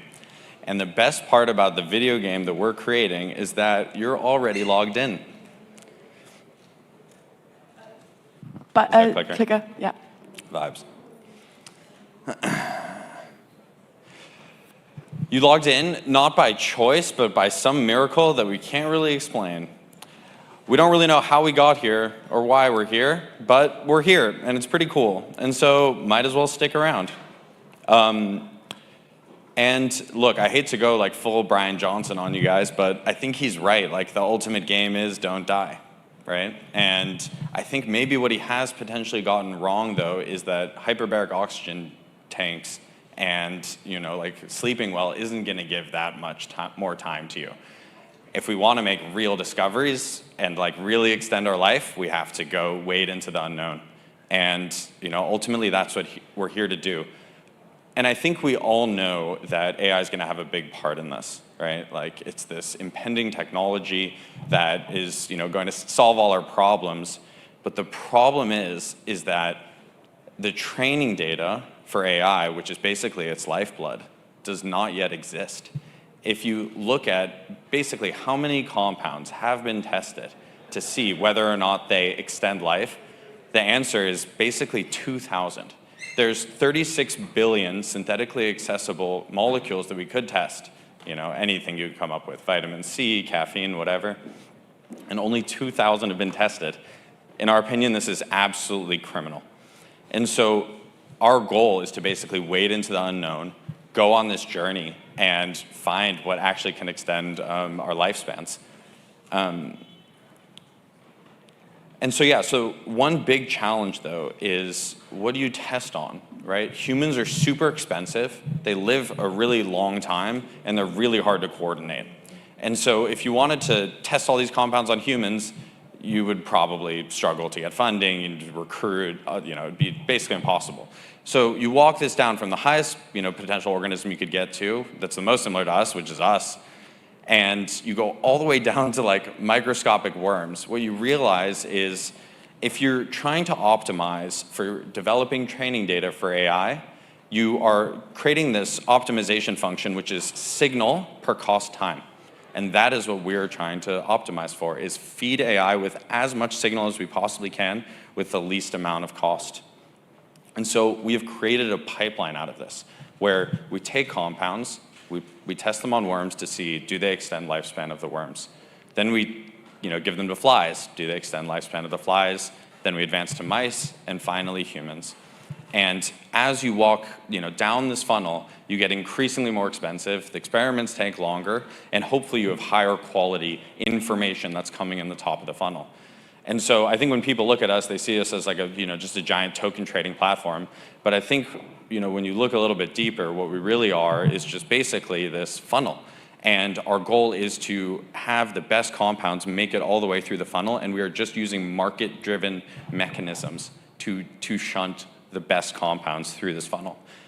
And so there's basically two ways to engage with our platform. Number one is you can submit compounds to the top of the funnel, and number two is you can trade the compounds that are already in the funnel. And so our protocol is meant to be very simple.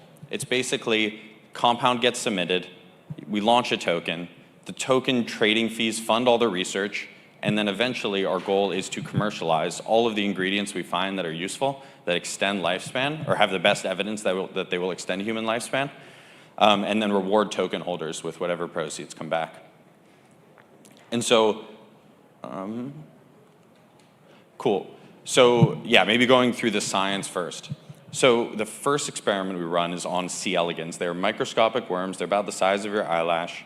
And we are working with a company that has basically automated lifespan testing for these experiments. Not only are they helping us develop AI-ready data sets, but they have embedded AI into their experiments to bring down the cost. And so what we can do with basically $500 and a compound is get an effect of whether it extends life with 120 animals, which is pretty cool. Does it predict whether it'll extend our lives? I mean, of course, there's some signal lost. We are not worms, but there is a lot of similarity. And I think that's the important piece. It's like we are 35% similar to these tiny microscopic worms. So it is a super valuable data point. After worms, we go to flies. We're working with a lab that does automated tracking of the flies as well. We monitor them their entire lifespan. We live stream all of this data directly to users on our site. And the goal is for people to actively trade based on the real-time data outputs that come out. And so not only do we just measure them for their lifespan, but we also put them to functional tests. So on the right, what you can see, and on the next slide in a little bit more detail, is fly racing. So we have basically turned fly races into a game. It generates really valuable scientific data. And yeah, we're enabling users to kind of speculate on it. So, if you think the compound will beat the control, you can take a leverage long position on the token. And, anyway, this is kind of the general idea of Pump Science, is we're trying to make science a video game where you can actively be a degen and contribute, your trading to scientific progress. And so after the flies come mice. And so mice are super expensive to test on. You'd be surprised. It's really, it is definitely a tall ask to be able to fundraise for a mouse experiment. So this is why we run a third. And so, yeah, same thing here. We're working with labs that are doing automated tracking. And the important piece here is that, you can run functional tests. You can also test a mouse its whole life, but, it's not super exciting to just watch mice slowly die. And so we want to make this actually an engaging experience. And so by enabling live streaming, by creating these functional tests, in addition to just the general lifespan experiments, we're able to keep re-engaging users, bringing them back in, and actually make it an intrinsically fun experience to engage with. And so the last, obviously, class of experiment, which we're excited about doing, we have not done yet, is human testing.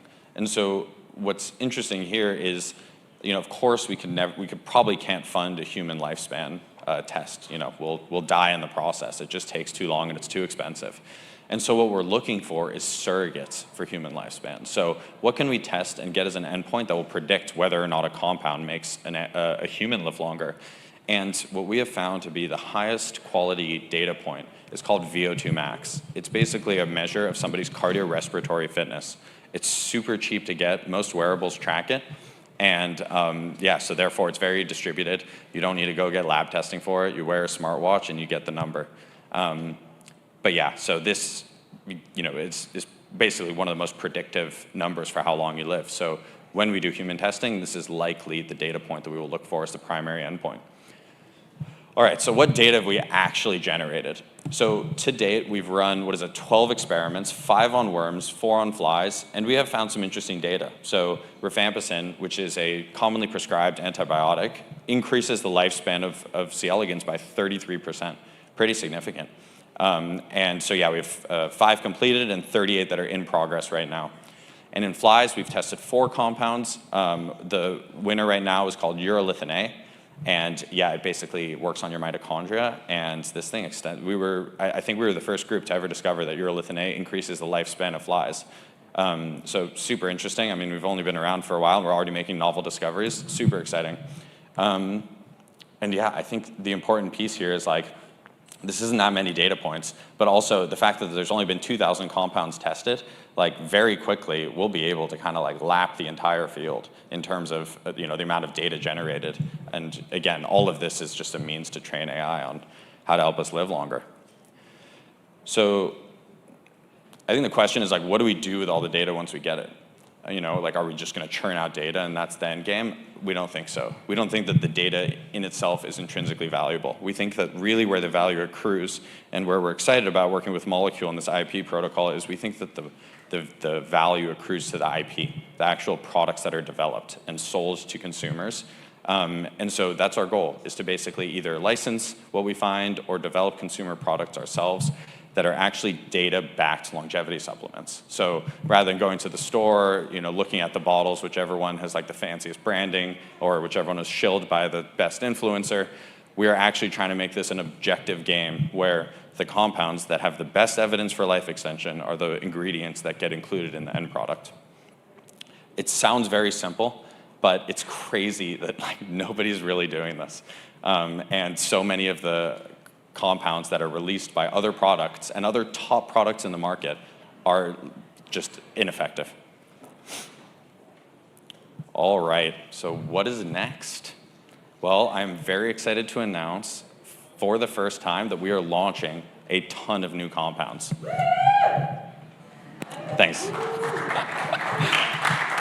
So prepare yourselves, the compounds are coming. At the end of the day, we're not going to make any new discoveries unless we launch a ton of compounds. And yes, this is just going to look like a massive token factory, but really what it's all about is helping us live longer. We have to wade into chemical space, see what works. We're going to tokenize every single compound that comes through this funnel and let them all duke it out in the arena. And so the first group of compounds that we're testing is in partnership with VitaDAO. They ran this program called the Longevity Prize. And the Longevity Prize was basically going to all the community members of VitaDAO and seeing who has ideas for what could potentially extend life. and submit your compound into the arena. And so we're basically tokenizing these and launching the experiments on Pump Science in the hopes that we can do further testing on all of these great ideas submitted by the community. So we're launching 17 now. The goal is to launch more in the future and eventually make the entire system permissionless to where there are no gatekeepers, there's nobody stopping you. If you can get a bunch of people to help fund your idea, you can run it. And so look, we get this is probably pretty overwhelming. A ton of new compounds, random names, which ones work, how do they work, how do I pick? Well, I think one important thing to note is that if you look at meme coin traders and crypto traders in general, they're much more sophisticated than I think meets the eye. It is much more than just ooh, doggy coin ape. It's actually a lot of looking at leading indicators. What % of the supply is held by the top holders? Are the wallets who have all the tokens related? There are actually a ton of really, really smart traders who are in the trenches trying to predict which tokens will crank, right? Which will increase in price. And I think at the end of the day, all we're doing is just creating a new class of tokens with new leading indicators that are just scientific. And our goal is to work with a bunch of meme coin traders and convert them to this new class of tokens and see if they'll get on the ride with us. And look, if there are leading indicators that are predictive of which tokens will go up in price, they will find them, and we're here to help them find them. So, but to make the whole system easier, we're kind of creating 2 game modes. One is easy mode, one is hard mode. Easy mode is you hold the tokens that perform the best. So rifampicin and urolithin A are what we call kings of the pill. They increase the lifespan of the respective animals the most. And so whoever holds those tokens gets airdrops of all the future tokens that are launched on the platform. And so this is a way for you to not have to pick which ones will work and which don't, but just collect a small amount of airdrops in each. On the other hand is advanced mode, which we're calling hunters. So the whole game is hunters versus gatherers. And the hunters are actually trying to seek the next king of the pill. They're trying to find the one that will dethrone the prior. And so at the end of the day, the whole game is find the compound that extends life in the animals the most. And so if you do, then you get to claim all the new airdrops. And so there's rewards associated with being early into the compound where it ends up working. So how do you hunt? How do you play this game if you want to play it? So one way is to be a scientist, and especially to leverage AI as much as possible. So what we did here is we looked at all the previous data we've generated. Could AI predict the outcome? All this is ground truth. On the x-axis is the actual data that we generated. On the y-axis is what various LLMs predicted. And what you can see is actually some of the models are predictive. Not all of them. We could probably improve the prompts that we use, but AI can be a tool here to help predict which ones actually work. But of course, if you want to go deeper than that, you can always read more papers and try and synthesize it all. I think we all just know a prompt and deep research is much easier than reading papers one by one.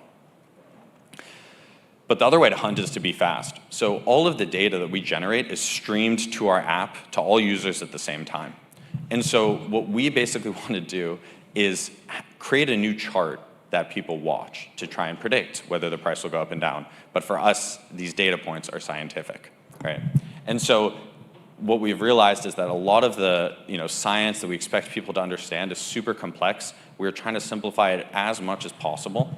And so what we've done is basically create charts where up and to the right is good, down and to the right is bad. I think that's something that many traders already have a good association with. And so we're trying to create this new chart that they follow and try and predict the price from. And so what we're going to do in this first release of compounds is basically stream the data over 12 hours. So it'll go over one day. You can follow these charts. These charts are on every compound page on our site, and you'll basically be able to see which ones are working in real time and try and predict, will one dethrone the king of the pill? Okay. Cool. So on the protocol layer, so more of the crypto side of things, I think it's important to understand a little bit at least. I'm also running out of time, so I'm going to hustle through this. Basically the whole protocol is you launch a token on a bonding curve. Once 85 SOL worth of liquidity has been input into the bonding curve, and then you migrate that SOL to an automated market maker. It's just a more efficient market. 5% of the tokens get airdropped to the king of the pill token holders, 3 soul pays for the worm experiment, 15% of the tokens are injected into the AMM, and yeah, off you go. Now you've got like a trading compound token market. We call our design badass. It's bonding curve AMM dual anti-sniper suite.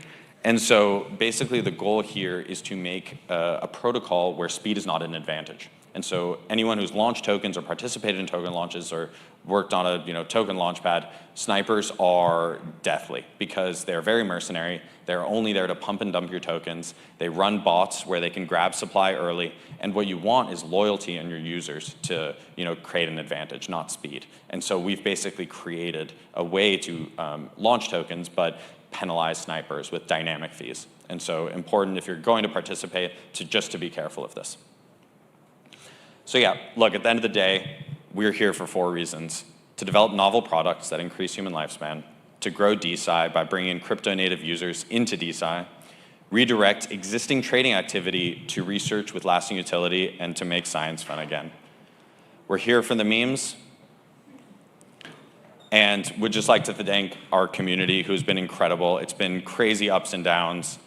Tokens have gone up, tokens have gone down, but there is a strong community of people who believe in what we're doing, and there's nothing better than building for committed people who believe in what you're doing as much as you do. So yeah, big shout out to them. They're incredible. Thank you guys for the attention. Hope that was great, and yeah.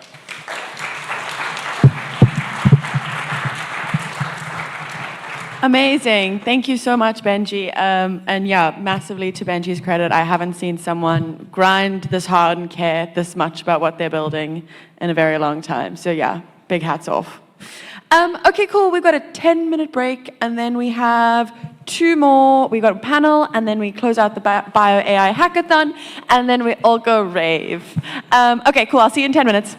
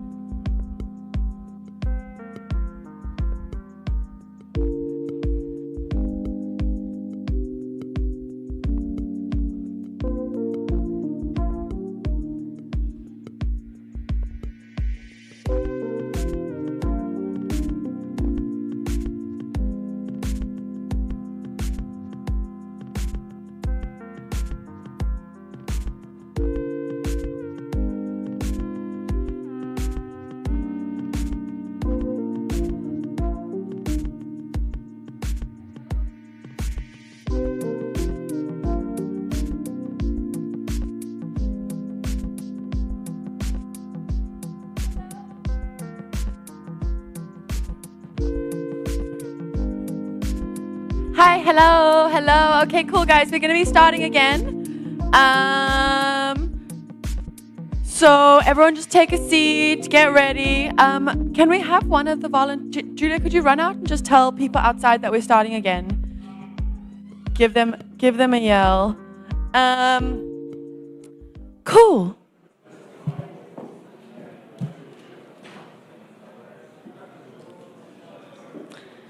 Nice, okay. Last little push. End of day 2. Everyone's been very busy learning and connecting and networking, which has been great. I have to say, I think this has probably been my personal favorite DeSci Berlin, and it is my 3rd. So that's always a good sign.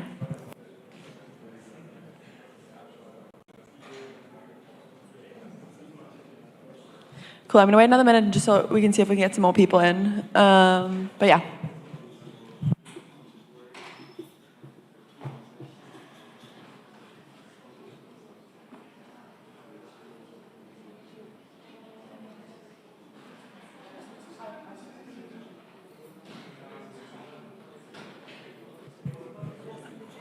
Okay, cool. We're going to start.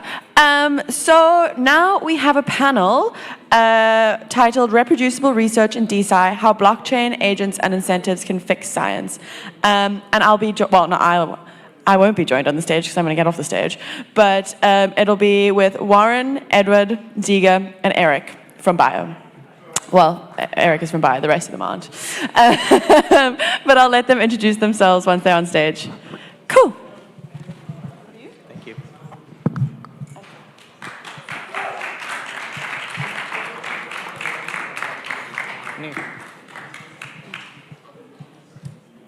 Thank you, Ella, for that lovely introduction. And I just want to say that I have been looking forward to this panel all week.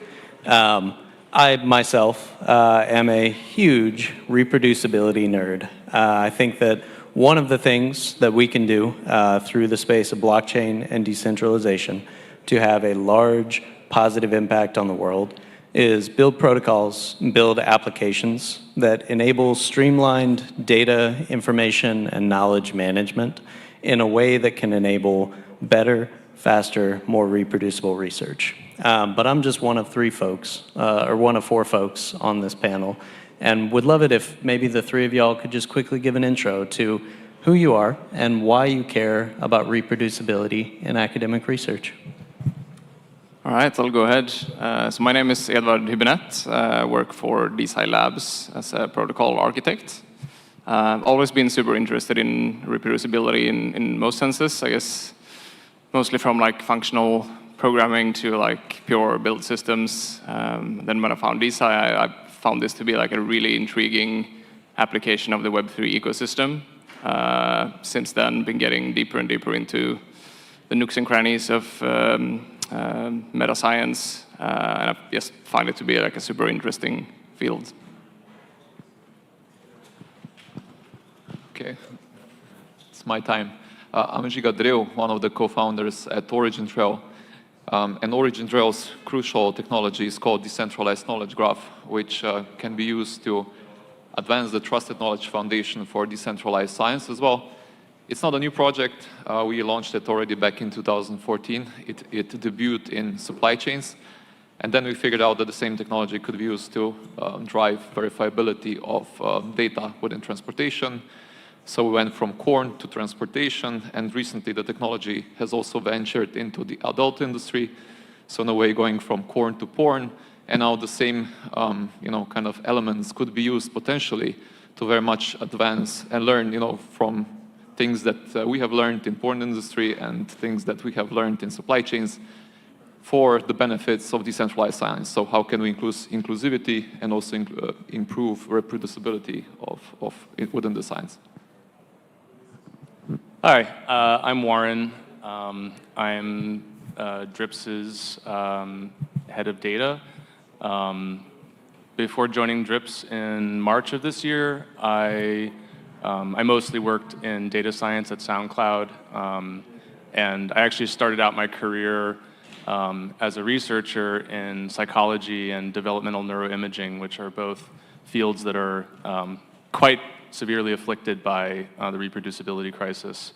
So they're dear to my heart, and it was, really interesting for me to kind of like step out of school and into a career doing research in fields that were starting to unearth a lot of failures to replicate things that I presumed I had learned.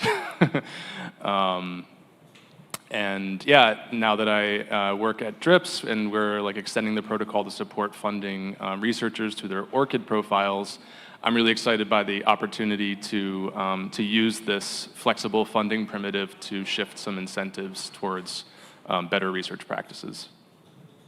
Absolutely. And just want to say I'm very excited to have all three teams and pieces of technology on this stage. So DeSci Labs was the first group that I worked with in the DeSci space.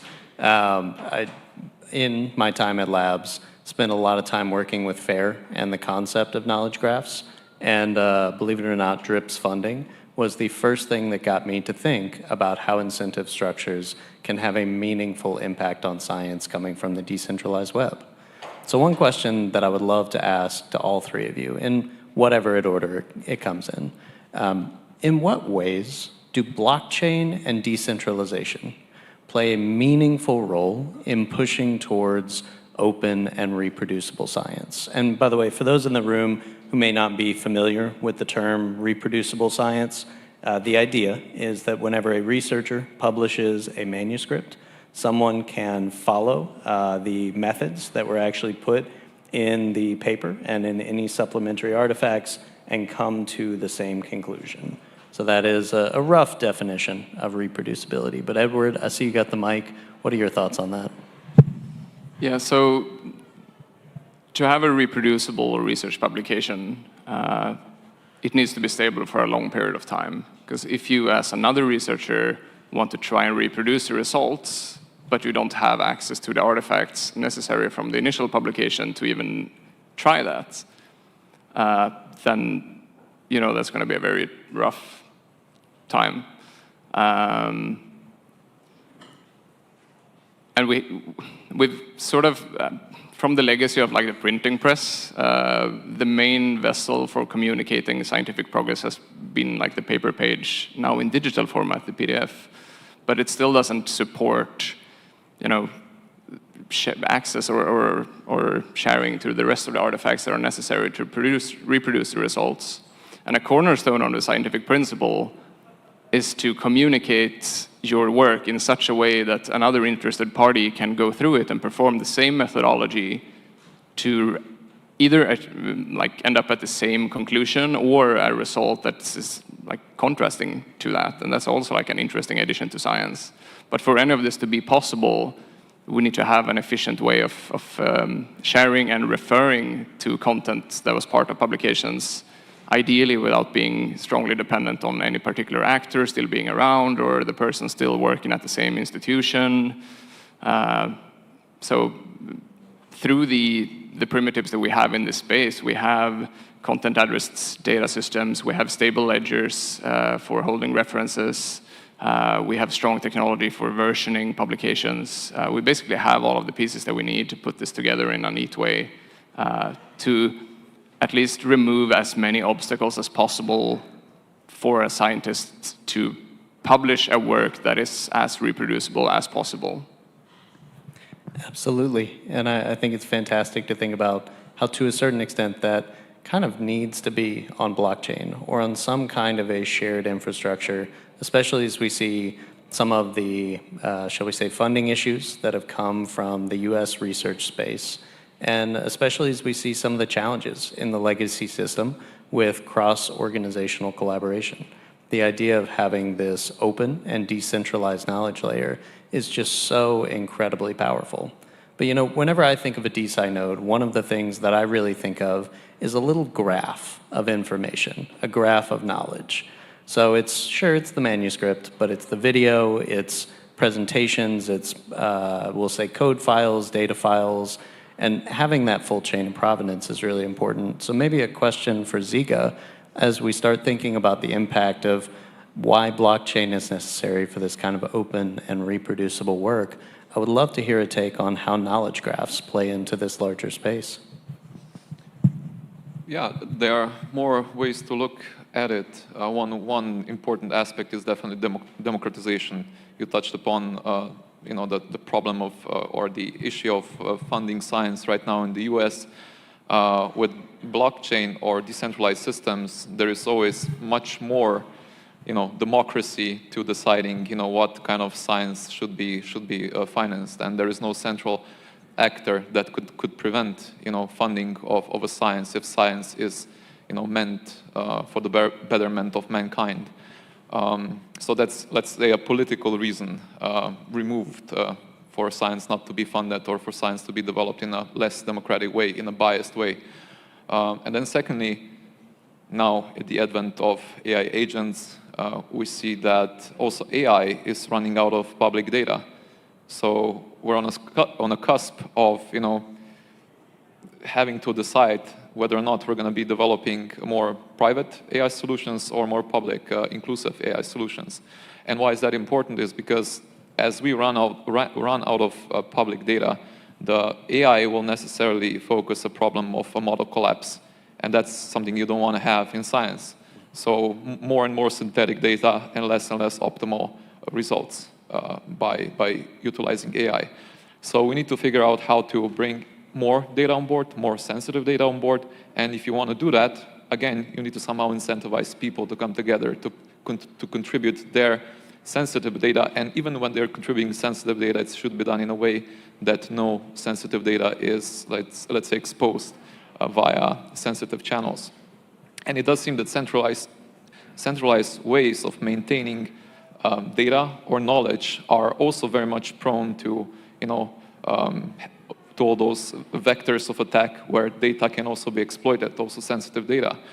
And also kind of unearthing some of the methodologies that exist across the board, so not within a single company, not just the data, but also techniques of utilizing the data. I mean, there's a crazy side thought I had here that perhaps there are even some technologies that exist right now in the adult industry that could be used for the benefit of science.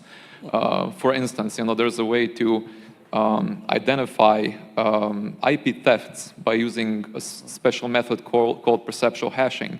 And the same technology could be used to identify some similarities or percentage similarities between CT scans. So again, kind of bringing aboard different technologies from sectors which are not intuitively linked to decentralized science can be done via such a decentralized way of discovering how science could be improved. And just to drill into that a little bit more, because I think from the standpoint of knowledge graphs, this is so critically important. As we start to think about more trusted AI, and as we start to think about some of the challenges in cross-disciplinary research, let's say, and just to give an example for the folks in the room, it can be very, very difficult for researchers to speak across different domains. So as a researcher in quantum physics, you may go into biology and see a very similar phenomenon to what you have observed in your PhD in quantum physics. This example, by the way, is based on a group called Quantum Biology DAO, where this exact thing happened to a researcher. So would love to hear about maybe how knowledge graphs can help a little bit more with that cross-disciplinary translation aspect between different domains of research and in a trustworthy way. Yeah, so in a way, how can we achieve serendipities in a little bit more systematic fashion? I just heard from a colleague yesterday that Viagra initially was not invented in order to, cure the stiffness, but instead to cure the blood pressure, if I'm not mistaken. Apologies for the wrong interpretation. So how can you plan and anticipate some serendipities and then build your way back from serendipities and perhaps even discover a drug that could be used for multiple purposes? So this is something that could be achieved via such a decentralized way of functioning when you have experts from several fields with intention building their way back from serendipities to a single, let's say, solution that spans and can solve several challenges across sectors. But let's leave it to Warren to see what he has to say. I just want to say it must have been quite the shock for the people in that clinical trial. On that question about like interdisciplinarity and knowledge graphs, or No, more so on the question of why blockchain is necessary for, or is important for reproducible and open research. Yeah. Yeah, I don't have a ton to add on to what's been said so far, but I would say, like, just in general, the properties of immutability and censorship resistance, like, kind of lend to indispensable virtues you need in a data store that you don't have to trust through some, like, proxy, like, institutional prestige, but you can actually just verify that every input and every plan, every input, every processing step, every output across the life cycle of a study is as it was described in the publication, and that you could reproduce that. And I think, you know, if you're doing that in, you know, just some database hosted on S3, then, you know, good luck getting the property of verification without trust.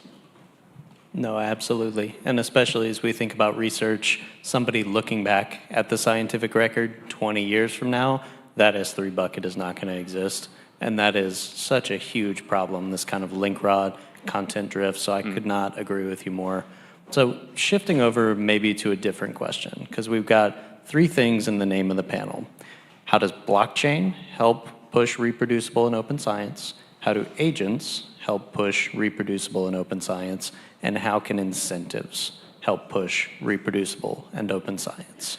So to maybe shift on to the next point of this, we have seen such a massive shift in the capabilities of AI over the past, 3-4 years at this point. There's been a lot of conversation around using AI for academic research.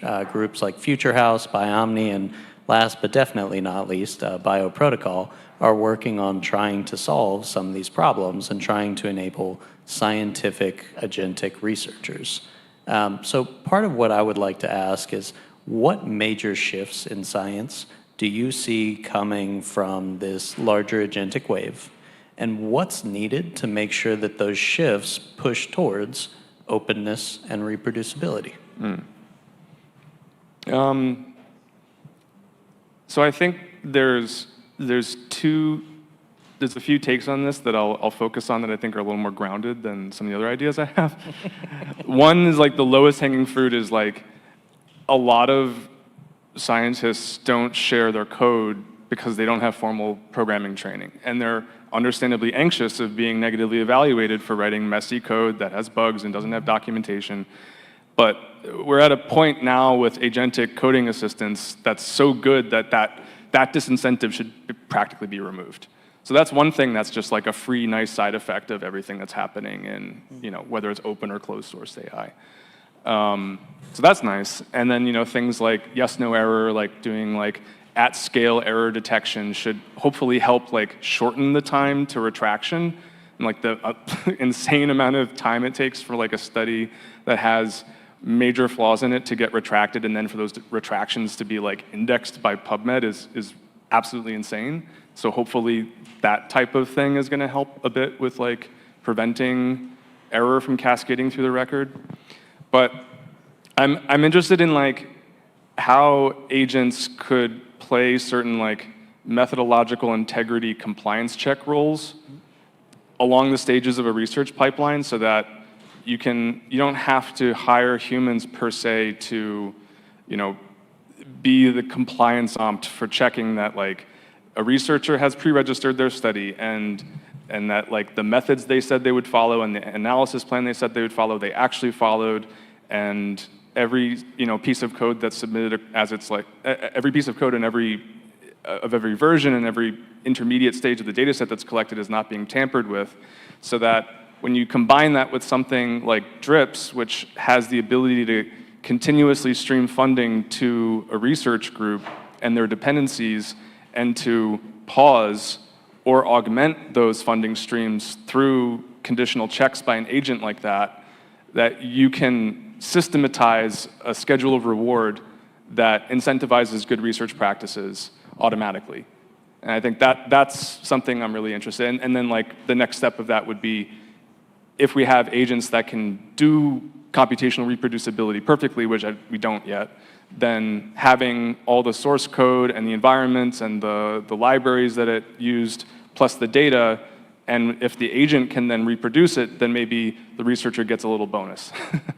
No, absolutely. And just to add on to that, it is so brilliant to think about the fact that increasing the amount of information that you publish for an agentic researcher who has the ability to go through just a wide volume of information, then increases your surface area for citation, increases your ability to continue to accrue credit, which I don't personally believe we should move towards citations as the sole metric in the future, but your ability to accrue credit based off of that, and DRIPS is a fantastic potential incentive model for working towards that. Yeah. So yeah, couldn't agree more.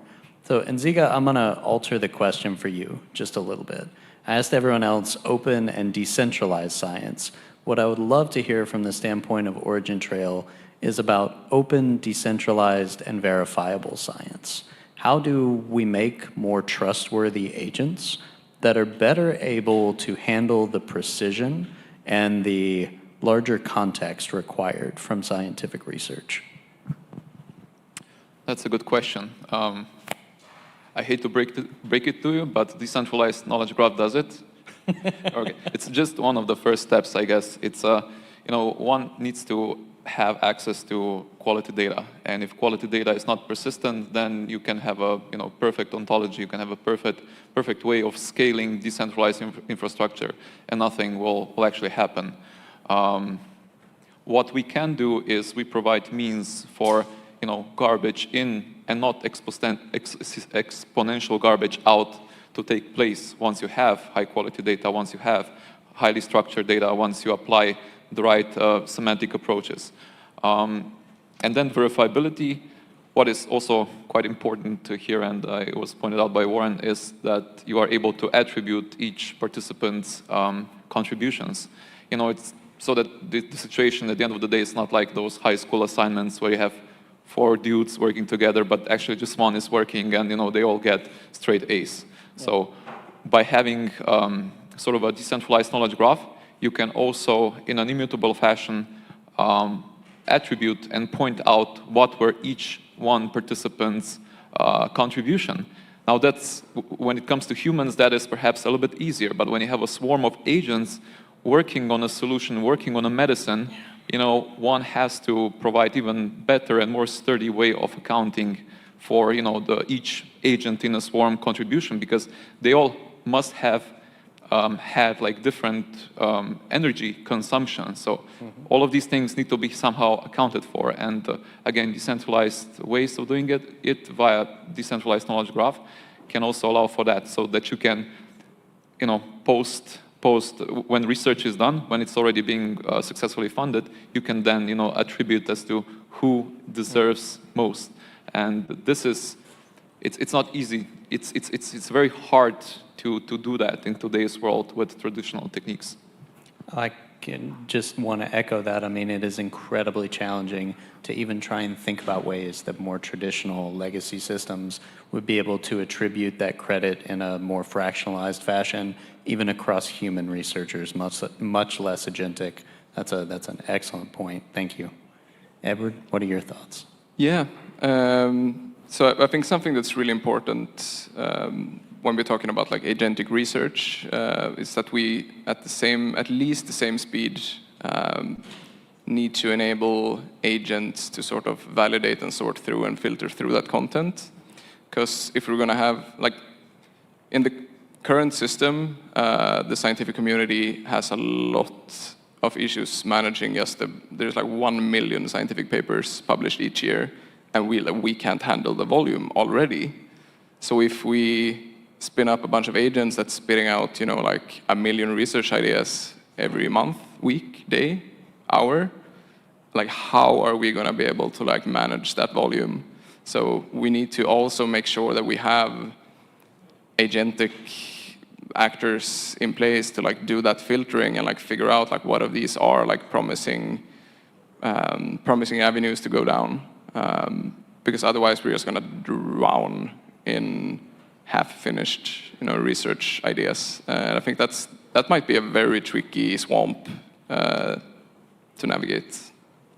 It'll be interesting to see as this moves forward and as people continue to progress through a lot of this, but totally agree and agree with some of the earlier points about knowledge graphs playing a very important role in that verifiability. I think on the flip side of that, we also see a future where we really can accelerate scientific progress, and I believe it was one of Sam Altman's most recent blog posts around how he personally sees the biggest disruption from AI coming in the space of scientific research.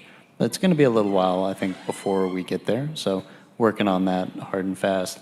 So we are actually a little bit over time on the panel, but I'm actually hosting the next session, so I'm going to be greedy and take from that session to give to this one. If y'all don't mind. Edward, I do want to give you a chance to quickly, because I think both Ziga and Warren have kind of already answered the question on how do incentives help fix or push us towards open and reproducible research. But I wanted to give you a quick chance to answer that same question as well. Absolutely. So we think a lot about the existing incentive structures in science over at DeSci Labs, and in particular around peer review or like the generalization of like quality evaluations. Because in the current system, this is all like implicit. It's like an implicit public good, where there is a huge free rider problem and there is an absurd amount of work that's being performed every year. I pulled some numbers for the workshop I held earlier. I think just the US, the UK, and China in 2020 spent over 1 million hours of researcher time doing peer review. That's 15,000 years of work that is unpaid, which roughly translates to like $3 billion donations of like free labor to the publishing industry. And like the top 5 publishers, they have a combined revenue of like $12 billion a year at a like 40% profit rate. And correct me if I'm wrong, that's higher than Google, that's higher than Apple, their profit margins. I mean, it's absolutely astronomical. In the same sentence, they're saying like it would not be like financially viable to like actually incentivize peer review by paying reviewers. So I think we have a fairly unique opportunity in the Web3 space to find new methods of incentivizing science through the like financial fundamentals that we have present, and yeah, figure out ways to make peer review a worthwhile task to work on and make it visible. Because right now, the only way you can like get tenure and get respect within research is just publish papers in high-impact journals. And we're getting super skewed by their own biases towards, like high-impact science and like highly citable science. So all of these sort of like skew us away from doing reproducibility studies and, like other acts of tending the scientific garden, like data stewardship and like just managing metadata, like all of the things that we would need to have like a highly functional scientific record. All of this is just like invisible work, and it's pretty thankless. But in this space, we have the opportunity to let people build up like credibility and tenure, and like make that work visible and make that work rewardable, and like hopefully with something like GRIPS on top of that, you should be able to like find new ways of funding work that is important and it is very valuable for the scientific record, but it's invisible in the traditional system. Couldn't agree more. Just wanted to quickly thank all 3 of you for coming up on this panel, for coming to Berlin, for giving the time. Also, Ziga, thank you for the sponsorship of Origin Trail at the BioX AI Hackathon, which is the next session that we have coming up. So with that being said, thanks, guys.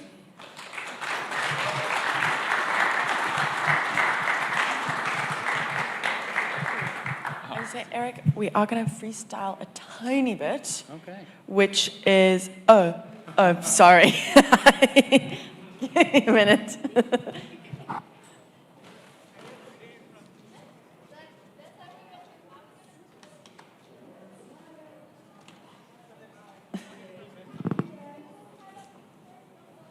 Okay, cool. So we're going to freestyle just quickly. Ivo, our Chief Operating Officer here at Molecule, is going to get up and just say a quick few words. Should be short. And then, is Ivo ready for us? We must knock on that door. Sean, can you turn around and knock on that door and tell Ivo it's time to talk? And then what we're going to do is we're going to take one big group photo on the stage. So we'll need everyone to come up here once Ivo's finished speaking. And then take a picture. And then we close out with the AI Hackathon. And then we're done, I promise. But Ivo's not here. He's not coming. And I even made him set an alarm on his phone. Okay. Okay, the people have spoken. We're going to do a photo instead. Okay, everyone come up. Yes.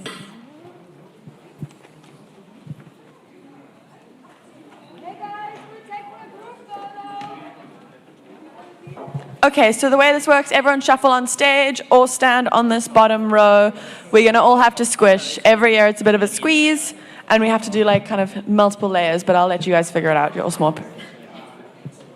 And then we also need Stephen. Are you around somewhere to take the picture? Ah, I see you, Stephen. Okay, perfect, people. No, because then we often get standers here. Oh, you mean like this? Yeah, DeSci Berlin. Perfect. DeSci Berlin, maybe. I don't know how we would find it. Just sit near close to the microphone. Yeah, I can't. Oh. Yeah, don't talk into the microphone as one is on. Hello. Hello. You also want to sit in the front? I was going to say, yeah, we can all squish. Squish. Sorry, I was squished.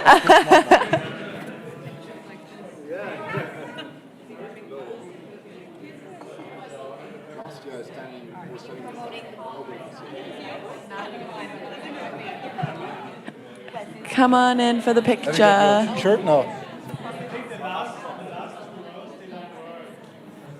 I think we got to get some more like half squatting. Little like a lean-to. Yeah, there we are. Everyone use your quads. It's leg day. It looks weird. Come here. Yeah. Squat down, people. Okay, are we ready? A few more, come on, William. Hurry. We've got squatters. We need more small people.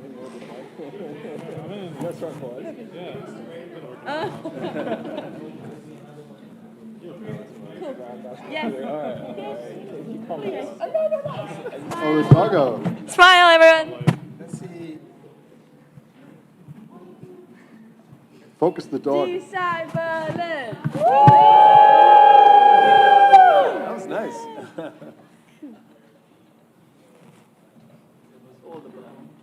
Yeah, I get it.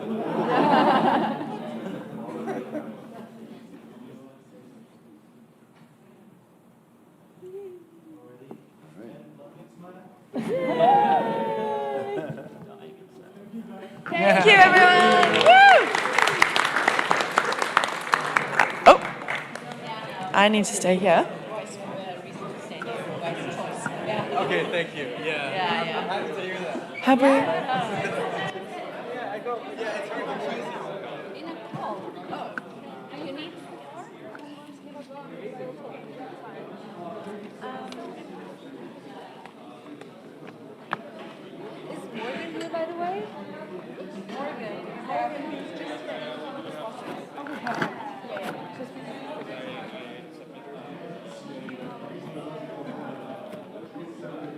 Okay, cool.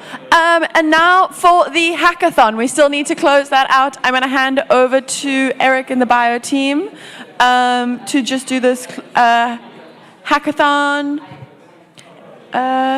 Eric? Question mark? Ah, there we are. And Sean?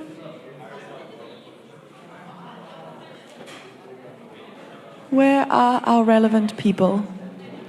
It's like herding cats, I swear.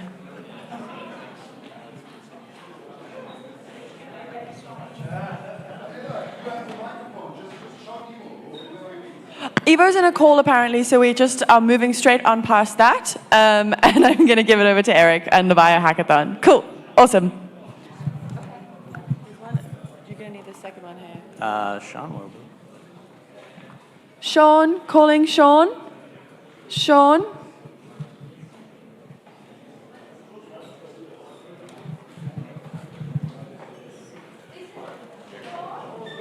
Oh.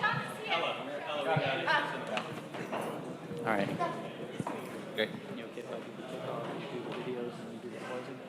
Yeah. I added just like sponsor and judges slides as well. Amazing. So, okay. Actually, you just want to get the whole presentation? Yeah, thank you. Do you want to? I'll. Hi, everyone. Give me a thumbs up when we're good to go, please.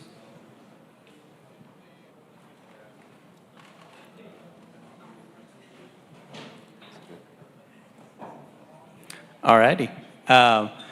Just want to go ahead and say thank you to everyone who has come to DeSci Berlin over either of the past 2 days. This has been such an amazing conference. I've been in decentralized science for the better part of half a decade now, and I'll say that this is one of the best energies for a conference that I have been to thus far. So huge, huge kudos to the organizing team, to everyone behind the scenes who went into helping to put this on. If we can just quickly give them a round of applause at the beginning of this session. Thank you. And with that being said, Sean and I also have the pleasure of being able to close out another very large event that's been going on for a period of time up to this point. And Sean will talk about this a little bit more, but at Bio, one of our priorities is trying to figure out how agentic researchers fit into the larger scope of scientific research and even academia. One of the initiatives in an effort to try and build community, try and find creative solutions, and to try and kick off the larger initiative was a Bio x AI Hackathon that has been running for the past 2 months. So we are very grateful for the opportunity to have worked with so many great devs. We are excited for so many of the projects that have been pushed. In this presentation today, we are going to quickly walk you through 3 of the projects in going through the dozens and dozens and dozens that have submitted that really caught our eye. With a quick caveat here, we said we were going to announce the winners today live on stage, and in a series of wonderful problems, we have too many great submissions and could not decide in time. So there will be, there will be a QR code at the end of the presentation for a Luma link that leads to Twitter Spaces next week, where we will announce the winners, but we need to take a little bit more time and go through everyone who's there. Otherwise, we're just giving, $1,000 to 40 different projects. So good problems, good problems. But yeah, this hackathon is hopefully a place where developers, researchers, and community members can collectively dream up a more fluid and autonomous future for academic research. We wanted to focus on knowledge graphs as the beginning of this hackathon, as we think that knowledge graphs have a huge role to play in more trustworthy and more verifiable agentic research surrounding science. So we've gotten quite a few great submissions on that. And I guess with that being said, Sean, maybe you want to say a few words and then take it away into the 3 that we picked? Yeah. So we had the idea of this hackathon a few months ago, and it was the perfect start and end to this to bookend the event, because we started this 2 months ago here in Berlin at our event here in April, and we just loved that we had this opportunity to kickstart the open source development for Bio. Every software company has a choice of being closed source or open source, and we want to build these agents to be open, especially because of the network effects that the knowledge graphs as well as the plugins allow, where you'll see today some demos from the teams that built those.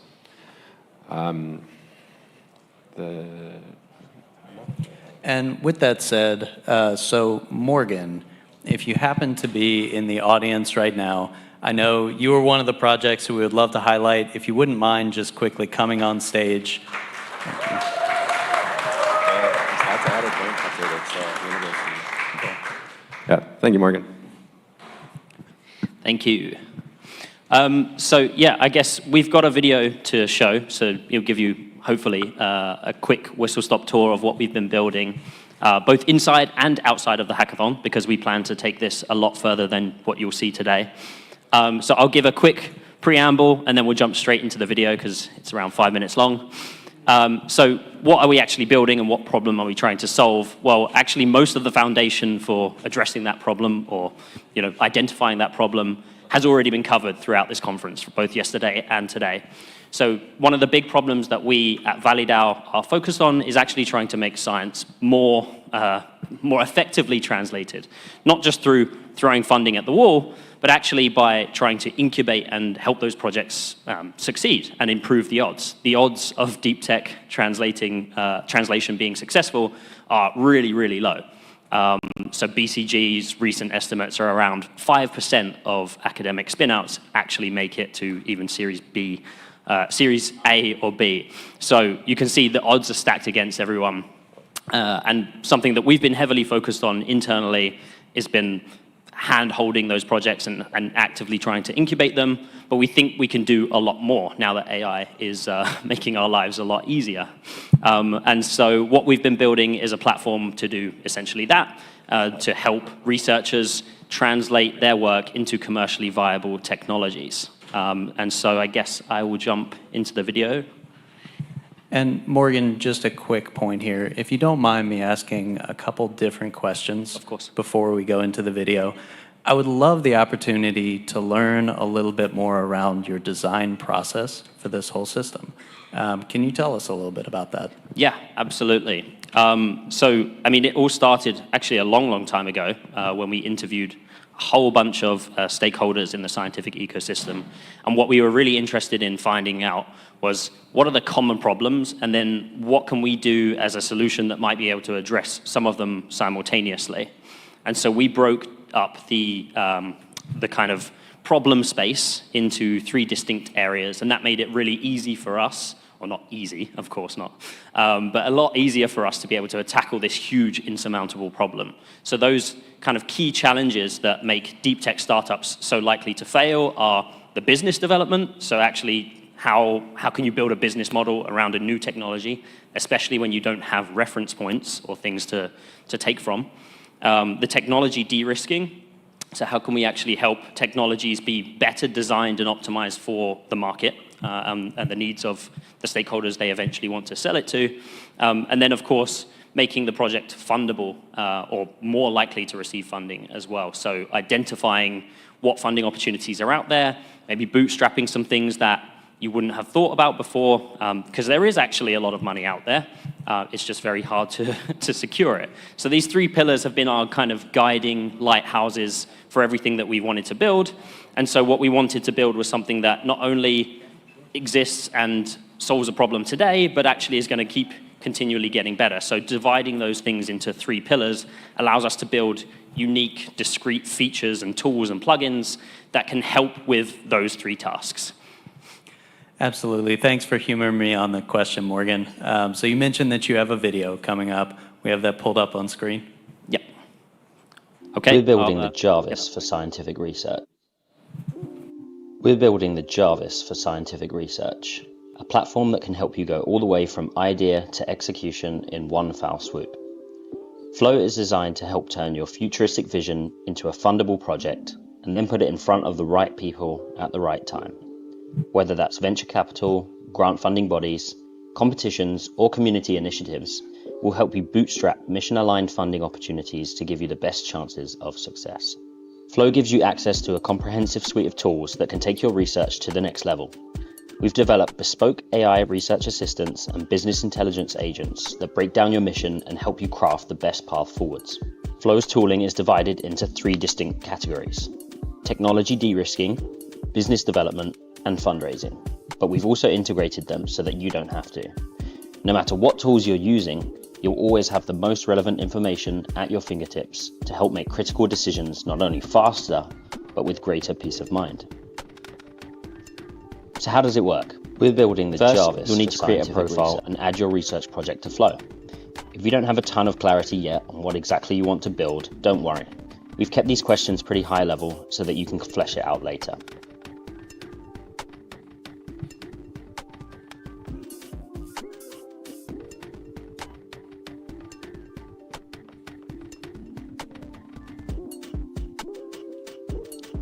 Once you create your project, you'll jump straight into the project dashboard.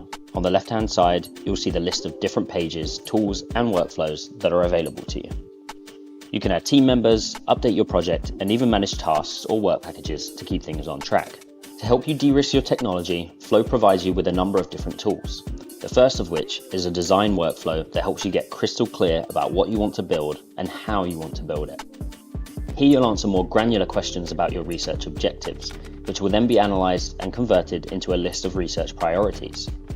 From here, we'll generate a series of research questions that we automatically go and research for you. All you need to do is review the findings and decide whether or not you want to keep them. Flow uses a clever system to ensure these are not just superficial research results, but constructive and relevant suggestions for your specific project.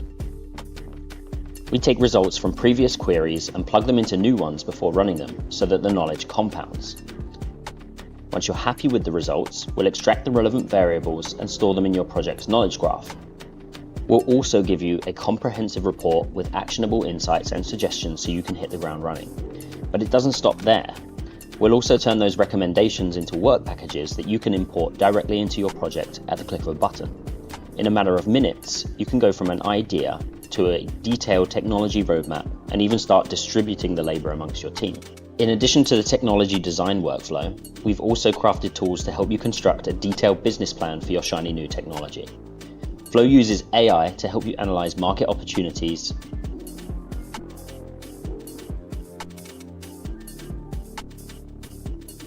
conduct market segmentation,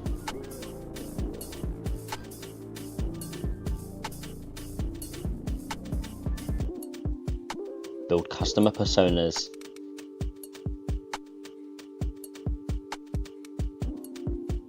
generate CRMs,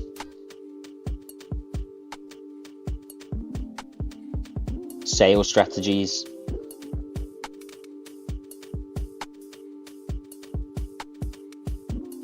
conduct competitor analyses,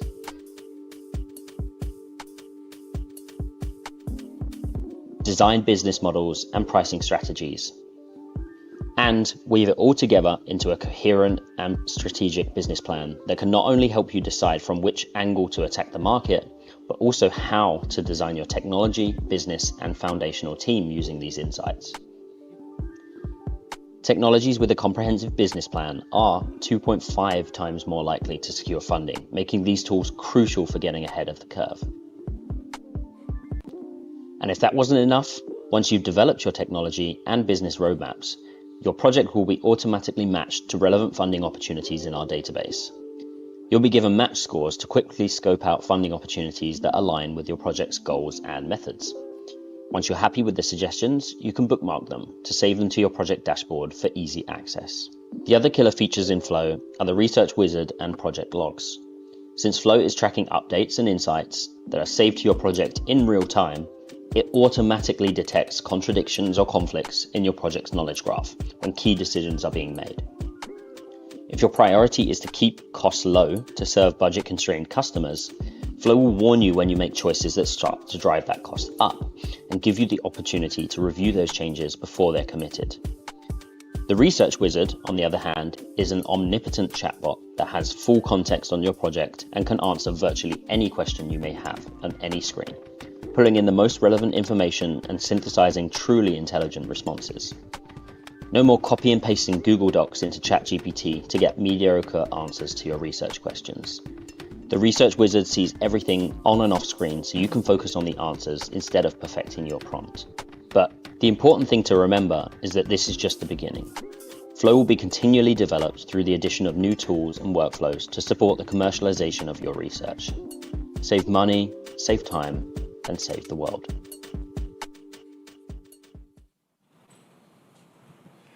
Amazing.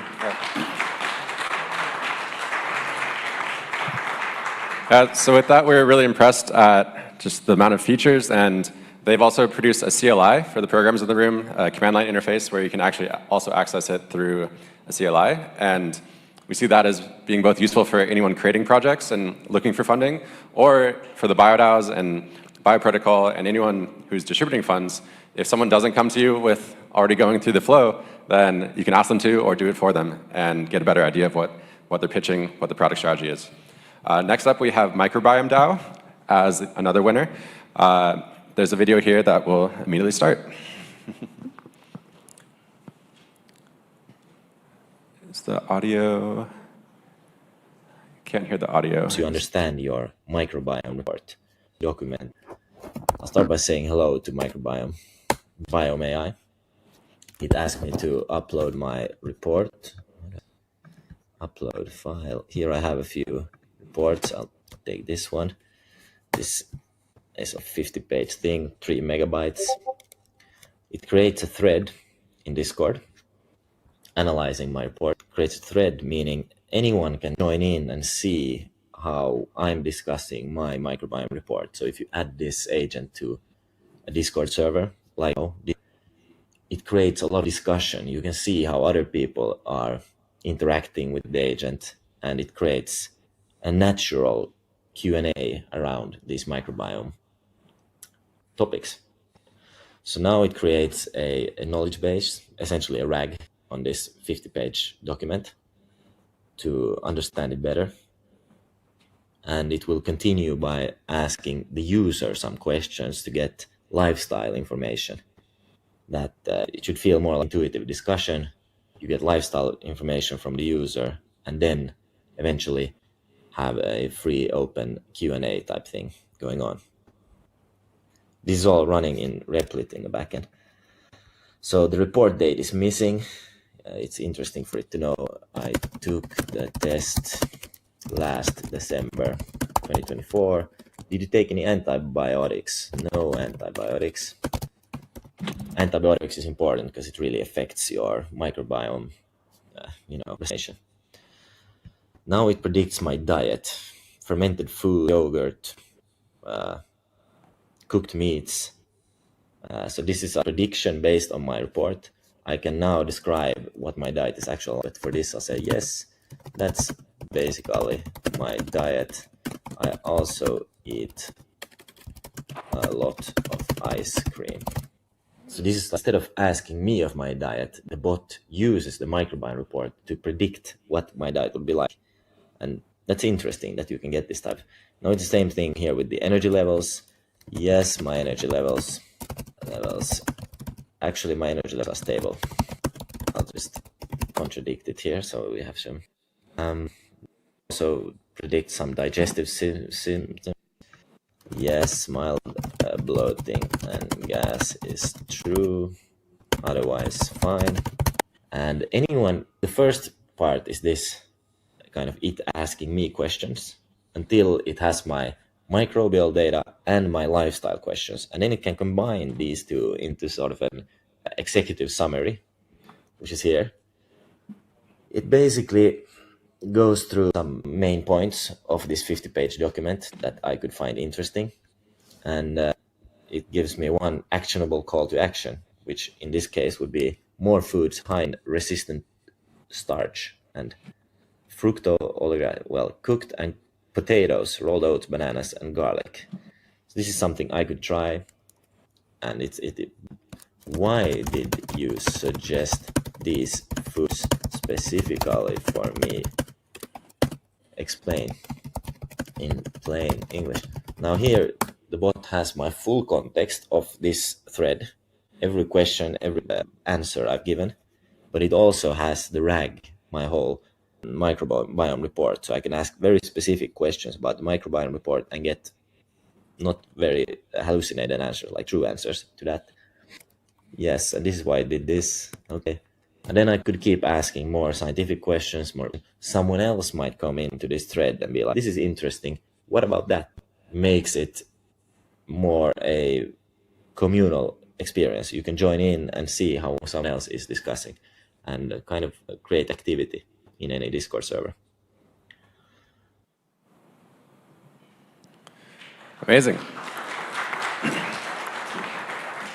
So 2 things that I want to stress and point out here is that these agents are able to talk to people where they already exist, where they're already communicating and chatting. So this is in Discord. These agents can be in Telegram, websites, text messages, email. They can serve people wherever they are, and they really allow you to get a better understanding of the world.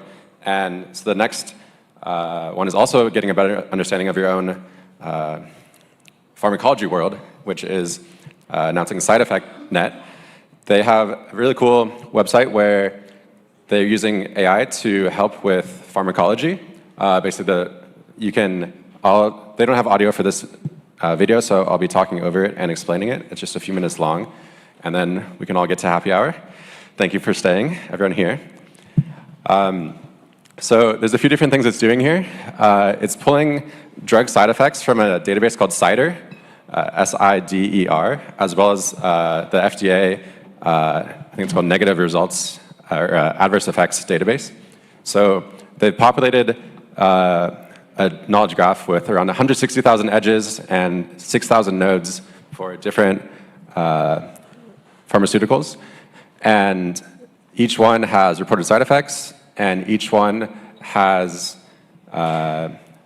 safer alternatives, basically the same drug, but safer with less side effects.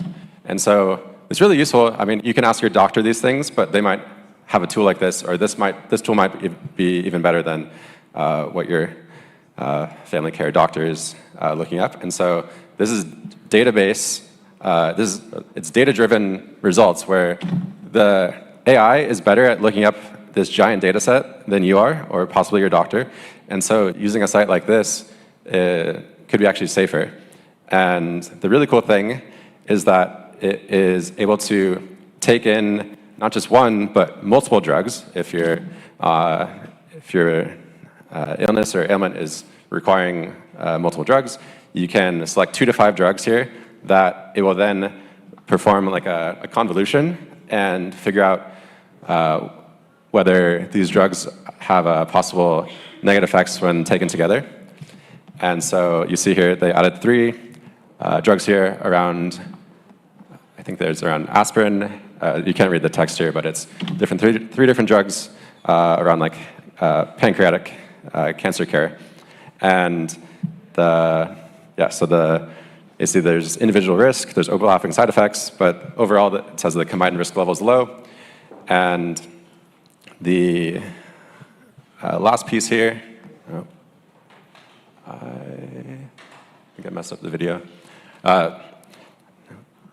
The last piece is that you can actually give those 2 drugs like aspirin and pancreatic care to an AI, and based on the actual database plus like O3 or O3 Pro, it can give you a recommendation similar to talking to O3 Pro itself, but with a much stronger database based on this knowledge graph. So congrats to our 3 winners. Really impressed with the results, and we'll have around 8 more winners to announce in our Twitter Spaces, which is going to be in 1 week, next Tuesday. If anyone wants to take that QR code now, and we'll also be announcing that on Twitter. And lastly, tonight we have the BioAC Rave, which starts at 10 p.m. And this registration is essential. Take a photo of this now, I recommend it. It's not too far away from this location on the river, and so excited to see everyone there. It'd be super fun to celebrate DeSci Berlin. And with that, I'll bring up Eric to close us out. Thank you so much, everyone, for attending. Once again, thank you to the organizers who have done a phenomenal job putting on this whole event. Thank you to each and every single one of you for coming. And yeah, we appreciate it. There are beers in the fridge behind the kitchen, and hope you enjoy the rest of your day.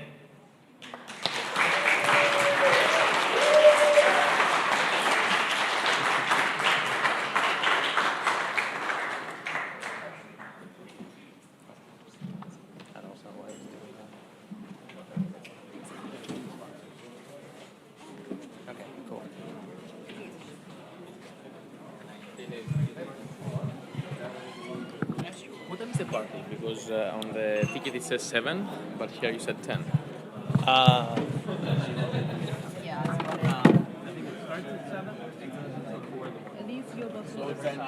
Only this, I will take it because it's. But this is somebody else. Okay.